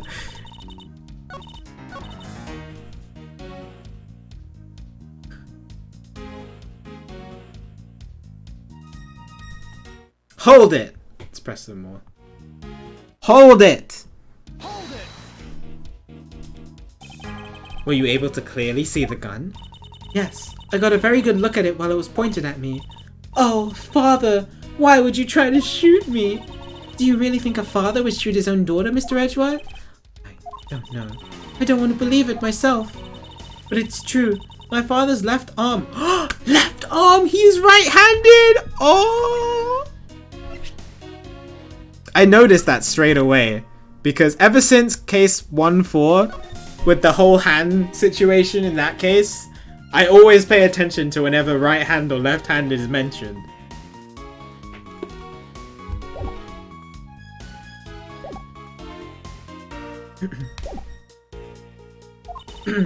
Pointed straight at me. I'm about to die, I thought. Miss Porps. Medicate. Yeah, I mean, every time it's mentioned, I'm just like, oh, I gotta make a note of this. It is a very handy thing to keep track of. But yeah, nightmares from 1-4. That was a really good moment though, when you realize the gun is in the other hand on the boat. Please calm down and take a deep breath. And then, would you allow me to please hear that last statement one more time? Yes, of course. Oh, I got him. Objection! Objection! I have here a dossier on your father. And according to this, your father was right-handed. Then perhaps the person pointing a gun at you from atop the stage was not Mr. Deacon. Gotta do it sparingly, Akura. Hold on there, Mr. Prosecutor. I think you need to take a refresher course. The Bad Badger has a model gun attached to his right hand, which is why the only hand he could have held the real gun in with was his left, but the thing was ripped off of the Bad Badger. Isn't it possible that it went down like that? Agent Lang, were you paying attention to what Miss Porps was saying? And again, I suppose I can't expect someone who has never set foot in court to catch it. Yo, get wrecked. Enough with the smugness. Out with it already.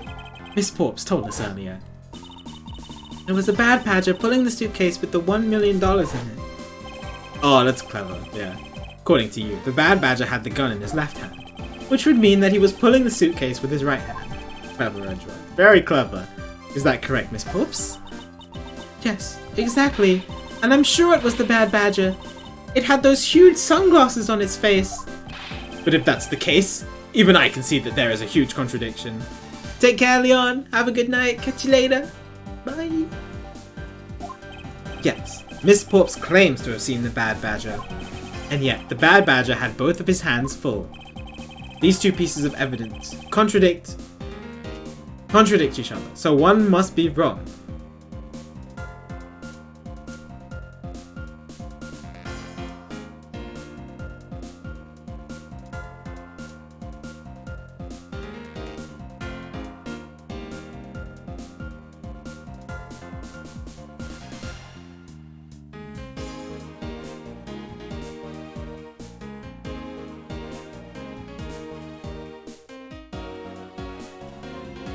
This is a think.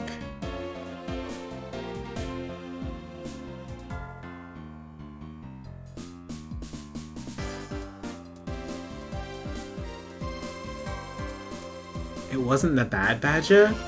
Maybe she saw the the death eyes in the Proto Badger and assumed that it was sunglasses. You know, you can get those mistaken very easily.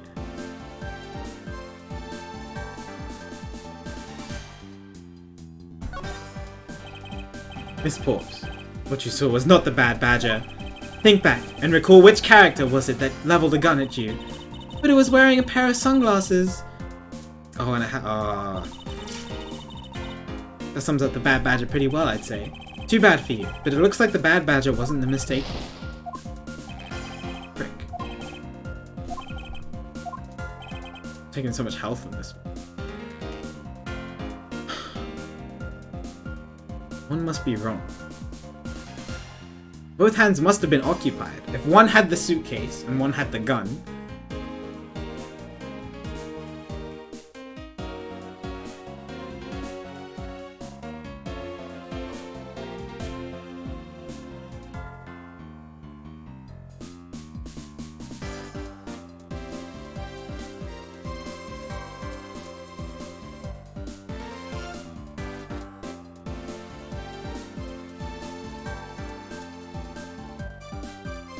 Both are correct? They are both correct. Impossible. That just leaves us with an irresolvable contradiction. Miss Porp's entire statement rests on the fact that she saw his sunglasses and beard. Oh my god. Lewd! This is... What if the Bad Badger wasn't wearing pants on his lower half?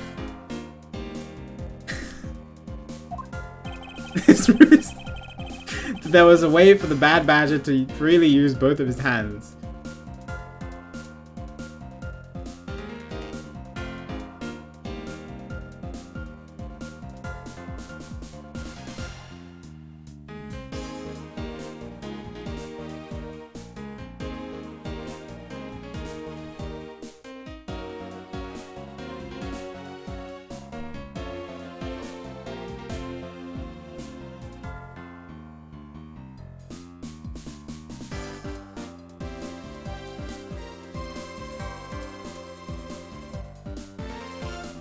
The ripped.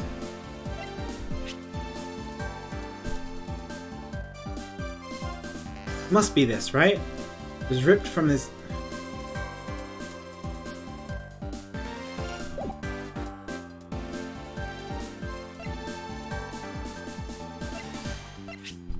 Take that! Ripped from his hand, right? Take that! Take that! Get your head on straight, Mr. Prosecutor. That doesn't show me diddly squat. I knew it! What I saw was just a mirage! No, wait. wait. I can explain. As Porp said, the Bad Badger had a gun in his left hand and the suitcase in his right. Of course, you know, a gun attached to his right hand.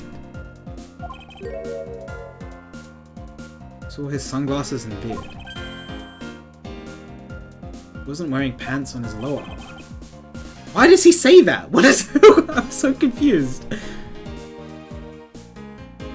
Wasn't wearing pants. What are you trying to get at, Edgeworth?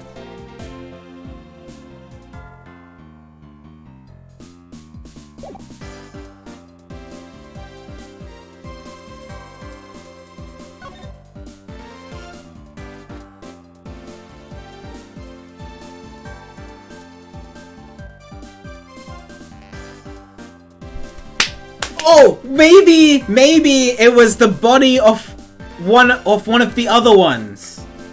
So the body of the Proto Badger or the Blue Badger, because the body and the heads are separable.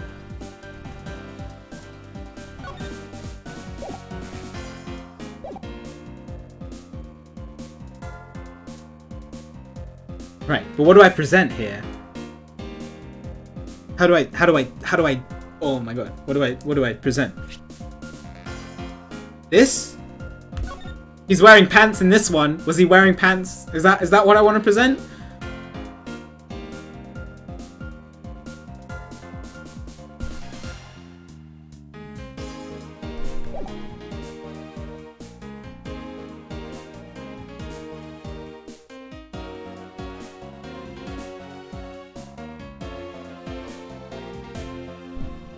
Think so? Take that! Take that! Oh, for frick's sake! Come on! I don't have. Oh no! No! I'm not losing. No.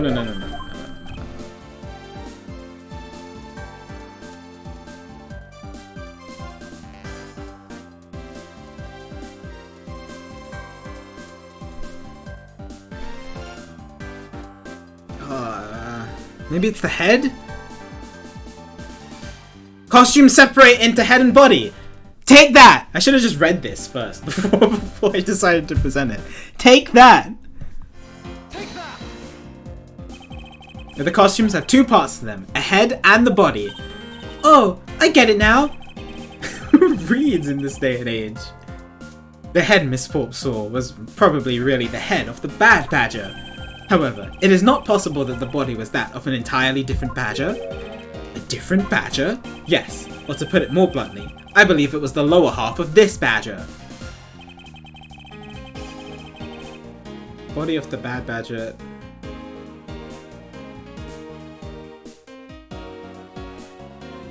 Okay, it's definitely not pink.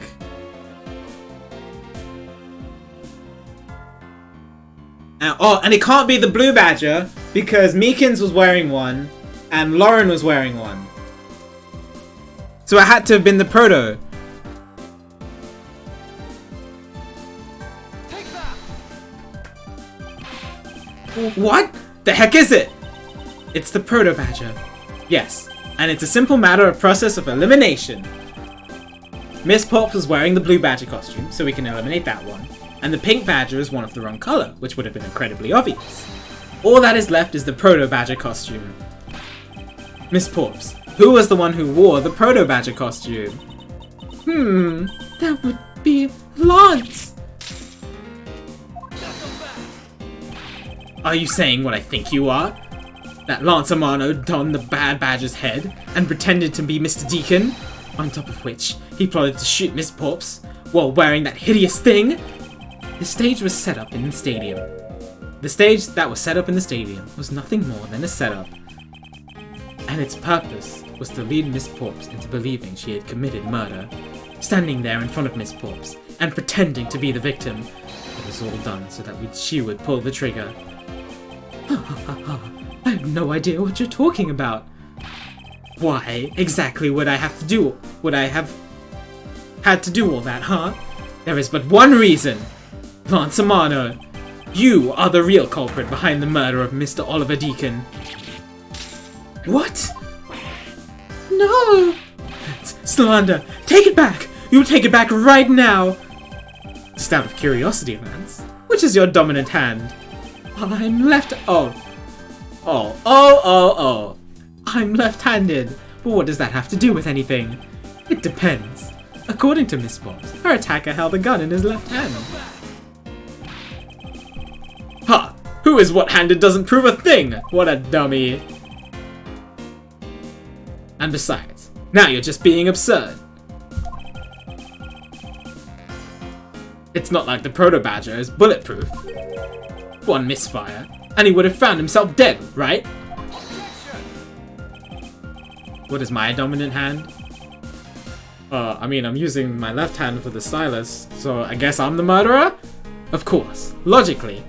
If he had been shot, he probably wouldn't be here with us. But I believed he had thought of that as well, and prepared accordingly. And this should be all the evidence you need.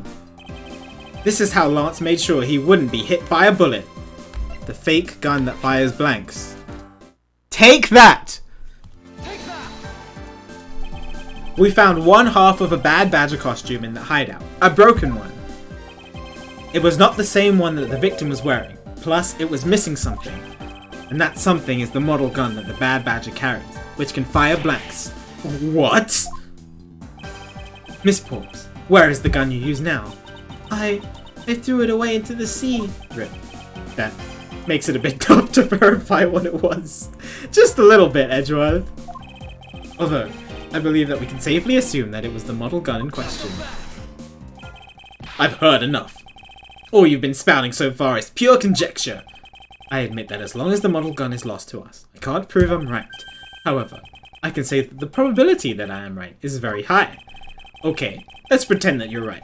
And the murder at the stadium was a fabrication.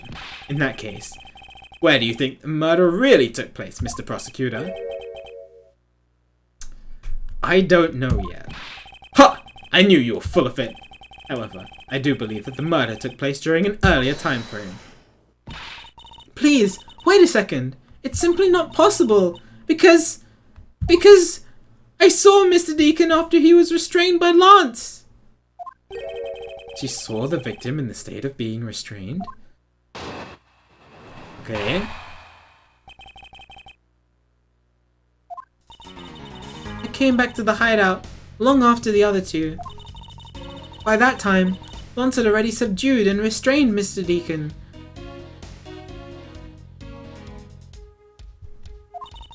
He had tied Mr. Deacon securely to the beam in the room next door. After that, the two of us put on our costumes and made our escape. So Mr. Deacon must have escaped after the two of you left, right? We thought that it'd attract too much attention if we left together, so I left first. We planned to meet up again at the stage in the stadium, but then, as I was walking through the park, I got a call from Lance on my cell phone. Oliver managed to escape. It looked like he was waiting until I was alone. He also stole the gun from me at that time. And then, the murder happened. Mr. Deacon must have overheard their plan to meet up at the stage. Well, Mr. Prosecutor, Miss Porps saw the victim with her own eyes, which means that the victim was still alive at that time. Wouldn't you agree? Why does that sound wrong to me? There must be something amiss about this account. Let's see what happens when I examine it in more detail.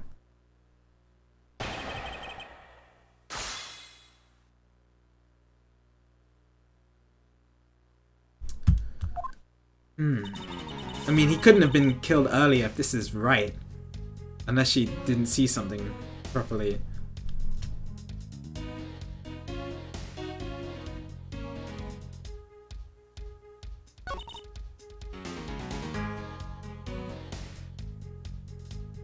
Hold it! Hold it. Hold it! How did Lance look at that time? He looked shocked. He also looked a little down. When I saw that sadness in his eyes, Thank you. That's enough for now. And what of Mr. Deacon? What was his situation like? Mr. Deacon's team in the room next door. Hold it! Hold it! Wasn't I next door? Wasn't it me next door? Wait, this is a rhetorical question, chat. I know I'm looking into the camera, but I thought I was next door tied up. Are you sure that it was Mr. Deacon? Yes, I am certain of what I saw. Did you go into the other room to check? Lance said that it was best if I didn't get too close to him. Lance, he's such a kind soul. Then, are you telling me that you did not confirm that it was Mr. Deacon for yourself? I checked through the slit in the door that separates the two rooms. He had a Bad Badger's head on. So I'm absolutely sure. Oh my god, she saw me wearing the Bad Badger's head! It must have been! She saw a Bad Badger head? Cause that was next to me!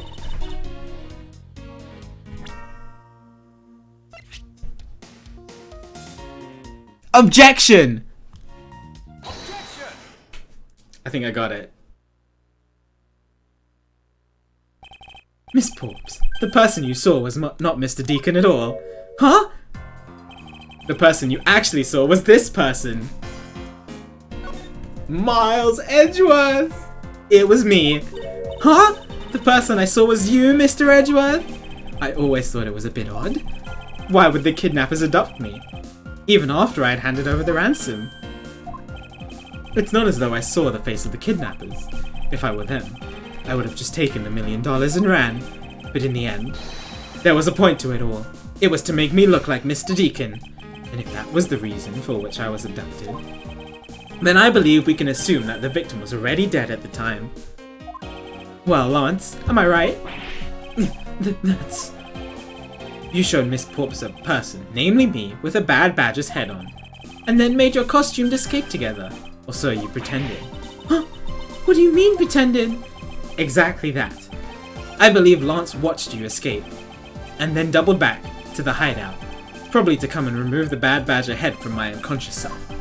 And to create his fake prison with the prop sword, he then escaped via the passageway. Hold your tongue, boy! Don't get caught up in that tidal wave of words coming out of Mr. Prosecutor's mouth. Tidal wave? We've heard a lot come out of you, but I've yet to see a shred of evidence. The victim's betrayal and his subsequent detainment. All of that could have happened while you were out cold. That's right. You were out for quite a while, Mr. Prosecutor. Even if that were the case, Miss Porps would have still seen me tied to the beam. I was scared of Mr. Deacon, so I didn't go into the next room. So I really have no idea if you were there or not, Mr. Edgeworth. You see, it would seem that you can't prove a thing. Hold it? Who said that? Please, wait. Mr. Romano. Ho ho ho, Miles, my boy. It looks like you're really giving it your all. And Lance, it's not good to cause trouble for others. Dad! Let's see. You are the one in charge of the investigation, correct? Yeah, that's right. I'm sorry that my son has been nothing but trouble. This probably won't make up for anything, but I have some evidence for you. What? What? Do you now? Oh my god, that scared me. Well, it didn't scare me, I was on edge. Is that what I think it is? It's the Bad Badger costume. It's the Bad Badger costume the victim was wearing, and a gun.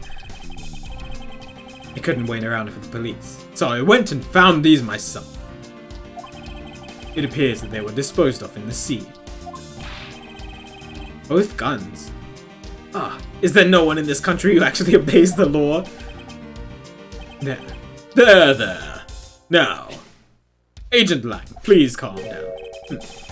What the heck is that scrap of paper? This appears to be a letter from the Chief of Police. Please allow Mr. Romano complete freedom to do as he sees fit, it says. What? The Chief of Police? What the? Just who does he think he is? The person who wields the highest authority in this area. Oh. There. Now, there was no need to be upset. I'm not a cop from this land, so I'm not bound by the laws of your country. No. This wasn't meant to strong-arm you into anything. It's just a request. I'm only asking that you please respect the laws of the land. I can't really say no to that. However, returning to the topic at hand, it doesn't matter who found the evidence. Its value remains unchanged. Alright now, let's take a look at this new evidence. I've already got the results back. I had a special forensics research lab that I'm on good terms to conduct the test. They verified that the blood in this costume belonged to Oliver. As for the gun, the only fingerprints they could find were yours, Lauren. What? You disappoint me, Miles. I can't believe that you would cause my son such stress and heartache. Oh my god. Thank goodness I was able to find the final pieces of evidence. With this, you'll have no reason left to punish my poor boy. That's it. These are the case-making pieces of evidence? Ha! I'll be the judge of that. Oh my god! I won't rest until I've inspected every suspicious-looking nook and cranny. Ah, well, there's a bullet hole here. This bullet hole. It looks kind of burnt around the edges. Wait, those burn marks were left by the gunpowder. This is a most important fact. Why is that? Because it is proof that the victim was shot at point-blank range.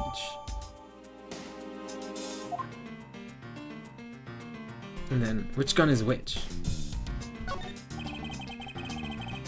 Could this gun be the actual murder weapon? Then we have the fake gun. Oh, okay. I guess I can't look at that. What's in here? What's that? What's this? It's like there's something inside the costume's head. They sparkle! I bet they're really valuable. Sorry. Pieces of a mirror. From the haunted house?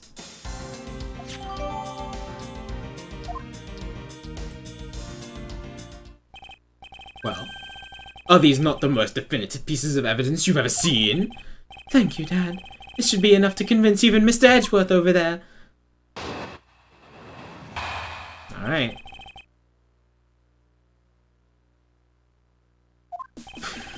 Make no mistake. There are fingerprints on that murderous gun, and they proved it was Lolly who killed Oliver.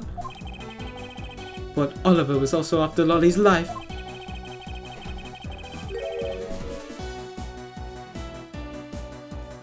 So, Mr. Edgeworth, even you must see that Lolly was only acting in self-defense. The fingerprints on the weapon, huh? Oh no, this isn't helpful at all. Look, Mr. Edgeworth, all I want to do is save Lolly, but in the end, all I can do is watch on as she takes the punishment for her crimes. That may be all you can do. However, I still have a case to solve, and a job to do. The job of unraveling your insidious lie. You wound me. Why won't you believe me? even in the face of all this evidence.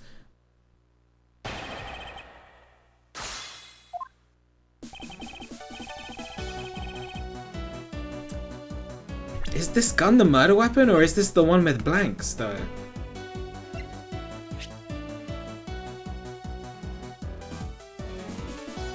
Okay, no, this was the one... Okay.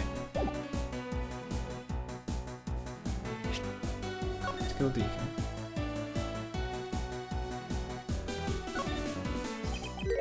They found Miss Pope's fingerprints on this gun. Can you let me hold it for a second? I shouldn't if you don't know how to handle it. Besides, Miss Pope's prints on it. Look, I'm wearing gloves. It'll be okay. I just want to take a look, that's all. It's not like I'm gonna run off with it. The only things I don't return are treasures. Stealing either one would land you in jail, you know. Okay, so the real murder weapon was found with her prints on it. This isn't the fake one.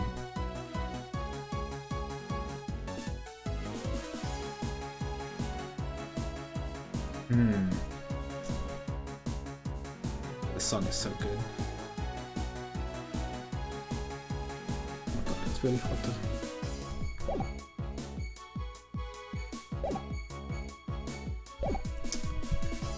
Hold it!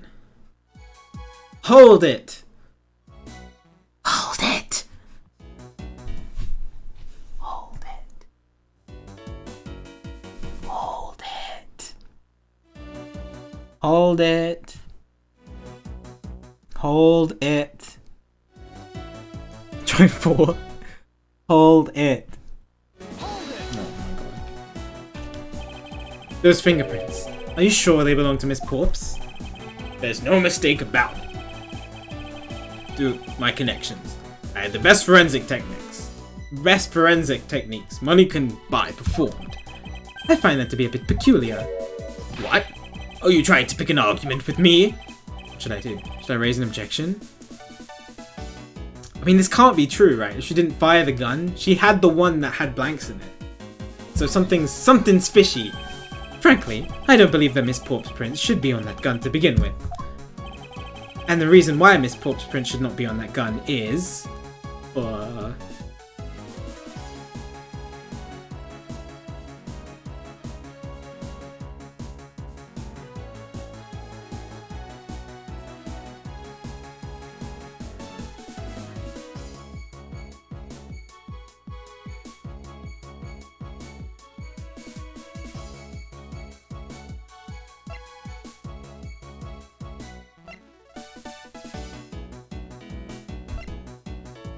Must be. Prints should only be on this one.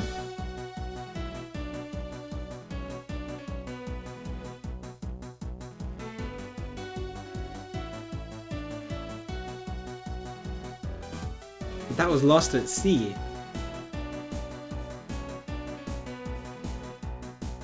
Wait, should her prints be on it? Wasn't she in the costume? How could she leave prints on the gun? Oh my god.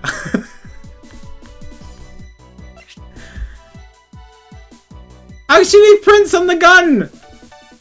Wait, which one do I present? I think it's this one. The costumes. Take that! Take that! Oh my god. Take that! Take that! Take that! It's simply not it's so obvious. It's simply not possible for Miss Pops to have left any print on the murder weapon. Because while she was at the stadium, Miss Pops was wearing a costume. Obviously. Huh? But there's been no mistake. We found fingerprints. Well, Miss Pops, do you remember touching the gun at all? At any time? Ah, yes. As a matter of fact, I did hold it for a bit back in the hideout. Okay. I handed it off to Mr. Deacon when he and Lance left for the haunted house. To retrieve the ransom money, I suppose. And there you have it. That is when Miss Porp's prints found their way onto the gun.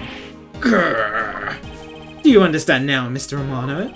The fingerprints do nothing to prove that Miss Porps is the murderer. But you still don't have anything to prove that she isn't the killer, right? You seem very adamant about insisting that your girlfriend is a cold-blooded killer. Oh, Lance.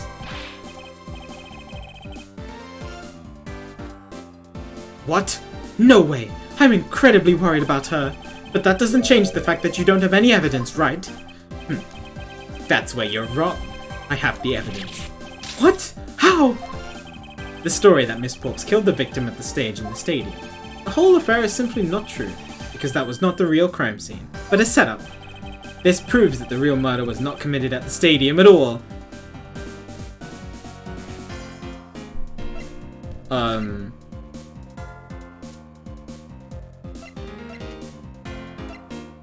Why did it get updated? Worn at the time of shooting. Yeah, so it was shot from point blank.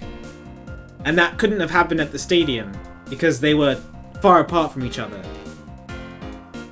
Take that. Take that! Let us take another good look at the costume the victim was wearing. Then I believe you will see why I insist he was not shot at the stadium. This is the part of the costume that proves it. I got it. Take that!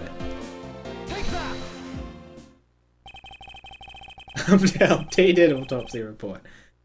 The burn around this around the bullet hole was made when the victim was shot at point blank range. Ah, so then you mean the murder Miss Oldbag saw at the stadium really was? Yes, she saw two people, but they were separated by a distance. If the victim was indeed shot from below the stage... Oh, whoops, I pressed the A button. Sorry. Would you look at you, Mr. Smarty Pants Prosecutor? Since you seem to know all the answers, why not tell us where the real crime scene is then? Wouldn't have left a gunpowder, but okay. Thanks, girl. I figured something around those words. Lance set me up to look like Mr. Deacon back at the hideout. If that's the case, then the murder must have happened prior to that. And the location where Lance and the victim were at just before I was imprisoned was the haunted house. I've got it. I know the real scene of the murder. The haunted house, right? Because that's where he got kidnapped. And that's where the proto-badger was. That he was wearing. It's the haunted house. Don't go near haunted houses.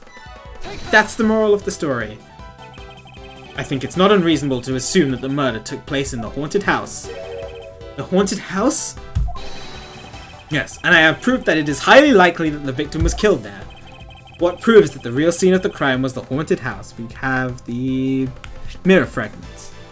Take that! Take that! These were inside the costume the victim was wearing. They're fragments of a mirror. A mirror? And what does that have to do with anything? Indeed, you don't exactly expect to find pieces of a mirror inside a costume. Yeah, that's actually pretty dangerous. However, there is one place I can think of where there is a plethora of mirror fragments. And that is the haunted house. Lance Amano, I propose that you kill Mr. Deacon with the revolver in the haunted house. That sounds like a Clue line.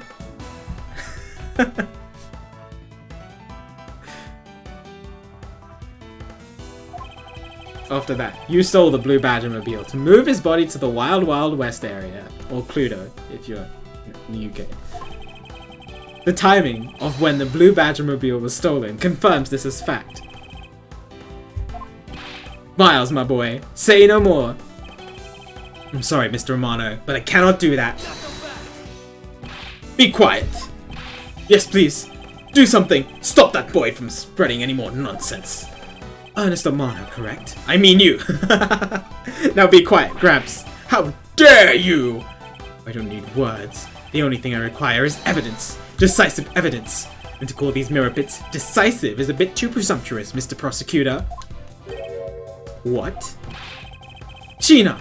Wasn't there a mirror in the kidnapper's hideout? Yes, there was a mirror there. A mirror that's for the haunted house. You see, isn't it possible the fragments got into the costume there? But, Agent Lang, there were no fragments on the floor, so the probability is very low. Probability? Ha ha ha ha ha! Lang Shi says, on Truth's path, the word probability does not exist. The only thing that does exist is definitive proof. The question, Mr. Prosecutor, is, do you have the definitive proof you need? Well, Mr. Edgeworth, do you? Do I have solid evidence that proves the murder took place at the haunted house? The answer is no. See? So since you don't have any, shut up! Wow, rude. You don't have the evidence yet, but I'm certain the murder occurred around the time I turned the ransom over. At that time, the only people at the haunted house besides myself were Lance and Mr. Deacon. I can prove that the murder took place at the haunted house, and I could prove Lance's guilt in connection to the murder. What now, Mr. Edgeworth? Agent Lang, I have a special request. Yeah? I'd like to prove to you that the scene of the crime was indeed the— Are we going back? Oh no. Uh-oh. I'd like to prove to you that the scene of the crime was indeed the haunted house. Why in the world are you asking the werewolf for permission? Because I don't really have a choice if I want to find the truth. Alright, permission granted. But you're not to touch a single thing, got it? It won't be a problem. All that's important to me is that the truth be brought to light. It doesn't matter by who or how it's done, as long as it is. Ugh. Sheena! I'm here. Put in the paperwork for the authorization immediately. Understood. I'll go get the Gatewater Group's approval. Who was that? Who said hold it? Now? Oh my god, what do you want? Now. Let's hold on for a second. There is no need to obtain approval. Mr. Romano? Agent Lang, if you would please take a look at this. What is this? Sheena! It's the deed to the haunted house. The deed? What, did he just buy the house? Read it out loud. Gatewater Land Incorporated hereby bequeaths the property known as the haunted house. Oh, he just bought it. Okay. What? Ho ho ho! As you can now see, I am the legal owner of the haunted house. Are you kidding? When did you— I ran into the owner of the park earlier, and we made the deal almost immediately. How quickly things move when you can prepare $1 million in the blink of an eye. That 1 million you paid— Don't tell me it was— Oh, that's right. That disgusting suitcase belongs to you. Oh my god.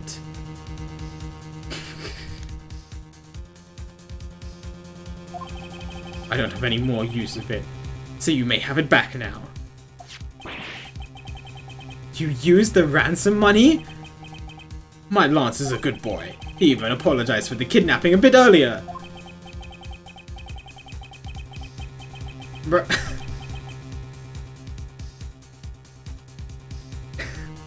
So I do believe that I will forgive him. After all, he did return the ransom money. That's the way things are. So if you would please discuss things with me from now on. Discuss? What is there to discuss? Why, permission to enter the haunted house, of course. It's gonna say no, because he doesn't want his son convicted. While we were busy listening to Lance's story, Mr. Romano was out there preempting us. Permission to search the haunted house is denied. End of discussion. Agent Lang, I want you to arrest that girl.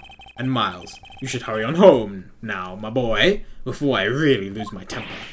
Mr. Romano definitely has the death stacked in his favor here. What should I do? If I leave it like this, the truth will be lost forever. Oh my god, there's a to be continued!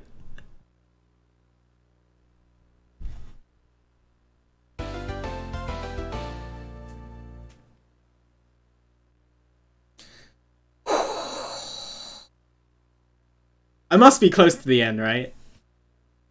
This is like the fifth to be continued, fourth to be continued.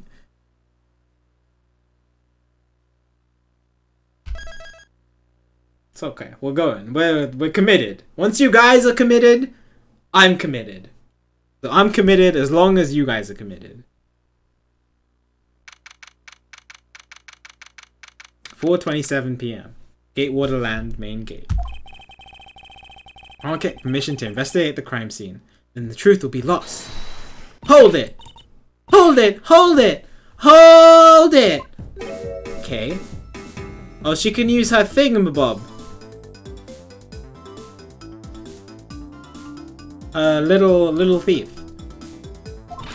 Mr. Edgeworth, what are you doing spacing out? Have you forgotten? There's only one thing you should do at a time like this. And what is that?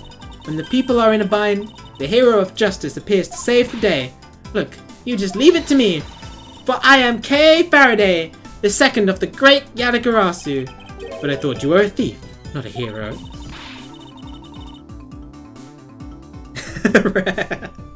The Yadagarasu is noble, and is always a thief of justice. That's... of course! If we have enough information, I can recreate the inside of the haunted house with this. Plus, if we then factor in everyone's testimony, you can recreate exactly what happened when I dropped off the ransom money. We may be able to figure out some new information through this. It's worth a try. Agent Lang. Ah, so you want to use your little toy? Be my guest. Okay, hang on. You're all about to witness the true power of a real modern-day Robin Hood. Detective Gumshoe, is there a copy of the haunted house's blueprint among the police's reference documents? Yes, sir. We've got it just in case we needed it for the kidnapping case. Let's go, Gumshoe. Alright, I'll input the haunted house data then.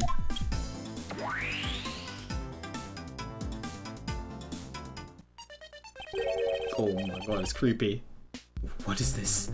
Where are we? It's like we're inside the haunted house. Even if we can't inspect the real location itself, the path to the truth slumbers here. If I can successfully navigate my way using logic, ultimately arrive at the truth. Now then, I believe I am ready to investigate the crime scene. Okay, what should I recreate first? You haven't figured it out yet?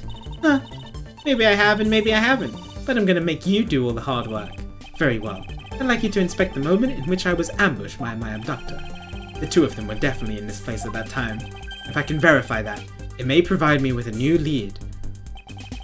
I had just come out in the hallway after leaving the money inside the dining room. At that time, I saw a badger slumped over the floor at the end of the hallway. Huh? What was the badger doing all the way down there? I also thought it strange. However, I thought that maybe it was simply a mannequin that was set there for atmosphere. Do you know which badger it was? No, it was too dark to tell. It was the proto badger, but we have to prove that. All I saw was its silhouette. In that case, I'll just program a badger's silhouette for now. Okay, programming complete.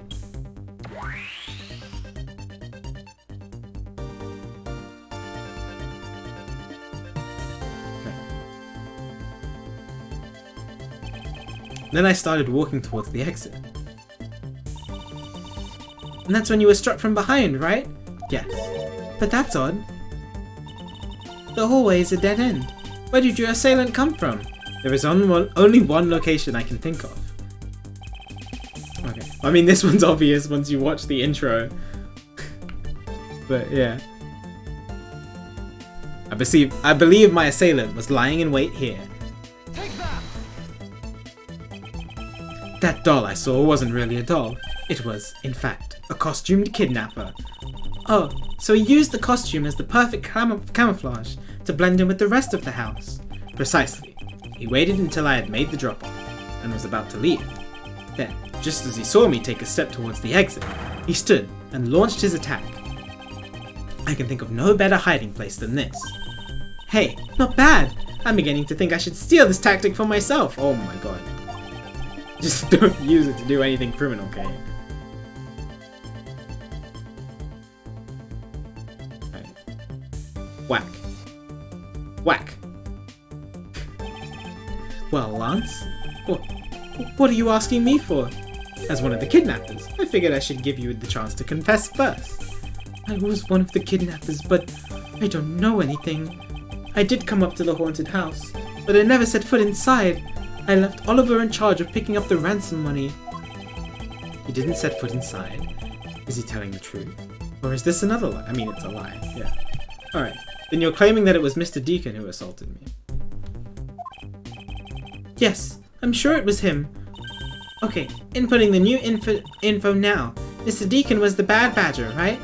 Since the bad badger had a gun attached to his right hand, I'll have to change it so the weapon is in his left hand. Okay. Now to verify the facts of this recreation.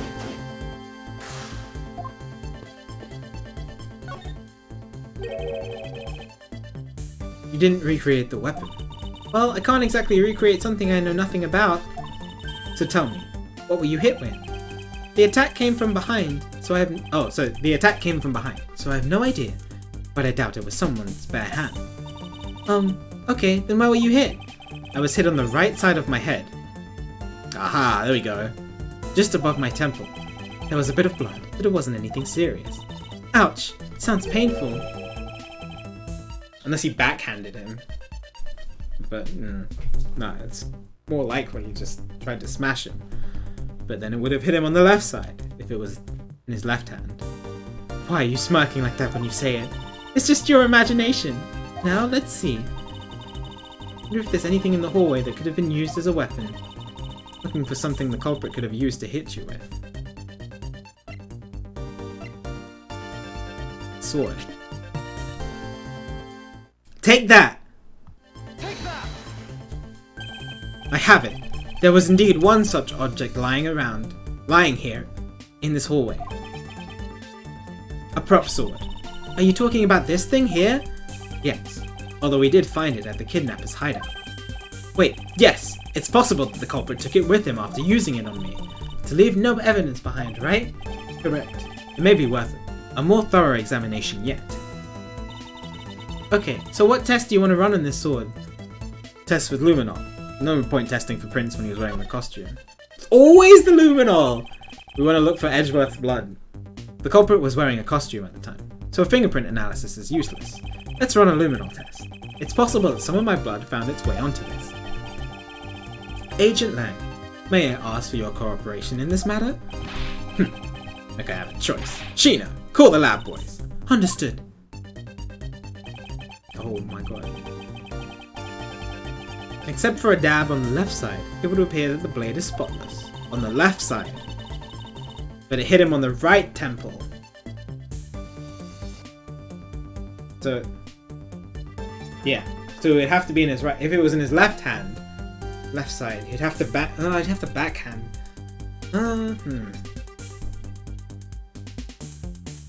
He'd have to backhand.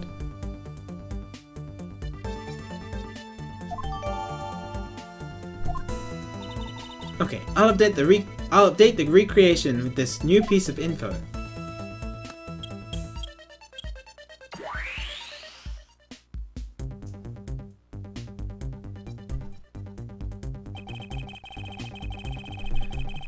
I won't rest until I've inspected every suspicious looking nook and cranny.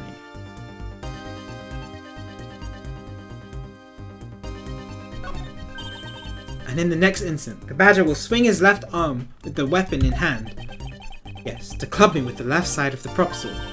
Shall I recreate the moment of impact? I want to see the pained expression on your face. Wow. It's just fine the way it is. Wait, maybe not. Is it just my imagination? Or is something not quite right? Something is not quite right.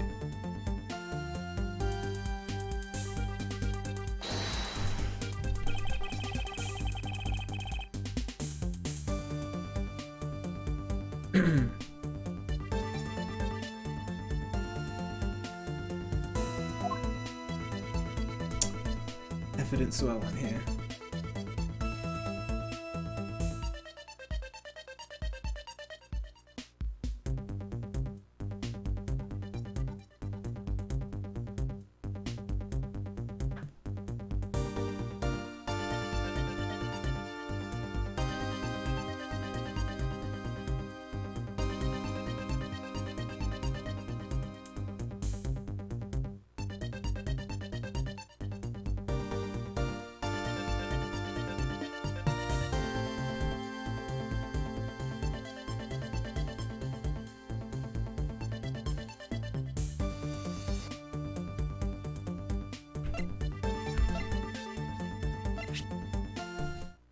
Eureka! Okay. I was overthinking it.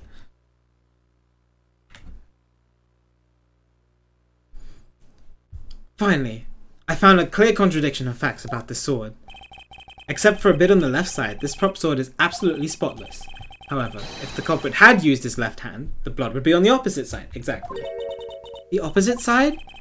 If the culprit held the sword in his left hand, then the sword's right side would be hit. I see, but the blood was on the left side of the sword, right? Which means that he used his right hand to hit you. Exactly. This prop sword now has a large hand guard attached to the hilt. It'd be impossible to hold it with two hands, while wearing a costume with such big hands. Therefore, it couldn't have been the left hand, or both hands. It must have been right. I'll change the data to wait. But he's holding the gun in his right hand. Not yet, Kay. There's no sense in changing anything yet. You change the parameters to the right hand. It'd only create a new contradiction. Changing the prop sword to the culprit's right hand would conflict with what? The gun.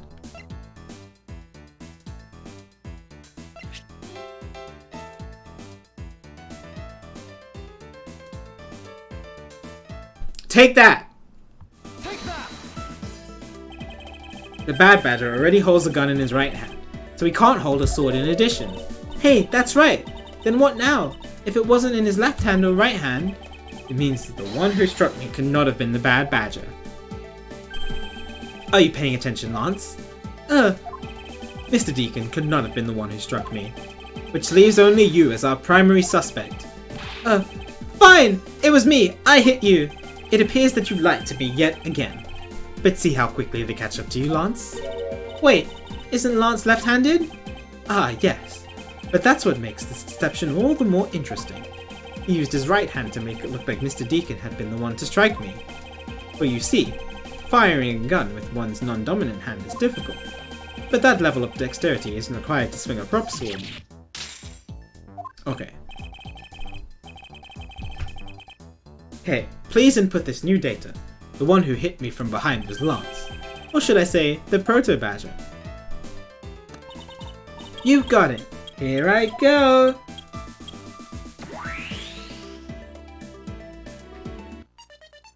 Ah, that's more like it. Now we have a faithful recreation of the situation around the attack on me. Alright, all we have to do is examine this new recreation and... Ha ha ha ha ha! What now? And what exactly is so funny, Agent Lang? That amusing little gadget. It sure packs a punch. Right, Sheena? Yes, it was all I could do to hold my laughter in. Hey, don't make fun of Little Thief. You mean old werewolf? He and Mr. Edgeworth bring out the best in each other. You've had your little fun, but now it's my turn.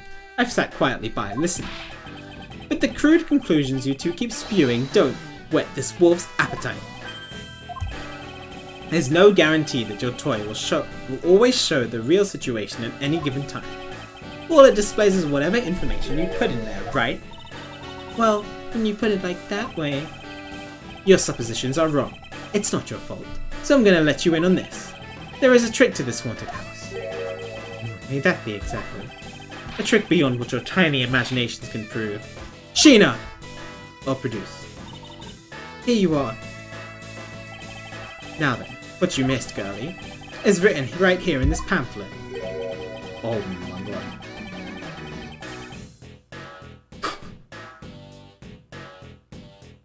Who wants to take a tour of the haunted house? The 7 wonders of the haunted house, the disappearing badger, with me.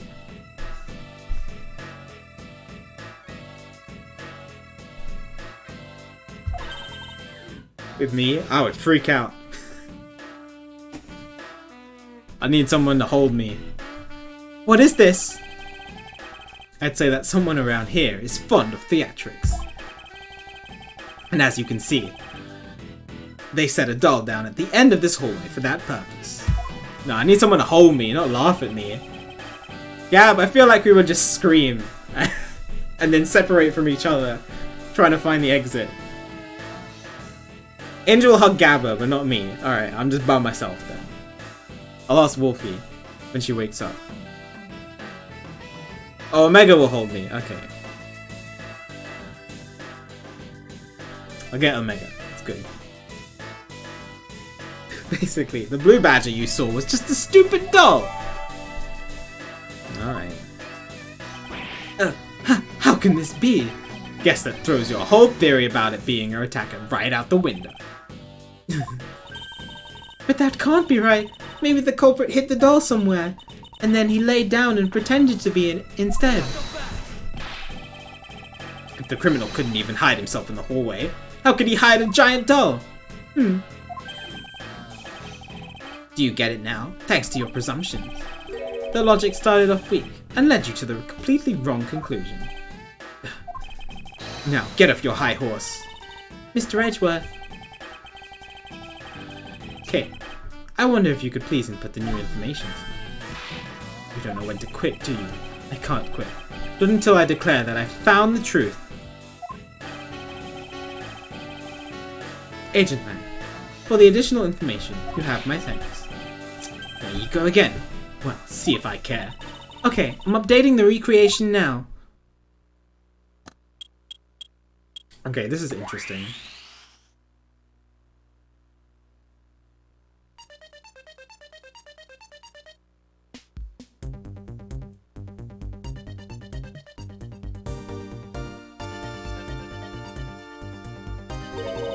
That looks really weird.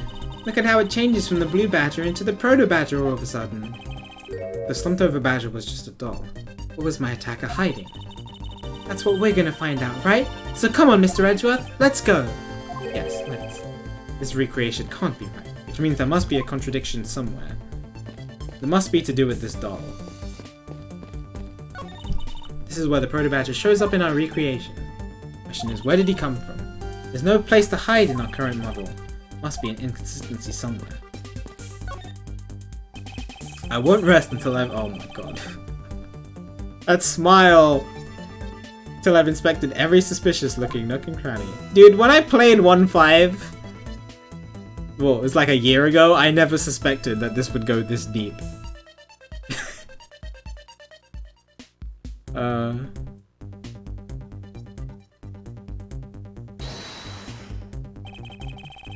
Is this spot somehow connected to— oh, I didn't— oh, sorry, I meant to examine.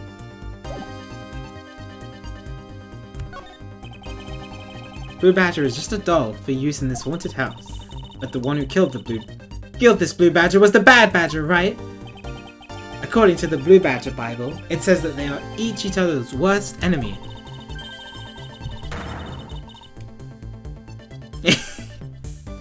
Angel! Why?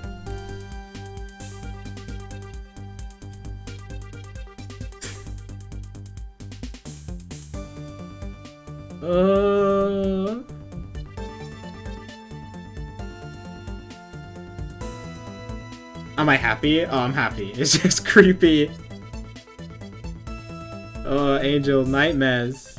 Nightmares.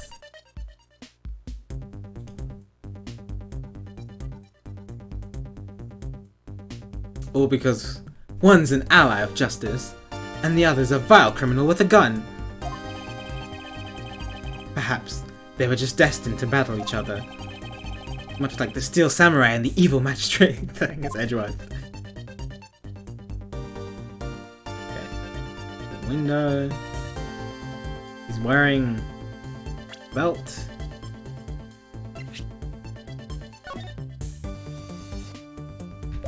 Yeah. It's anything weird.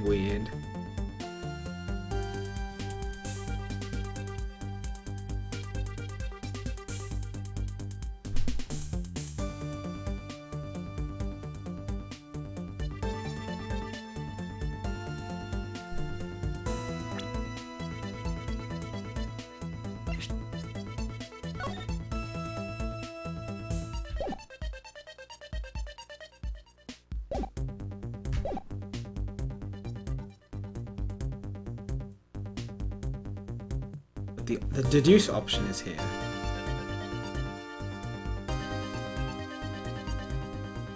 Nothing else to look at. What am I?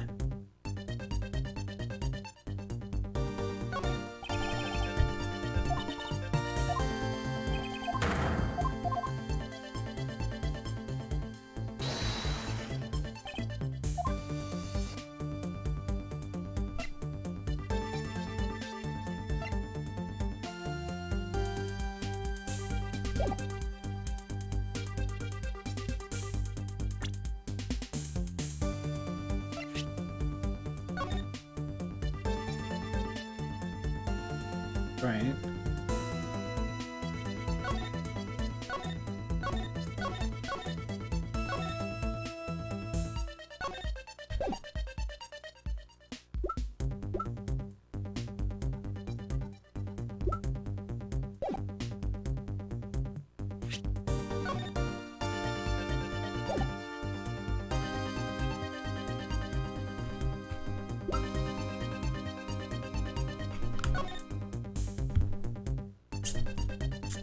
Hmm.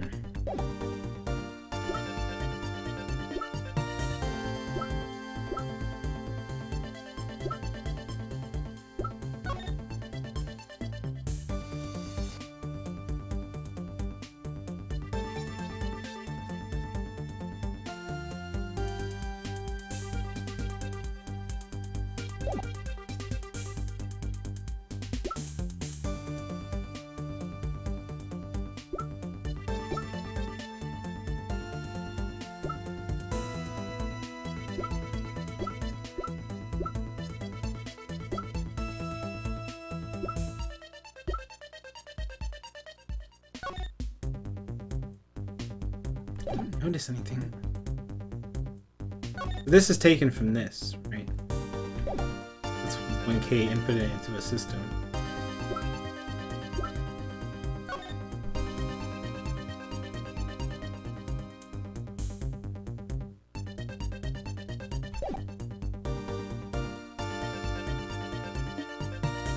I don't know.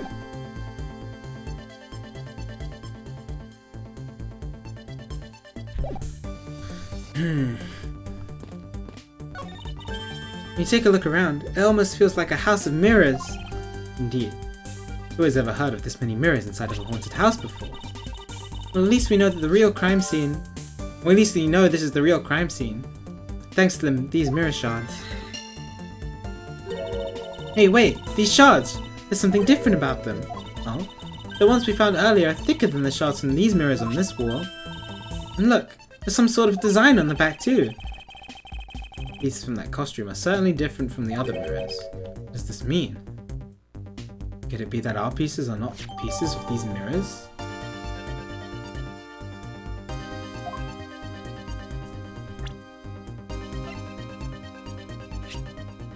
Different from the mirrors on the walls. Very thick and has a design on the back. Oh, what?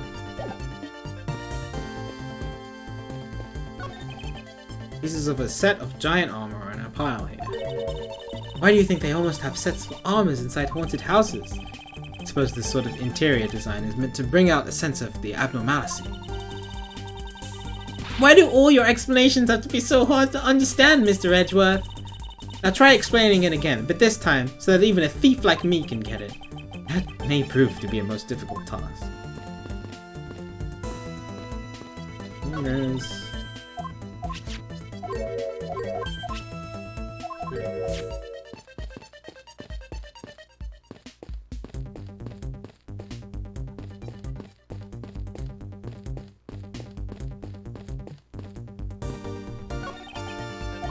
of myself. You're totally oblivious to what was behind you, huh? Yes, I suppose I am also to blame for what happened to me. It was incredibly dark, which was all the more reason I should have been more alert, if I were to never be caught by surprise again. Proto Badger... You gonna get him back? I need not to resort to violence when the lawsuit I plan to bring to court will suffice. Really? Because I would have probably decked him right back. If someone steals from me, I steal something from them. If I get hit, I hit the back. If I get paid, I return the money. That's the secret to how a great thief works. The third statement doesn't seem to be of much benefit to a survival. Lie all you want. And, okay.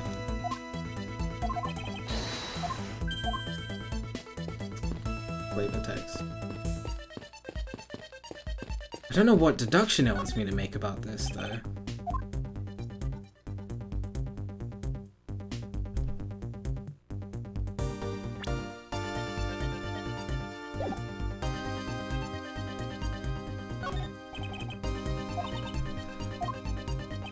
Yeah. What's up, Hasfar? Welcome back. Something else here.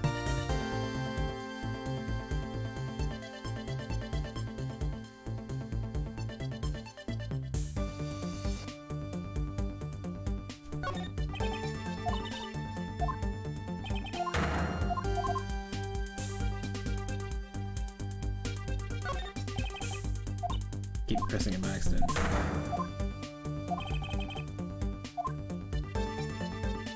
Wait a second. Wait a second. Am I seeing things? Might be seeing things.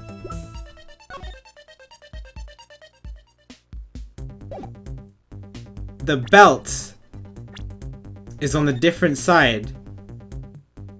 That belt is on his left shoulder there, but here it's on his right shoulder. I only noticed it when it showed me the black and white picture. This one.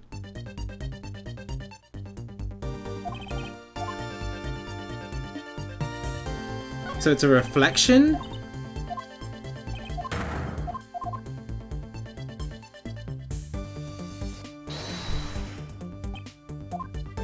Must be a reflection. So this is a mirror shot?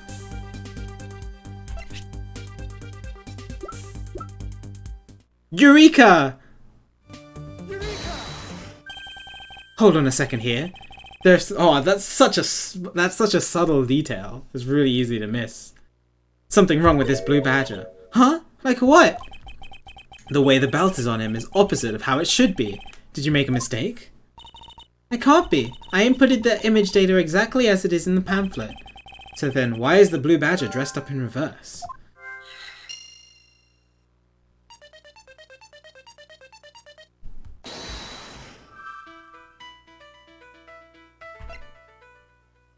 It's full of mirrors. This must be a mirror image.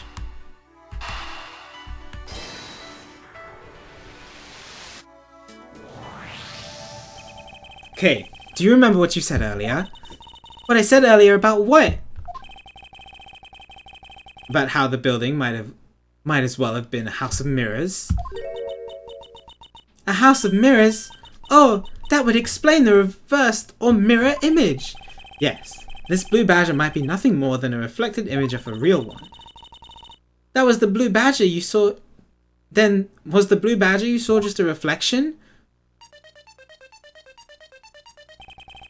When I looked down this hall, I thought it was perfectly straight. However, if there was a mirror... Oh, then it would actually form an L shape, right? Precisely. I was deceived. The hallway was almost pitch black, and there was a beam in the way that obstructed my view of the other hallway. Wait, but why build this place like that? Sounds pretty pointless to me. Okay, this house is just another attraction at an amusement park. They created a mirror wall for a very specific purpose, one that I can point out to you. This was the reason they built a mirror wall.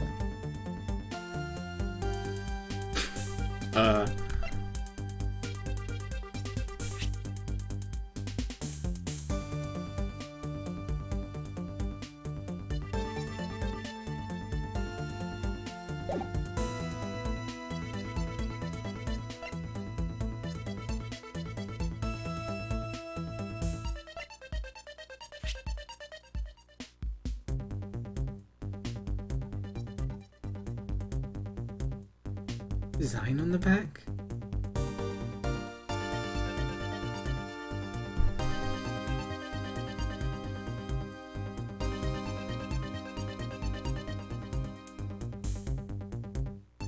So that would be, like that'd be, what's the way to phrase this? Omega, what did you post in my chat?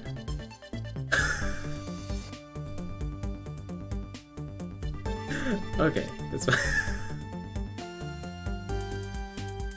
Didn't even notice it. Thanks for screenshotting it.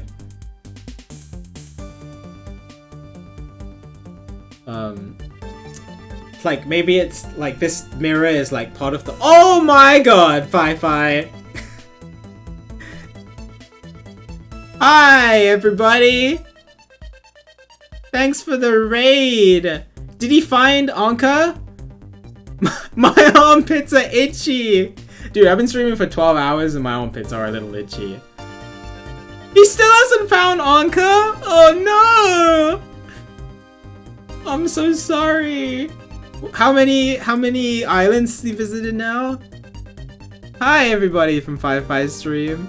Fi-Fi! I'm sorry you haven't. Oh my god.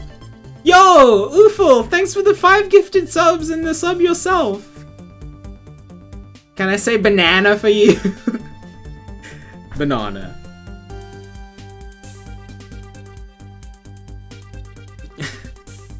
Thanks for the 5 gifted subs, Ufi. Uful, much appreciated. Hi everybody! You guys are great. You came in at a really interesting time.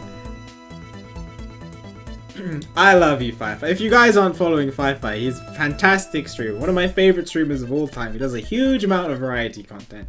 He's really good at Apex. Right now, he's really into Animal Crossing.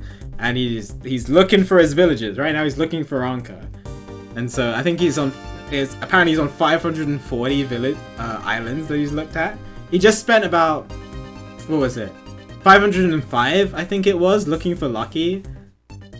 And he found Lucky. And now he's looking for Anka, and I hope he finds Anka soon.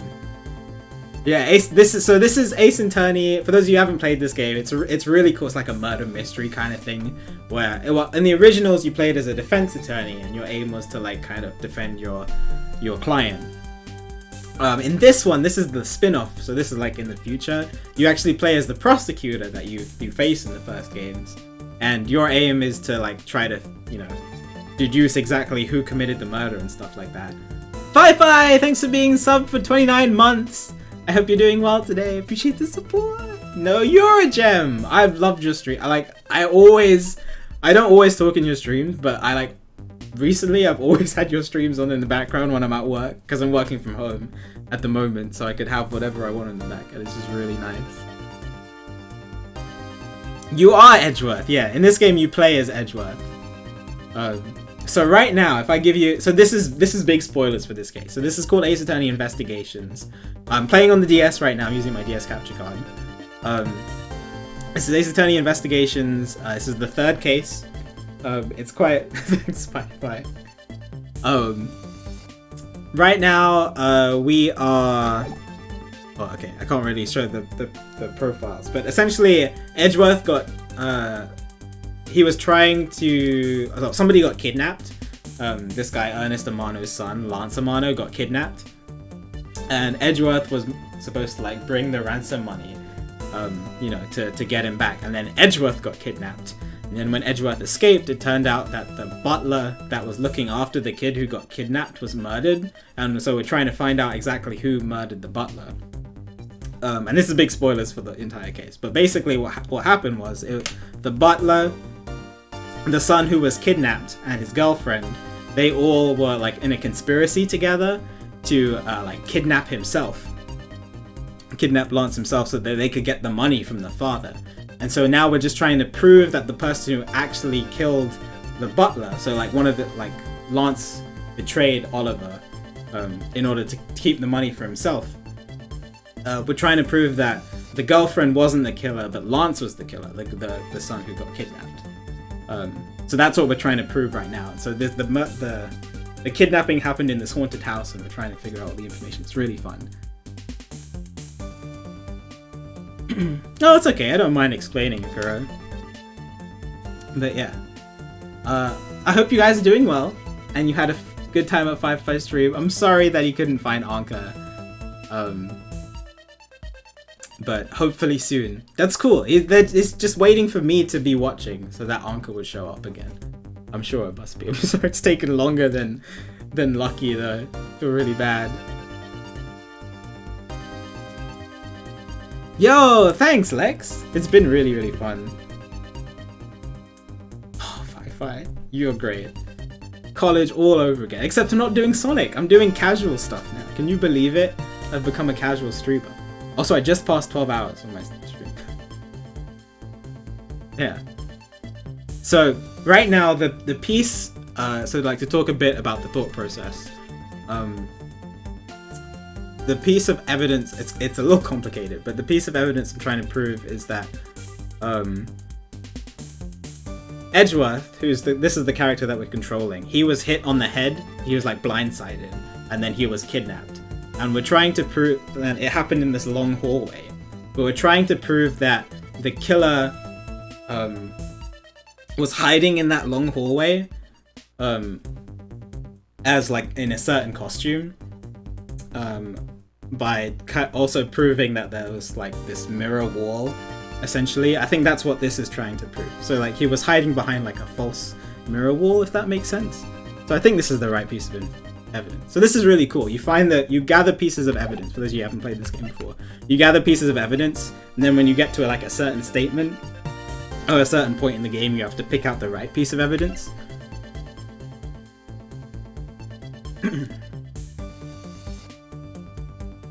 Dirty. I'm becoming a casual variety streamer. It's been so much fun. No, like I do speedruns. For those of you who don't know me, I do speedruns as well as doing casual stuff. So I'm similar to Fi-Fi in that aspect. So I usually start my stream with speedruns. And I actually got a PB earlier today in the game, and now I'm playing Ace Attorney.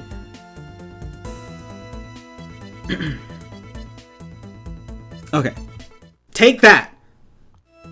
This has voice controls as well, because it's on the DS. Take that! Except it doesn't like to work all the time. Take that! Take that! Take that! I'm trying to show off for the Raiders. Please. Take that! Take that! Okay, there we go. I don't get it. What's the connection between that and the mirror wall? It's up to you to deduce if there's a connection or not. Wait, that's your job! Oh, it was wrong. Oh, never mind. I got to show off for the Raiders and it was just wrong. That's great. Okay, well, fantastic.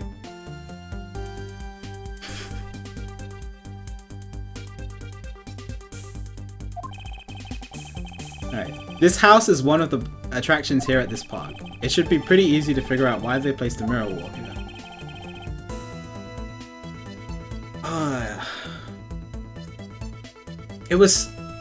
It's so that they could put something behind it, right? Oh yeah, that's the moment where the protagonist got hit on the head and my stream... Well, I clipped it. I went back and clipped it, but I freaked out over it.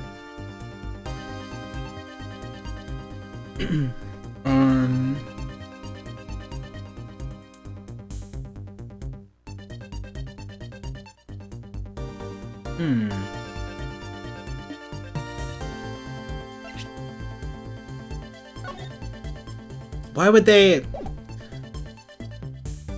they build a mirror wall? It was so that they would put something behind it. That must be the reason. Why else would you build a mirror wall?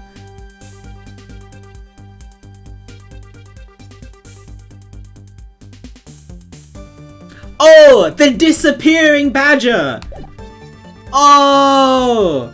That's why it's called the disappearing badger. So that the badger could disappear behind the mirror wall. Take that! Take that! I got it. I got it.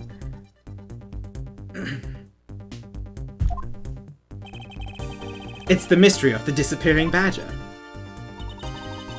You mean they built the mirror for that trick alone? But you said you saw the badger, so it was definitely still there. If you guys have any questions, I know this is a fairly late point in the case, but if you have any questions, feel free to ask.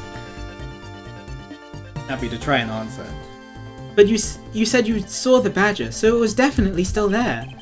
That was true at the time. However, doing this allows someone to make the blue badgers disappear in a flash.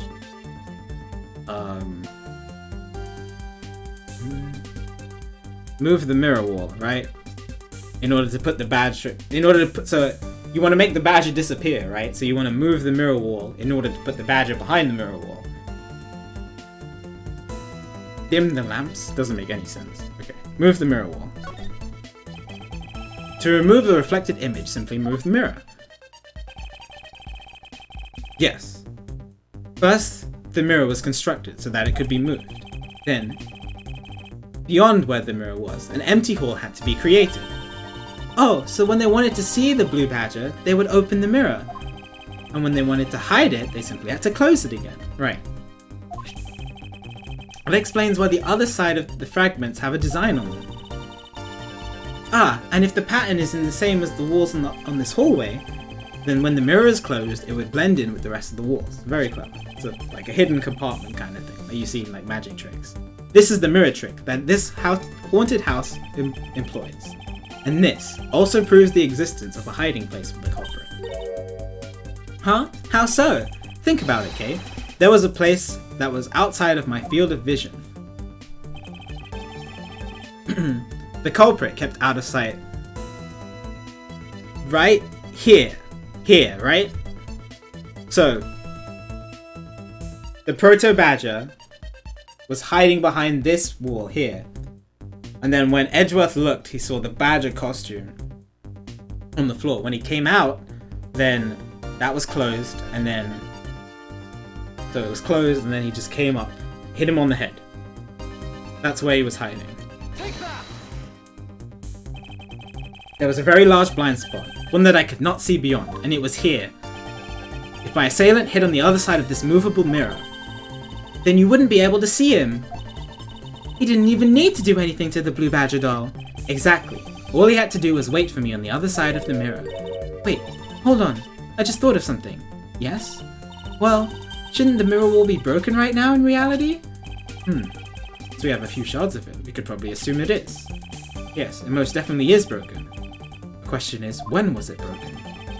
Since we found these inside the victim's costume, that would mean that the victim was there when the mirror was broken. Wait, that sound. Leave the money and go, now. Oh, that was the sound that he heard. I'm trying my best with the voice acting. But my voice is getting a bit hoarse after the 12 hours. That sound I heard was most definitely the sound of a mirror breaking. Okay, I'd like you to input some new information. Ha! Don't scare me like that! Sorry, but I need you to recreate something for me. Sure, whatever you need. So what do you need anyway? If you could first recreate this hallway, just before I entered the dining room. You got it!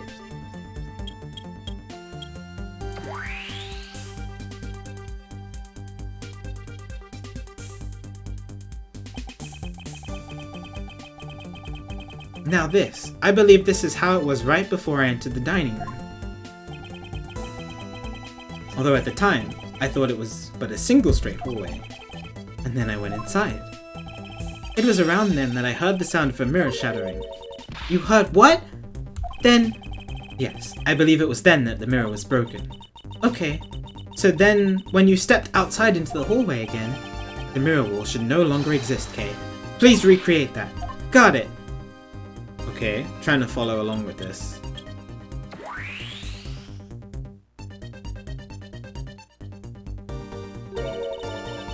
Wait, but with the mirror gone, the culprit lost his hiding spot. So where did he go? In his proto-badger suit, Mr. Edgeworth? Huh, that's easy enough.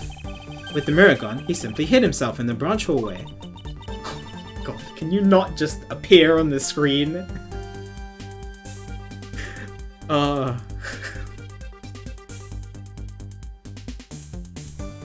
How creepy it is! I think this about wraps it up. Looks like we finally solved everything! No, not yet. An even larger contradiction has now reared its head. Huh? Perhaps you did not notice, but this recreation contains a very troubling inconsistency. The inconsistency between what I saw and the recreation lies... There's a suit in the back, right? But you shouldn't be able to see it anymore if the mirror is broken. So do I want to point... I want to point here, right? I don't know if it wants me to point the fact that the thing has moved. So like you can see in the background. I don't know if it wants me to point the fact that it's not here anymore, or the fact that it's right like here. I'm gonna go with this because this feels like this is the natural thing I would have done first. Take that! Okay, take a good look at the end of the hall. Oh, there's no blue badger there. Exactly. The blue badger that I saw in reality is not here. This is the final point on this long chain of logic, the last remaining contradiction.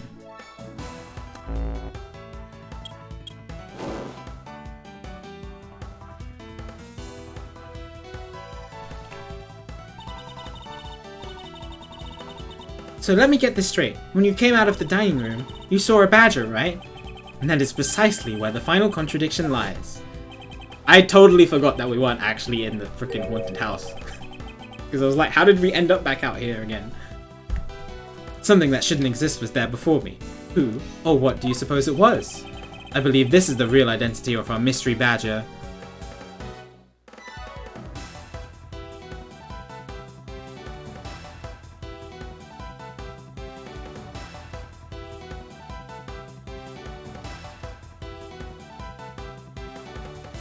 I did, yes.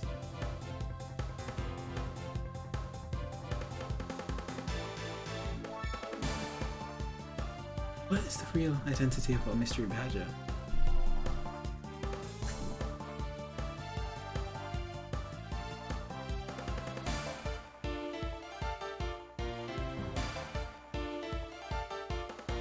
Something blue ahead.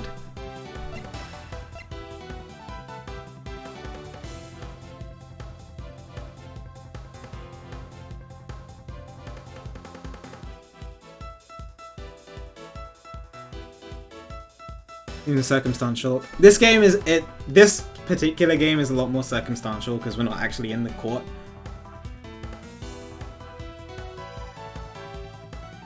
So some of the stuff has seemed a bit circumstantial, but it's still like good overall.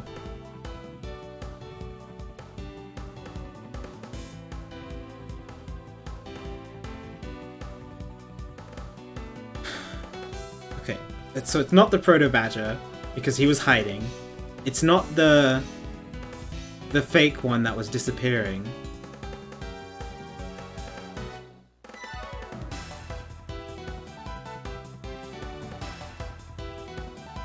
This game? I've heard otherwise, actually. People really liked Investigations.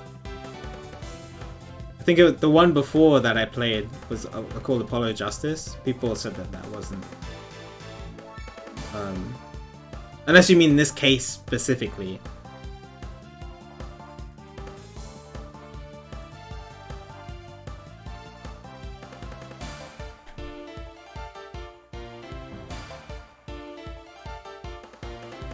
Game.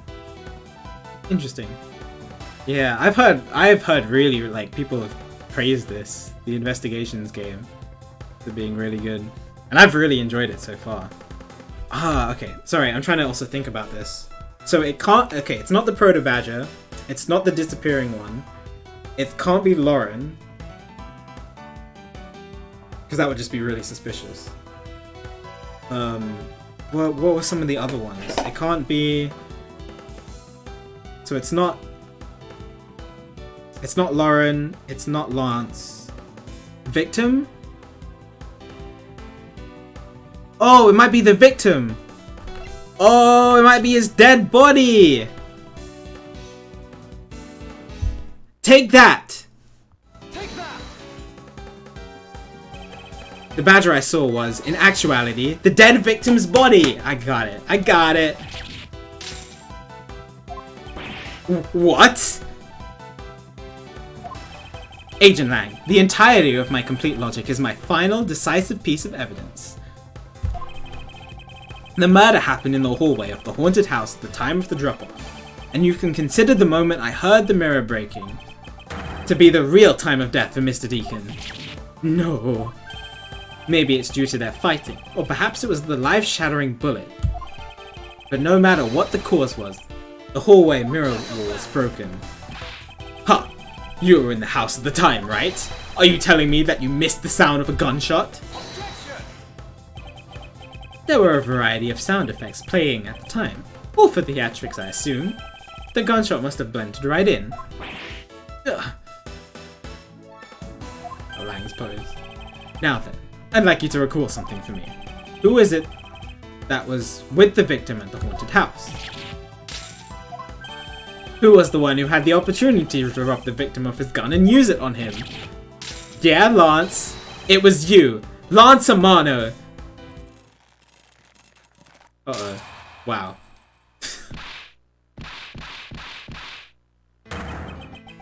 I'm sorry!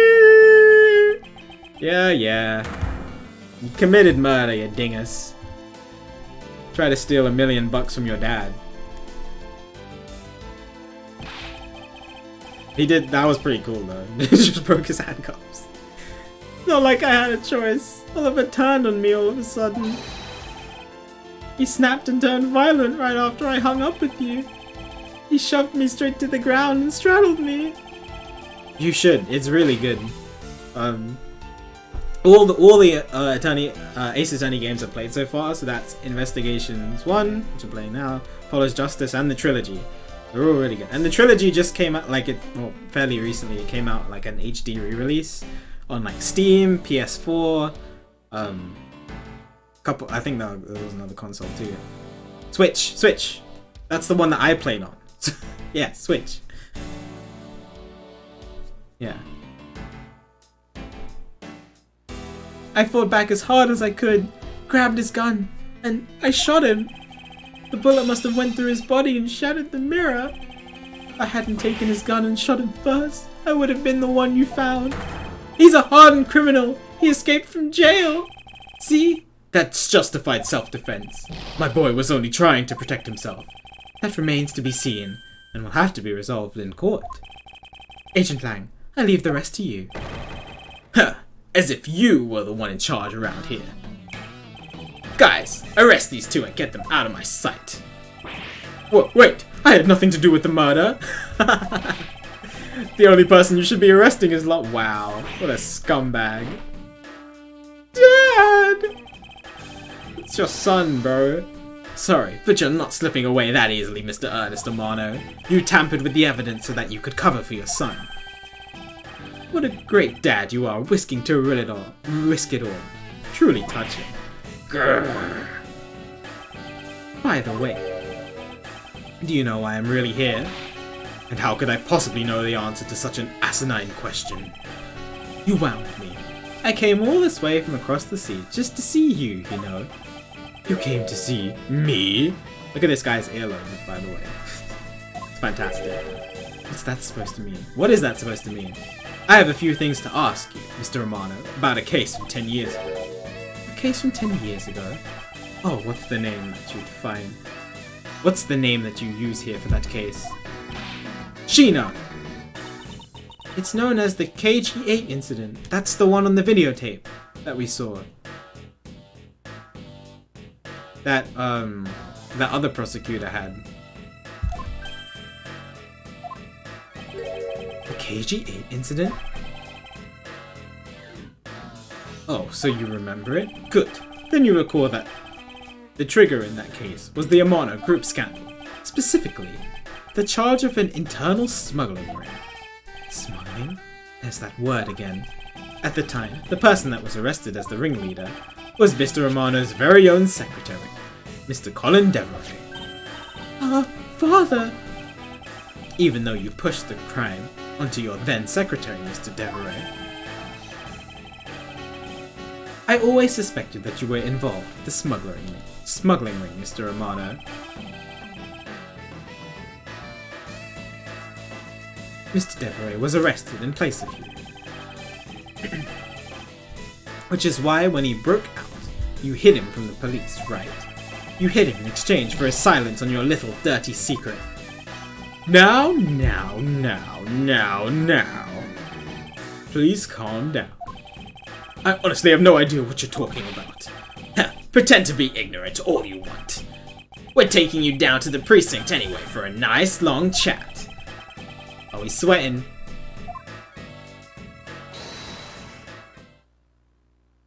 Hello? What the? Who the heck was that? Who said hold it? Oh, oh my god. Not this guy. I'll take him down to the precinct if you don't mind. And who the heck are you? I'm Jacques Portsman.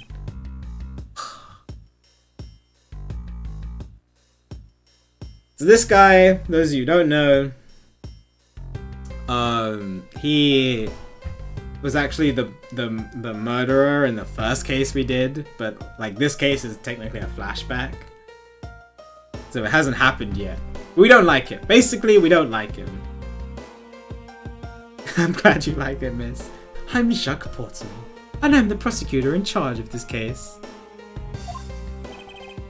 Oh, Jacques, thank goodness you're here. Don't jerk me around.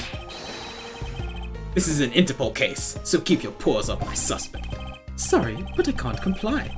I've got the backing of the prosecutor's office. See, in this court, we prosecutors work with the police to bring cases to our court. So if you could please cooperate with me here, that would be great. Now, how about a handshake to seal the deal? Sorry, but I hate prosecutors, the whole lot of you. Guys, arrest the 2 suspects. Sir! Oh, I almost forgot. Prosecutor Miles Edgeworth, is it? I'd like to thank you. Thank me? Yeah, for working so hard to fulfill my goal. Hey, is that any way to thank someone? What the heck is that supposed to mean? Wow, I really don't like Lang. You were so relentless with Lance that you forced Ernest to tamper with the evidence. Thanks to that, I finally had a legitimate reason to arrest him. So how does it feel to bite the hand that feeds you? The hand that feeds me? I'm not sure I follow. It's no use pretending with me. You're the one, right? You're the corrupt prosecutor that's working for Mr. Romano in the smuggling ring, right? Oh, great. No, I would never do such a thing. What the heck? Our intel's never wrong. In your prosecutor's office, there's definitely someone working with the ring. Ah, so Agent Lang suspected my relation to Mr. Romano. That must be the real reason behind his antagonistic attitude. On top of that, your mentor was Manfred von Karma. Don't mention von Karma! Poor Edgeworth. Forever has to be related to this murderer. There were non-stop rumors flying about our forged evidence with that guy. You're not twisting the truth behind those closed courtroom doors too, are you? The courtroom is a place where the truth is revealed. Ha ha ha ha ha. Well, don't worry. It's not only you. A whole lot of you can't be trusted. A prosecutor who never lost in 40 years? Every defendant must be found guilty. Fueled by those ideas, is it any wonder that courts produce nothing but falsities and lies? It would seem that his disdain extends beyond just me. Prosecutors, the courts. Why is this man so angry with us all? Rest assured, the next time we meet, I won't be so forgiving. The double point. So don't you forget it. Alright, Lang. Please wait.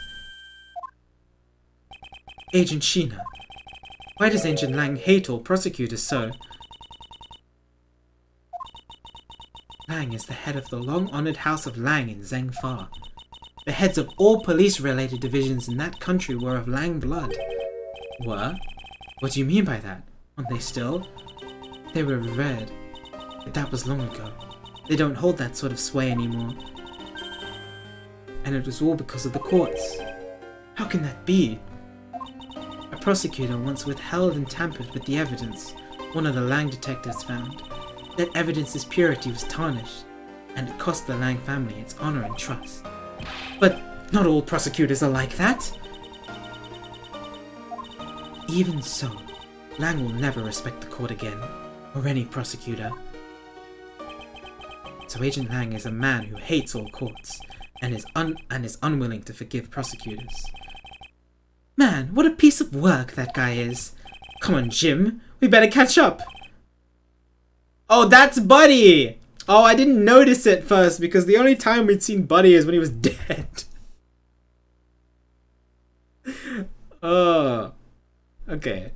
That's the murder victim. So Jacques Portsmouth, the guy with the medal, he kills the guy in the back. He kills him.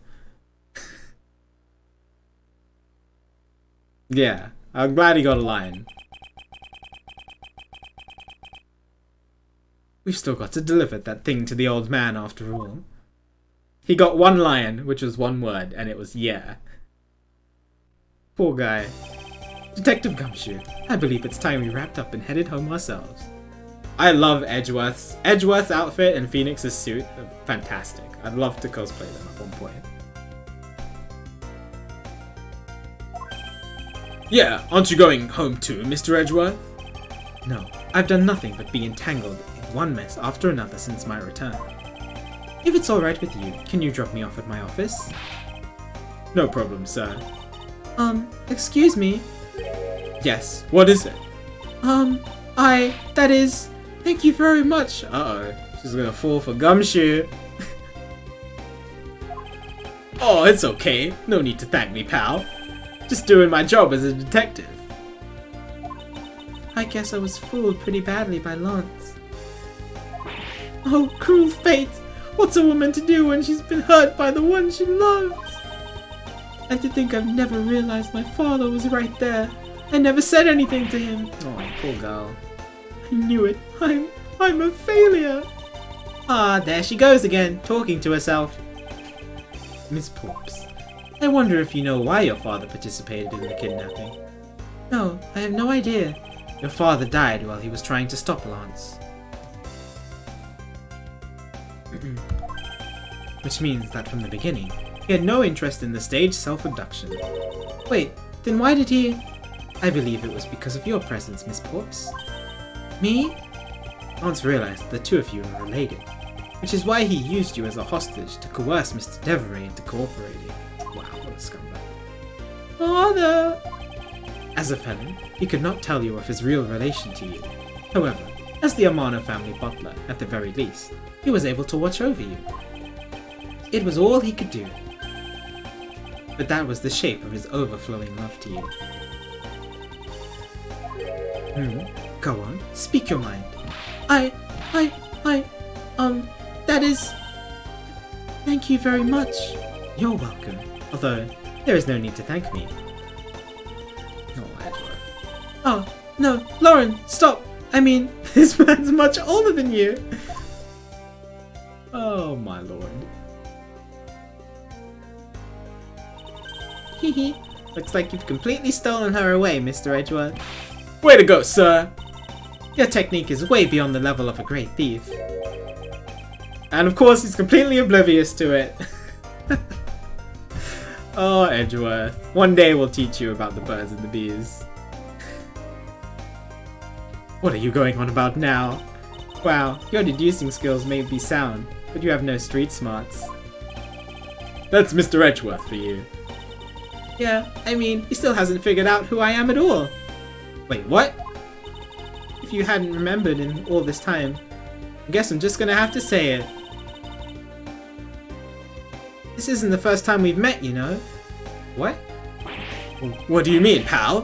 Mr. Edgeworth? How do you know this girl?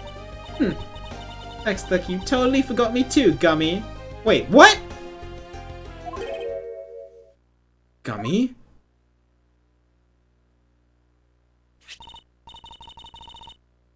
Maybe this will jog your memories. I promised I'd return this to you one day, remember?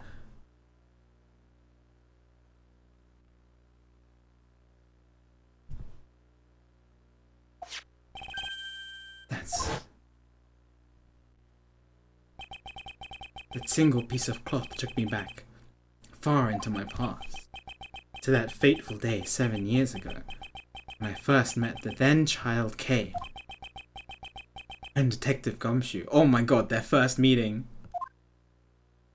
To be continued, right? Or the end. The end. The end for now.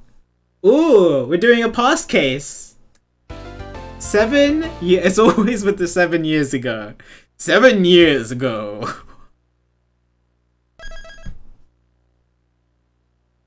Oh lord. Wow. That was good. I enjoyed the case. Some good twists and turns at the end. But dang. Oh, looks like the person who owned this cart never finished this. Never finished the last episode. Okay. Well, great. Awesome.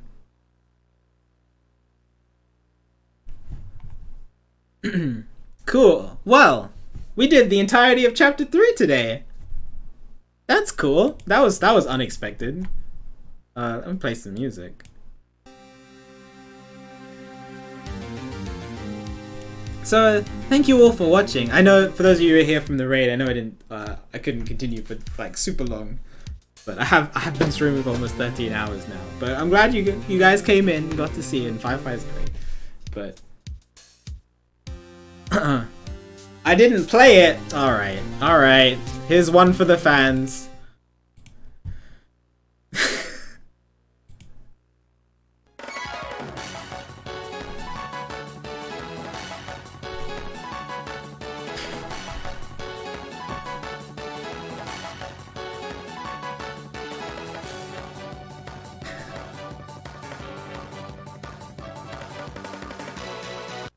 Okay, great.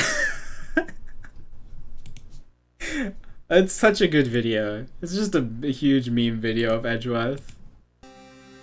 Alright, let's go back to this. It's great. I added it to my layout because of how great it is. Anyway, yeah, so that was a good case. I really enjoyed it. Overall, there were like a couple testimonies though you had to do like a few logical leaps. But overall, I think it connected well. I think the murder overall was planned fairly well.